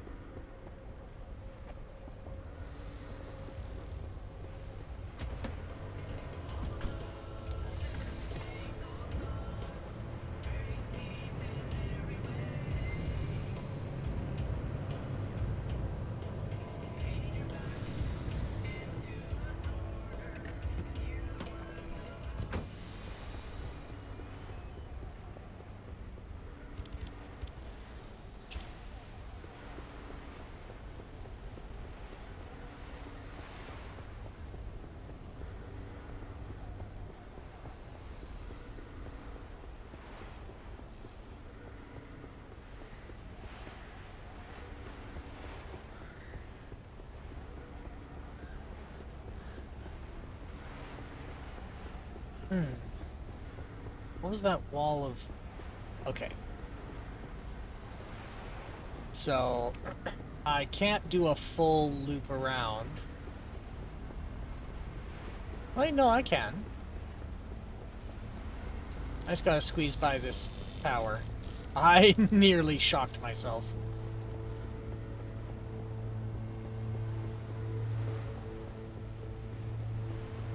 Oh boy. Alright.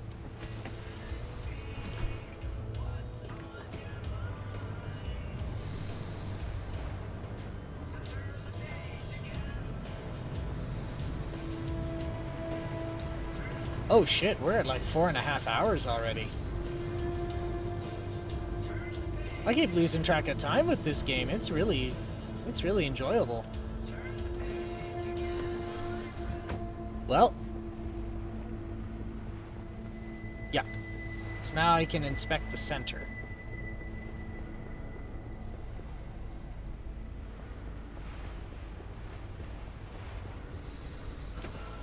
So as soon as I'm done this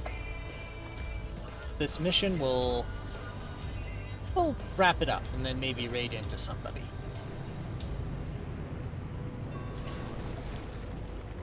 I have no idea who we should.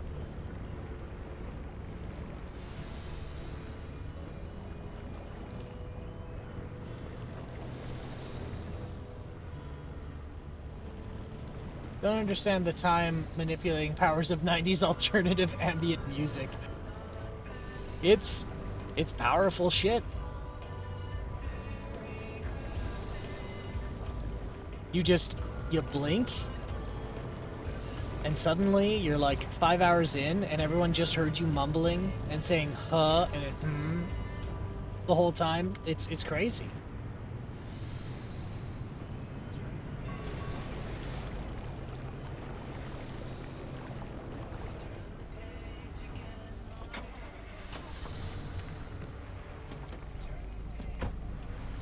Alright. Now we'll search in the middle.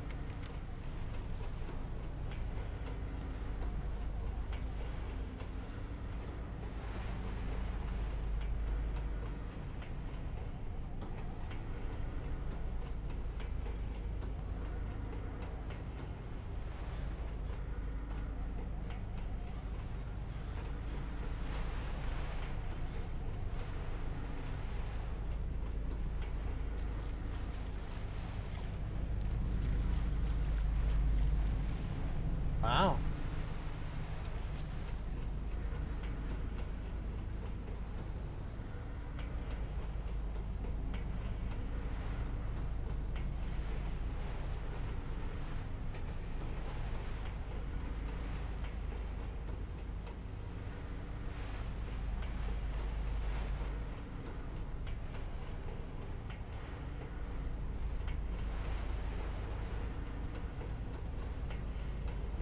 Gotta be around here somewhere and I've missed it. Oh, there it is.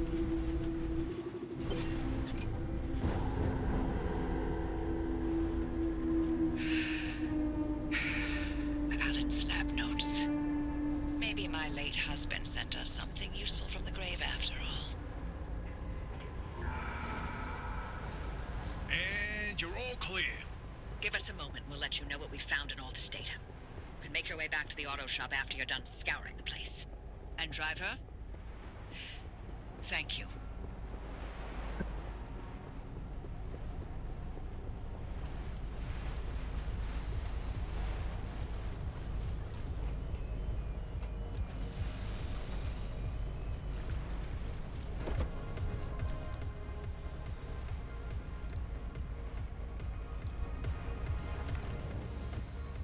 Can I make another pneumatic hammer? Actually, do I need to make another pneumatic hammer?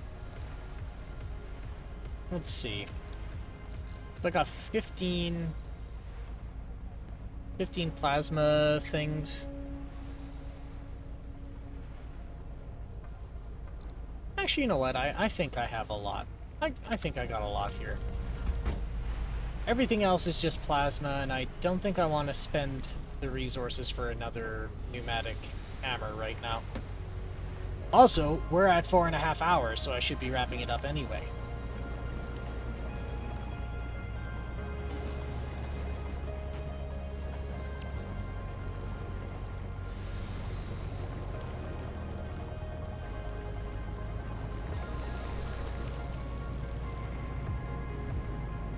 Alright, now let's find a way out of here.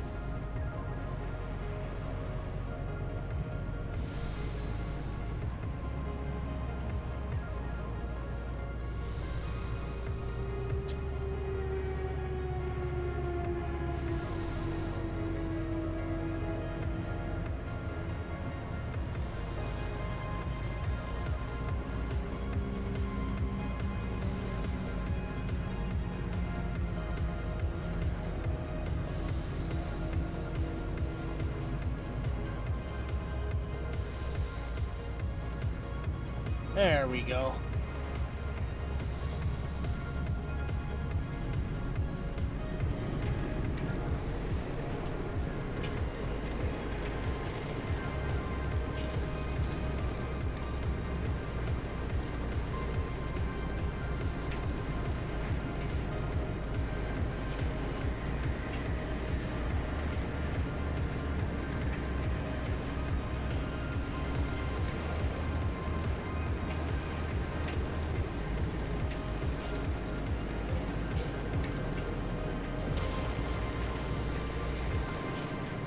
Let's take this beat to shit car back to the garage.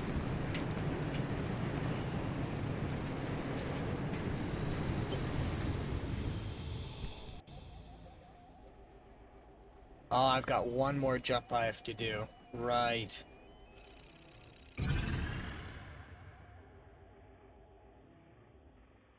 Shit. Thought we'd be done right away, but I guess not.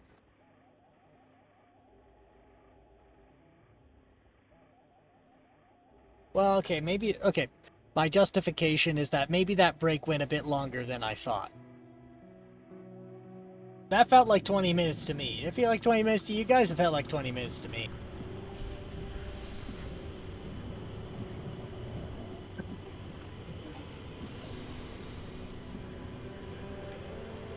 It wasn't that long. It wasn't even 20 minutes. Ah, dang. Driver, you hit the jackpot. We've got a lead on what you're heading toward in the deep zone. Tobias, give us the rundown about the well. ARDA classified it as a hotspot of ultra-high energy gamma radiation.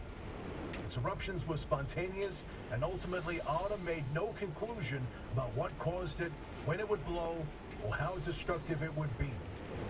ARDA, of course, wanted to control this bottomless well of energy. So they brought in Dr. K and Allen to research activation and containment. They discovered a way to reliably trigger the well, and that was the remnants. And that's what the remnants have been leading people towards. The well.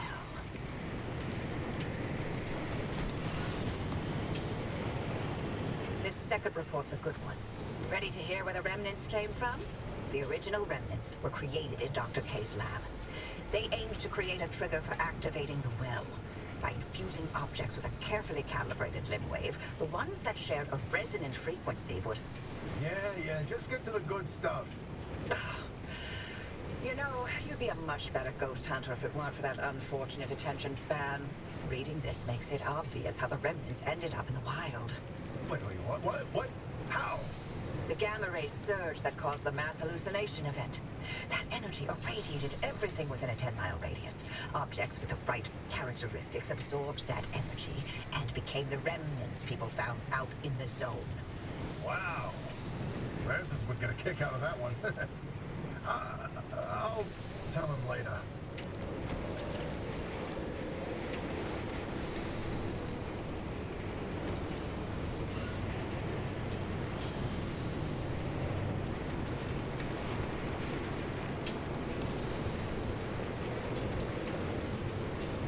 Oh, he's creepy. I've reviewed Dr. K's lab notes. And now we know what he was doing in that lab after the accident. Spinning in circles for years. His injuries were real. Dr. K's radiation exposure should have been fatal.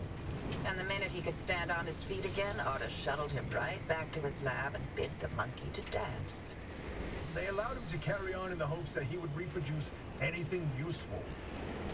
He worked for 2 whole years before they quietly retired him from his post. Sorry we scrambled your brain, here's your pension, bye.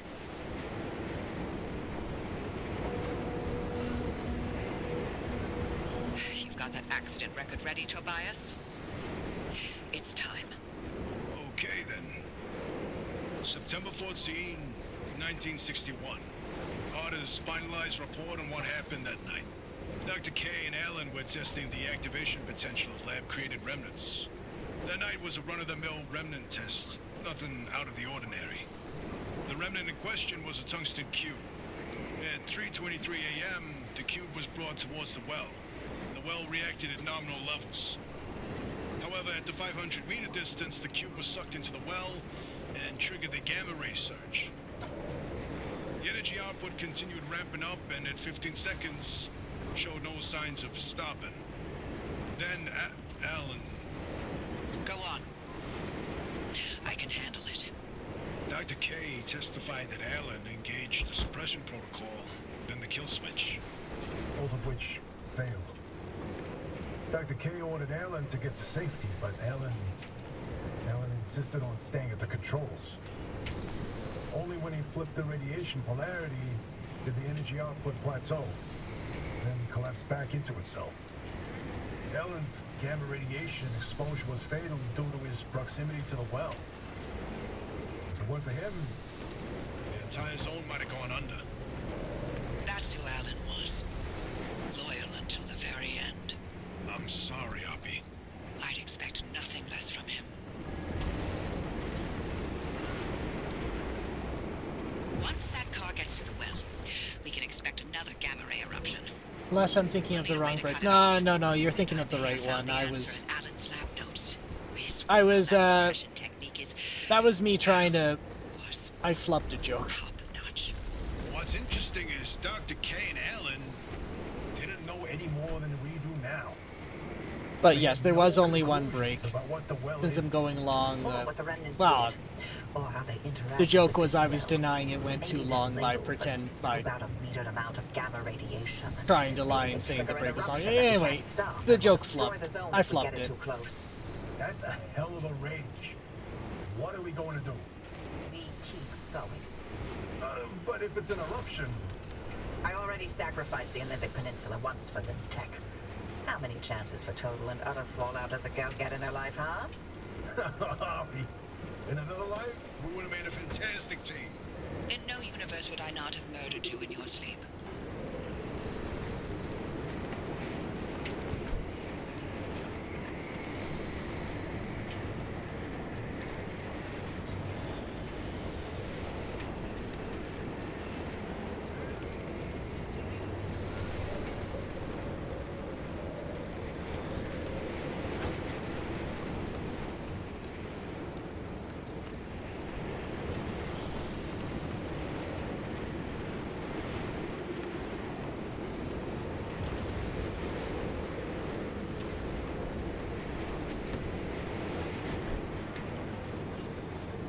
Do I have another flat tire?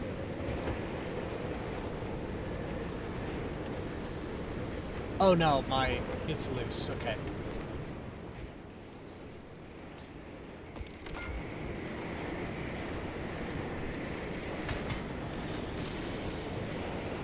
There we go.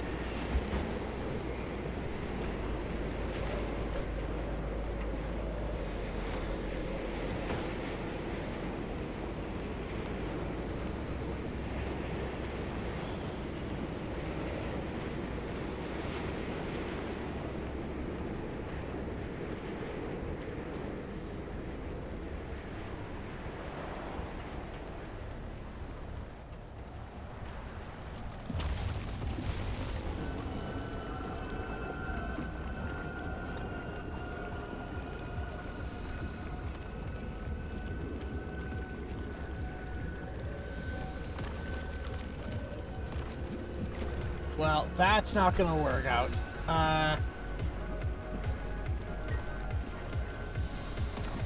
Okay, we'll hang a right. Grab these 3.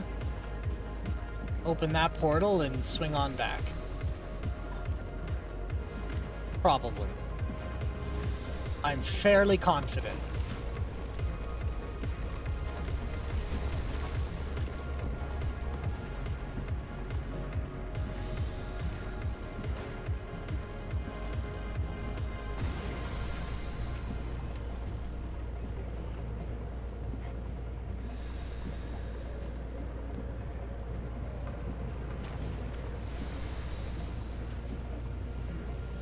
Spin on around.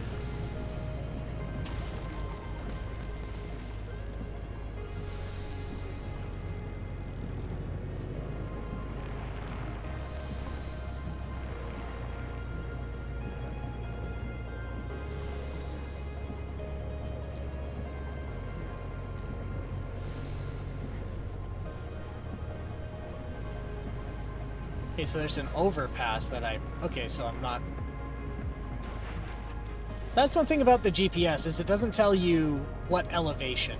So sometimes you don't figure it out until you get bit by it.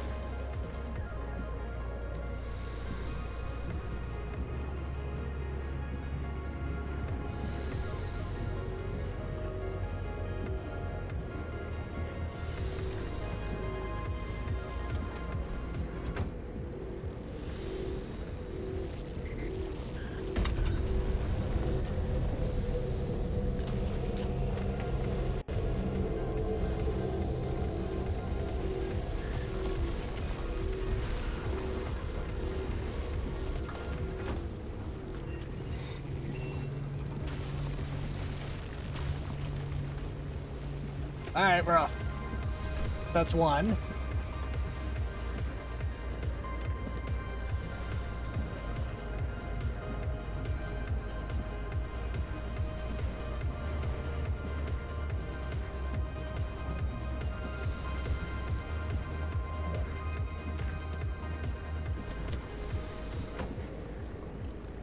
I know I said I'd get the hell out of here, but I'm being greedy.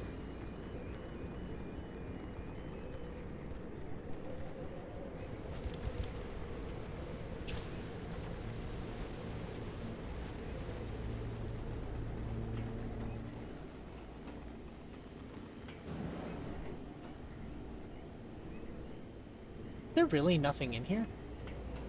That'd be a pain in the ass.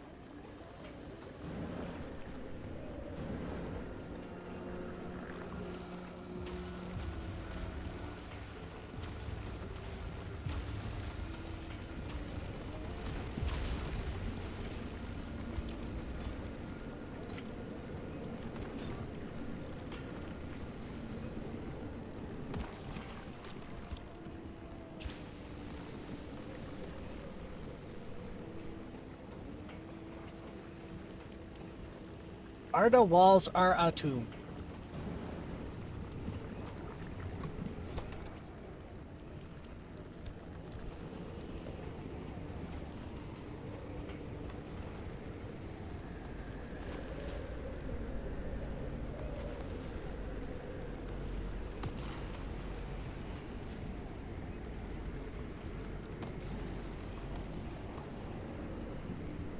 Alright, the radiation's starting to be a problem.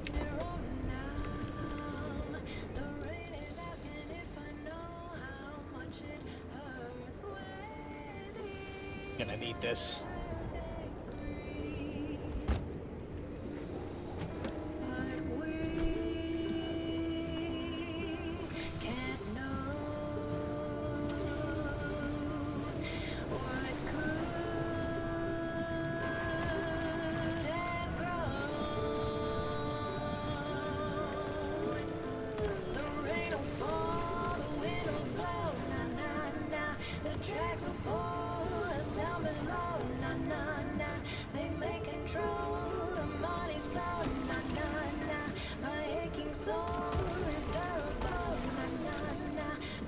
Wow, that got me from here.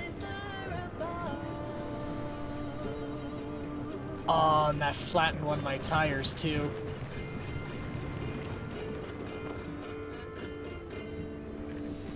Gonna need another patch kit. God damn it. Yeah, flat. Fuck's sake. I need a patch kit.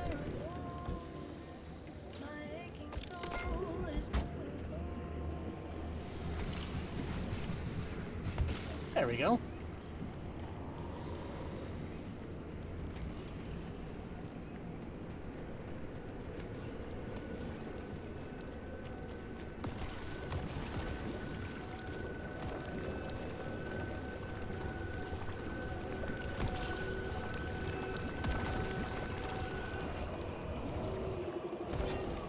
Sick Mickey.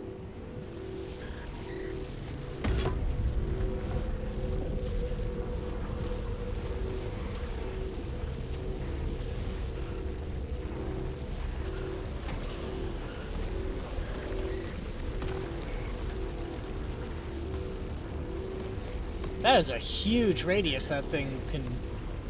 Sick Mickey can barf. Oh my god, it got all the way over here.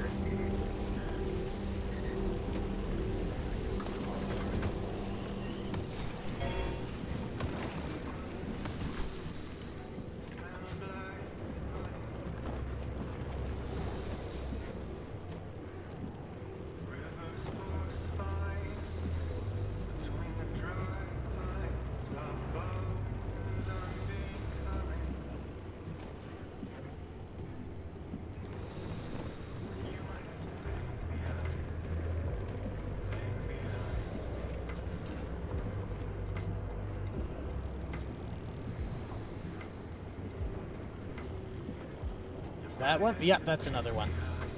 I'm being greedy. I'm being greedy.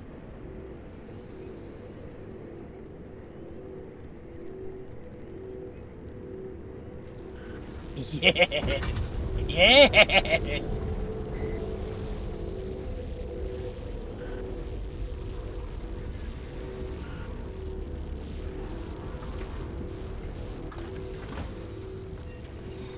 Mini turbine's burnt out.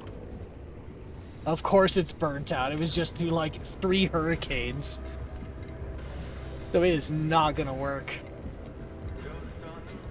Alright. I need to be here.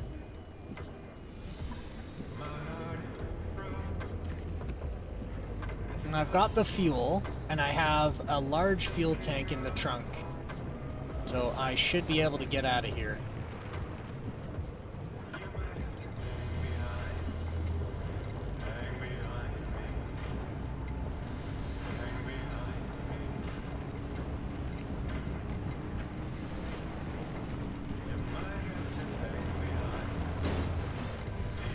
Oh my god, I got another flat.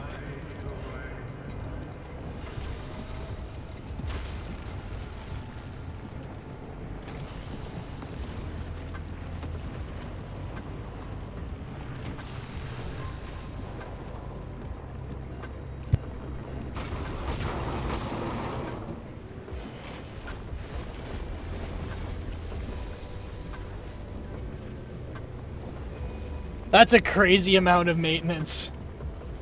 This car is falling apart, man.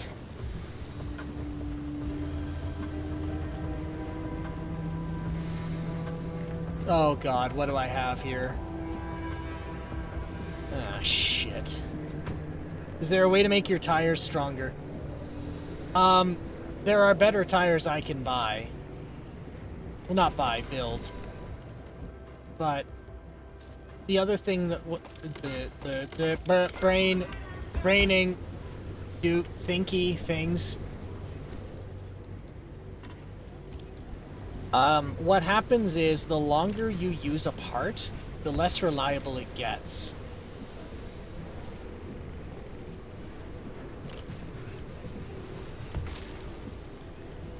And I am giving this car a royal shit kicking as well.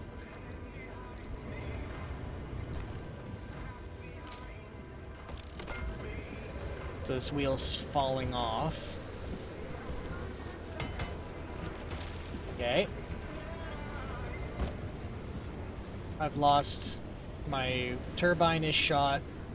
My fuel tank is worn out and leaking. And my generator, my hydro generator is worn out. And I am running low on fuel. Okay. I can drag it through, I think.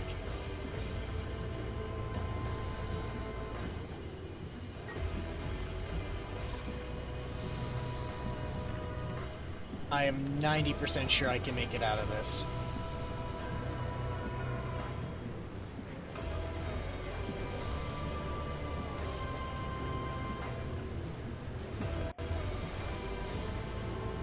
I'm doing the Austin Powers, like, 100-point turn. Okay. 3, 2, 1. Fucking cheese it. Alright.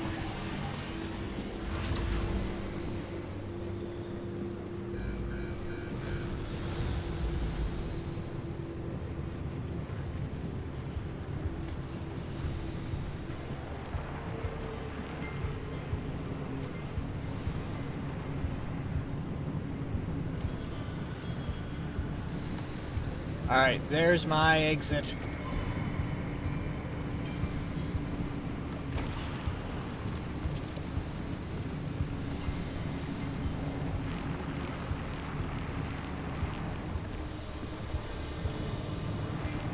I lost the road. Doesn't matter.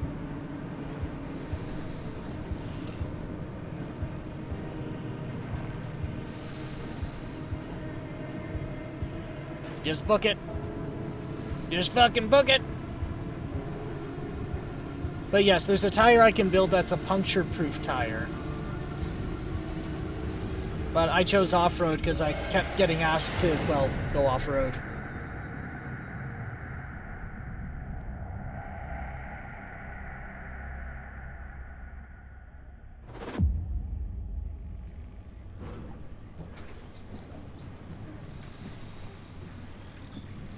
Now we go into the deep zone. Easy peasy. Except for the issue of the old wall. Right, yeah. That. You got some genius idea up your sleeve, huh? Is that how you think it works? That scientists conjure up genius at will? Well, yeah. Do you? Well, in this case, I do. But don't expect it to work like that every time. Driver, the quarantine checkpoints will be the best way through the old wall, but they're death traps in their own right. But I designed something to help. Check out the blueprints I sent over.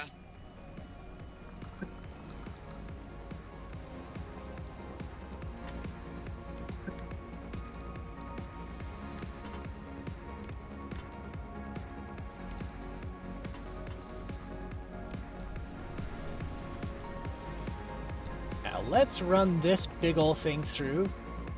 See what we get. Metal and steel and light bulbs and canisters and oh my god.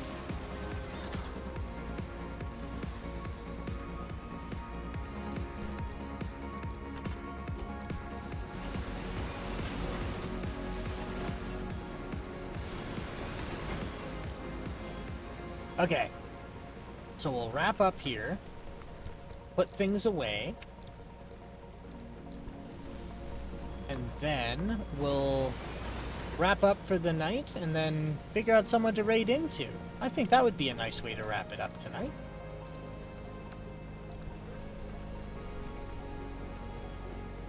So if anybody has any recommendations, I'm open to it. Else I'll take a look here once we're wrapping up.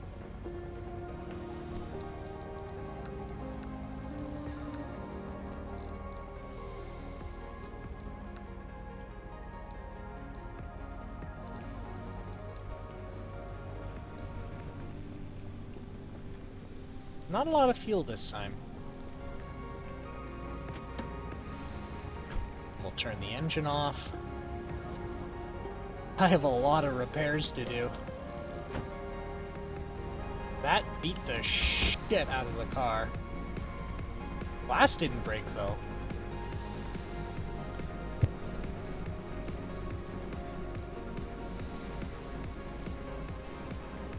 Use the Tinker Station to identify and fix the car's quirk.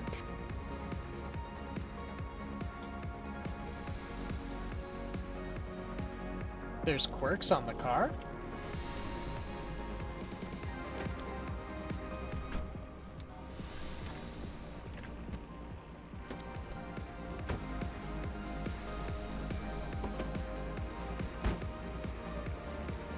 I don't see any quirks.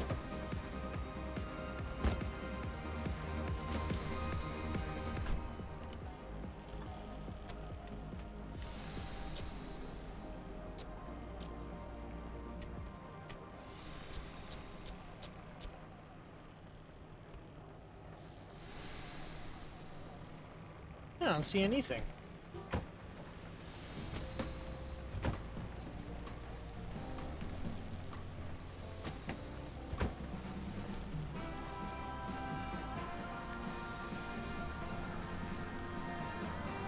Do I really? Oh, we got a fax. Code 1040, code 1040. Oh God, please. Very informative, very astute.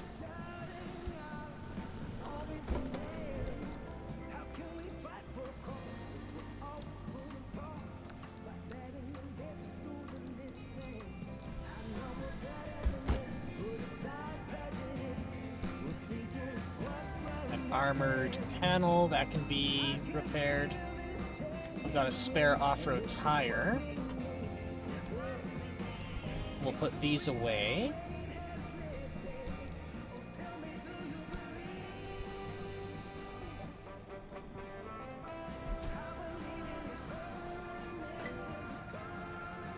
Now, what can we upgrade here?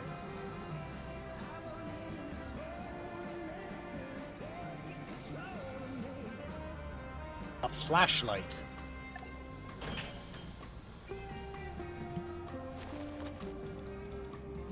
We now know a flashlight.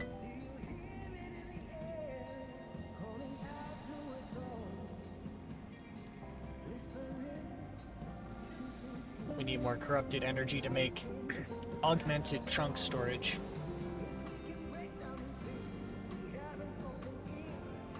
A true triumph of trunk technology. The back of this automobile could now comfortably contain an entire British town, all its occupants, and their accents.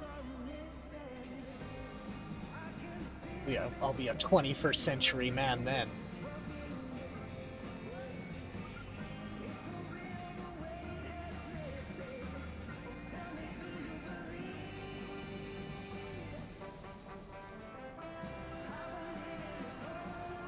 Rapid refill, expanded locker, analysis module, bioflare gun, roof floodlights. Armored bumpers would probably be a good idea.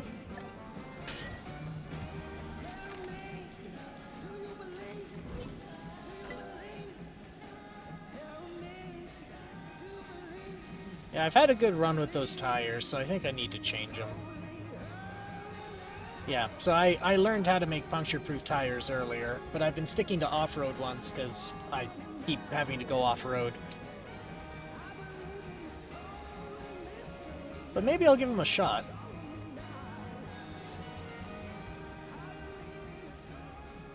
Don't need the paddle tire. I really don't need the paddle tire.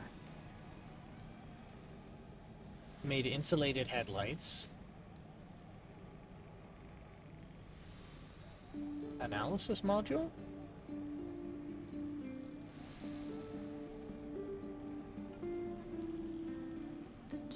Oh, I need a lot of marsh eggs for that.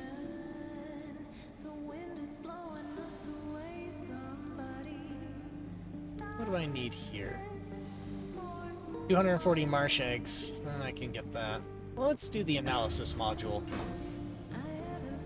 So if it's telling me my car's got quirks, this might be able to tell me what it is.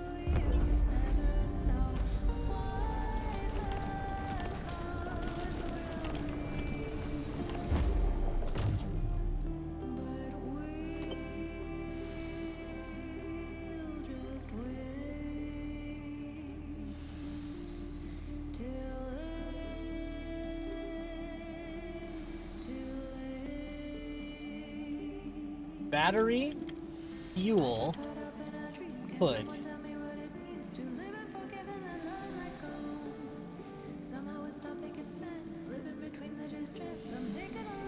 Battery increases, decreases, is low, is empty, is full, drains quickly. There's no way for me to know that. Okay, it's certainly not the hood. So something's happening to fuel or battery.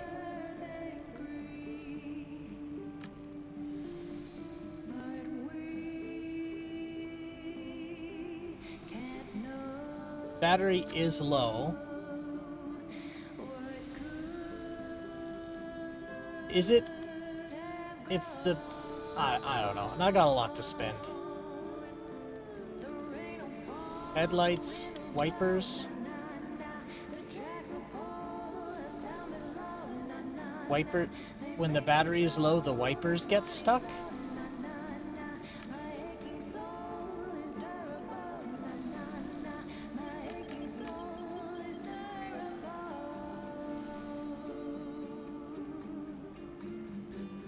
Okay, so when the battery's low, something's happening to the wipers.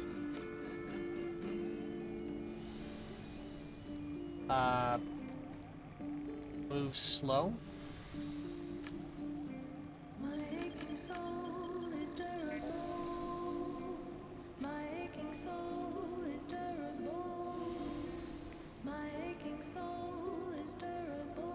Move slow.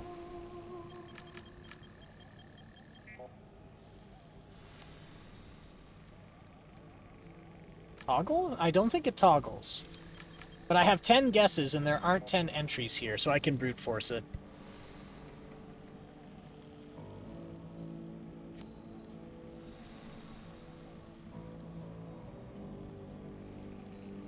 Pulse?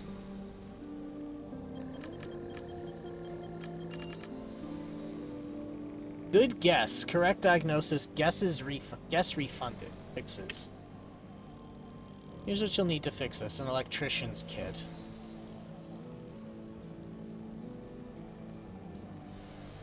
Diagnostics required. I have multiple things wrong with this car. Whatever I did to this car, I have mangled it, and I don't think I want to do this tonight because we're at 5 hours already. So that is my goal next time we play, is I have to completely rebuild this car. Okay. Okay. So we're just gonna save.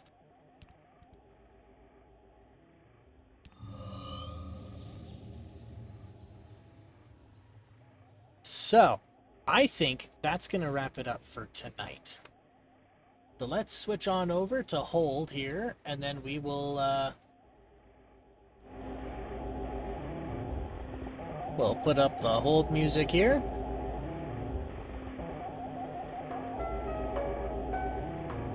Yeah. Well, you know, that was a good time. I quite enjoyed that.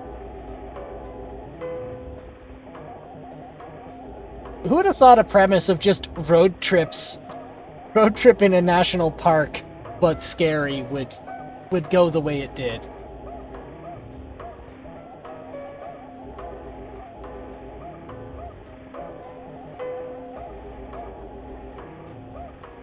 But let's see. Let's wrap it up here. We've got... I'm gonna see if there's someone we can raid into. Thanks for the stream. See you next time. Well, Leanne, thanks for swinging by. It's always good to talk with always good to see new and familiar faces and have a chat. Ooh, no problem. So, we're gonna raid out. Does anybody have any recommendations while I'm looking? 'Cause I'm willing to hear some. We will not.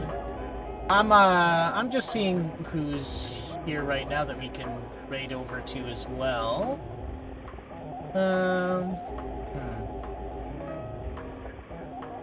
Got somebody playing Final Fantasy VII.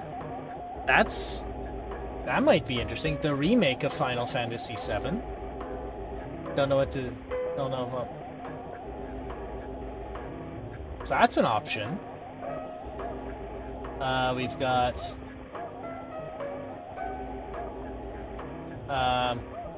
ooh, there's this nice fella, my neighbor Jess. He's playing some Pac-Man today.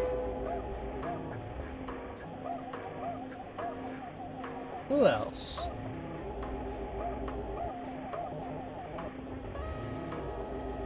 Let's see.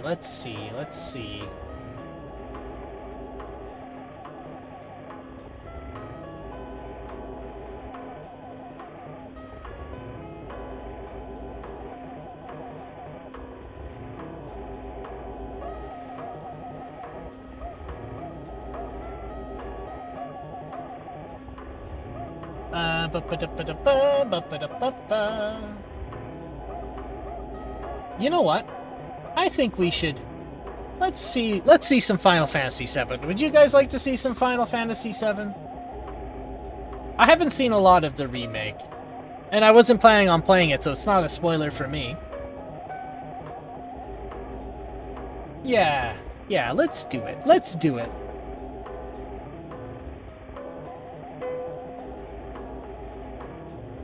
Do we do a raid message? Is that what we do? I know I'm supposed to. I've not done that. Why not? Yeah, why not? Worst case, we all go in and we all go, and then we all go to bed or something. I don't know. What's the worst that could possibly happen from showing my peers in streaming support? What's the worst that could ever happen? Alright. Raid message.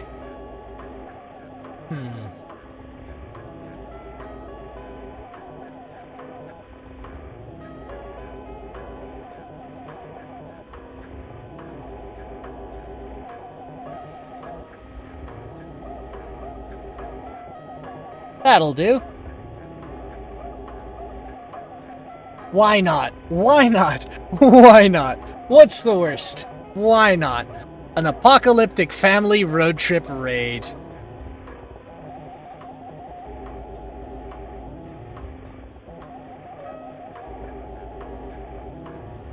Alright, so, as always, I'm not going to tell you what to do, so I'm not going to tell you to stay out of trouble. But all I ask is that if you do get in trouble, you make sure it's the good kind of trouble. And you all stay safe out there, and we'll talk to you soon. Bye-bye for now.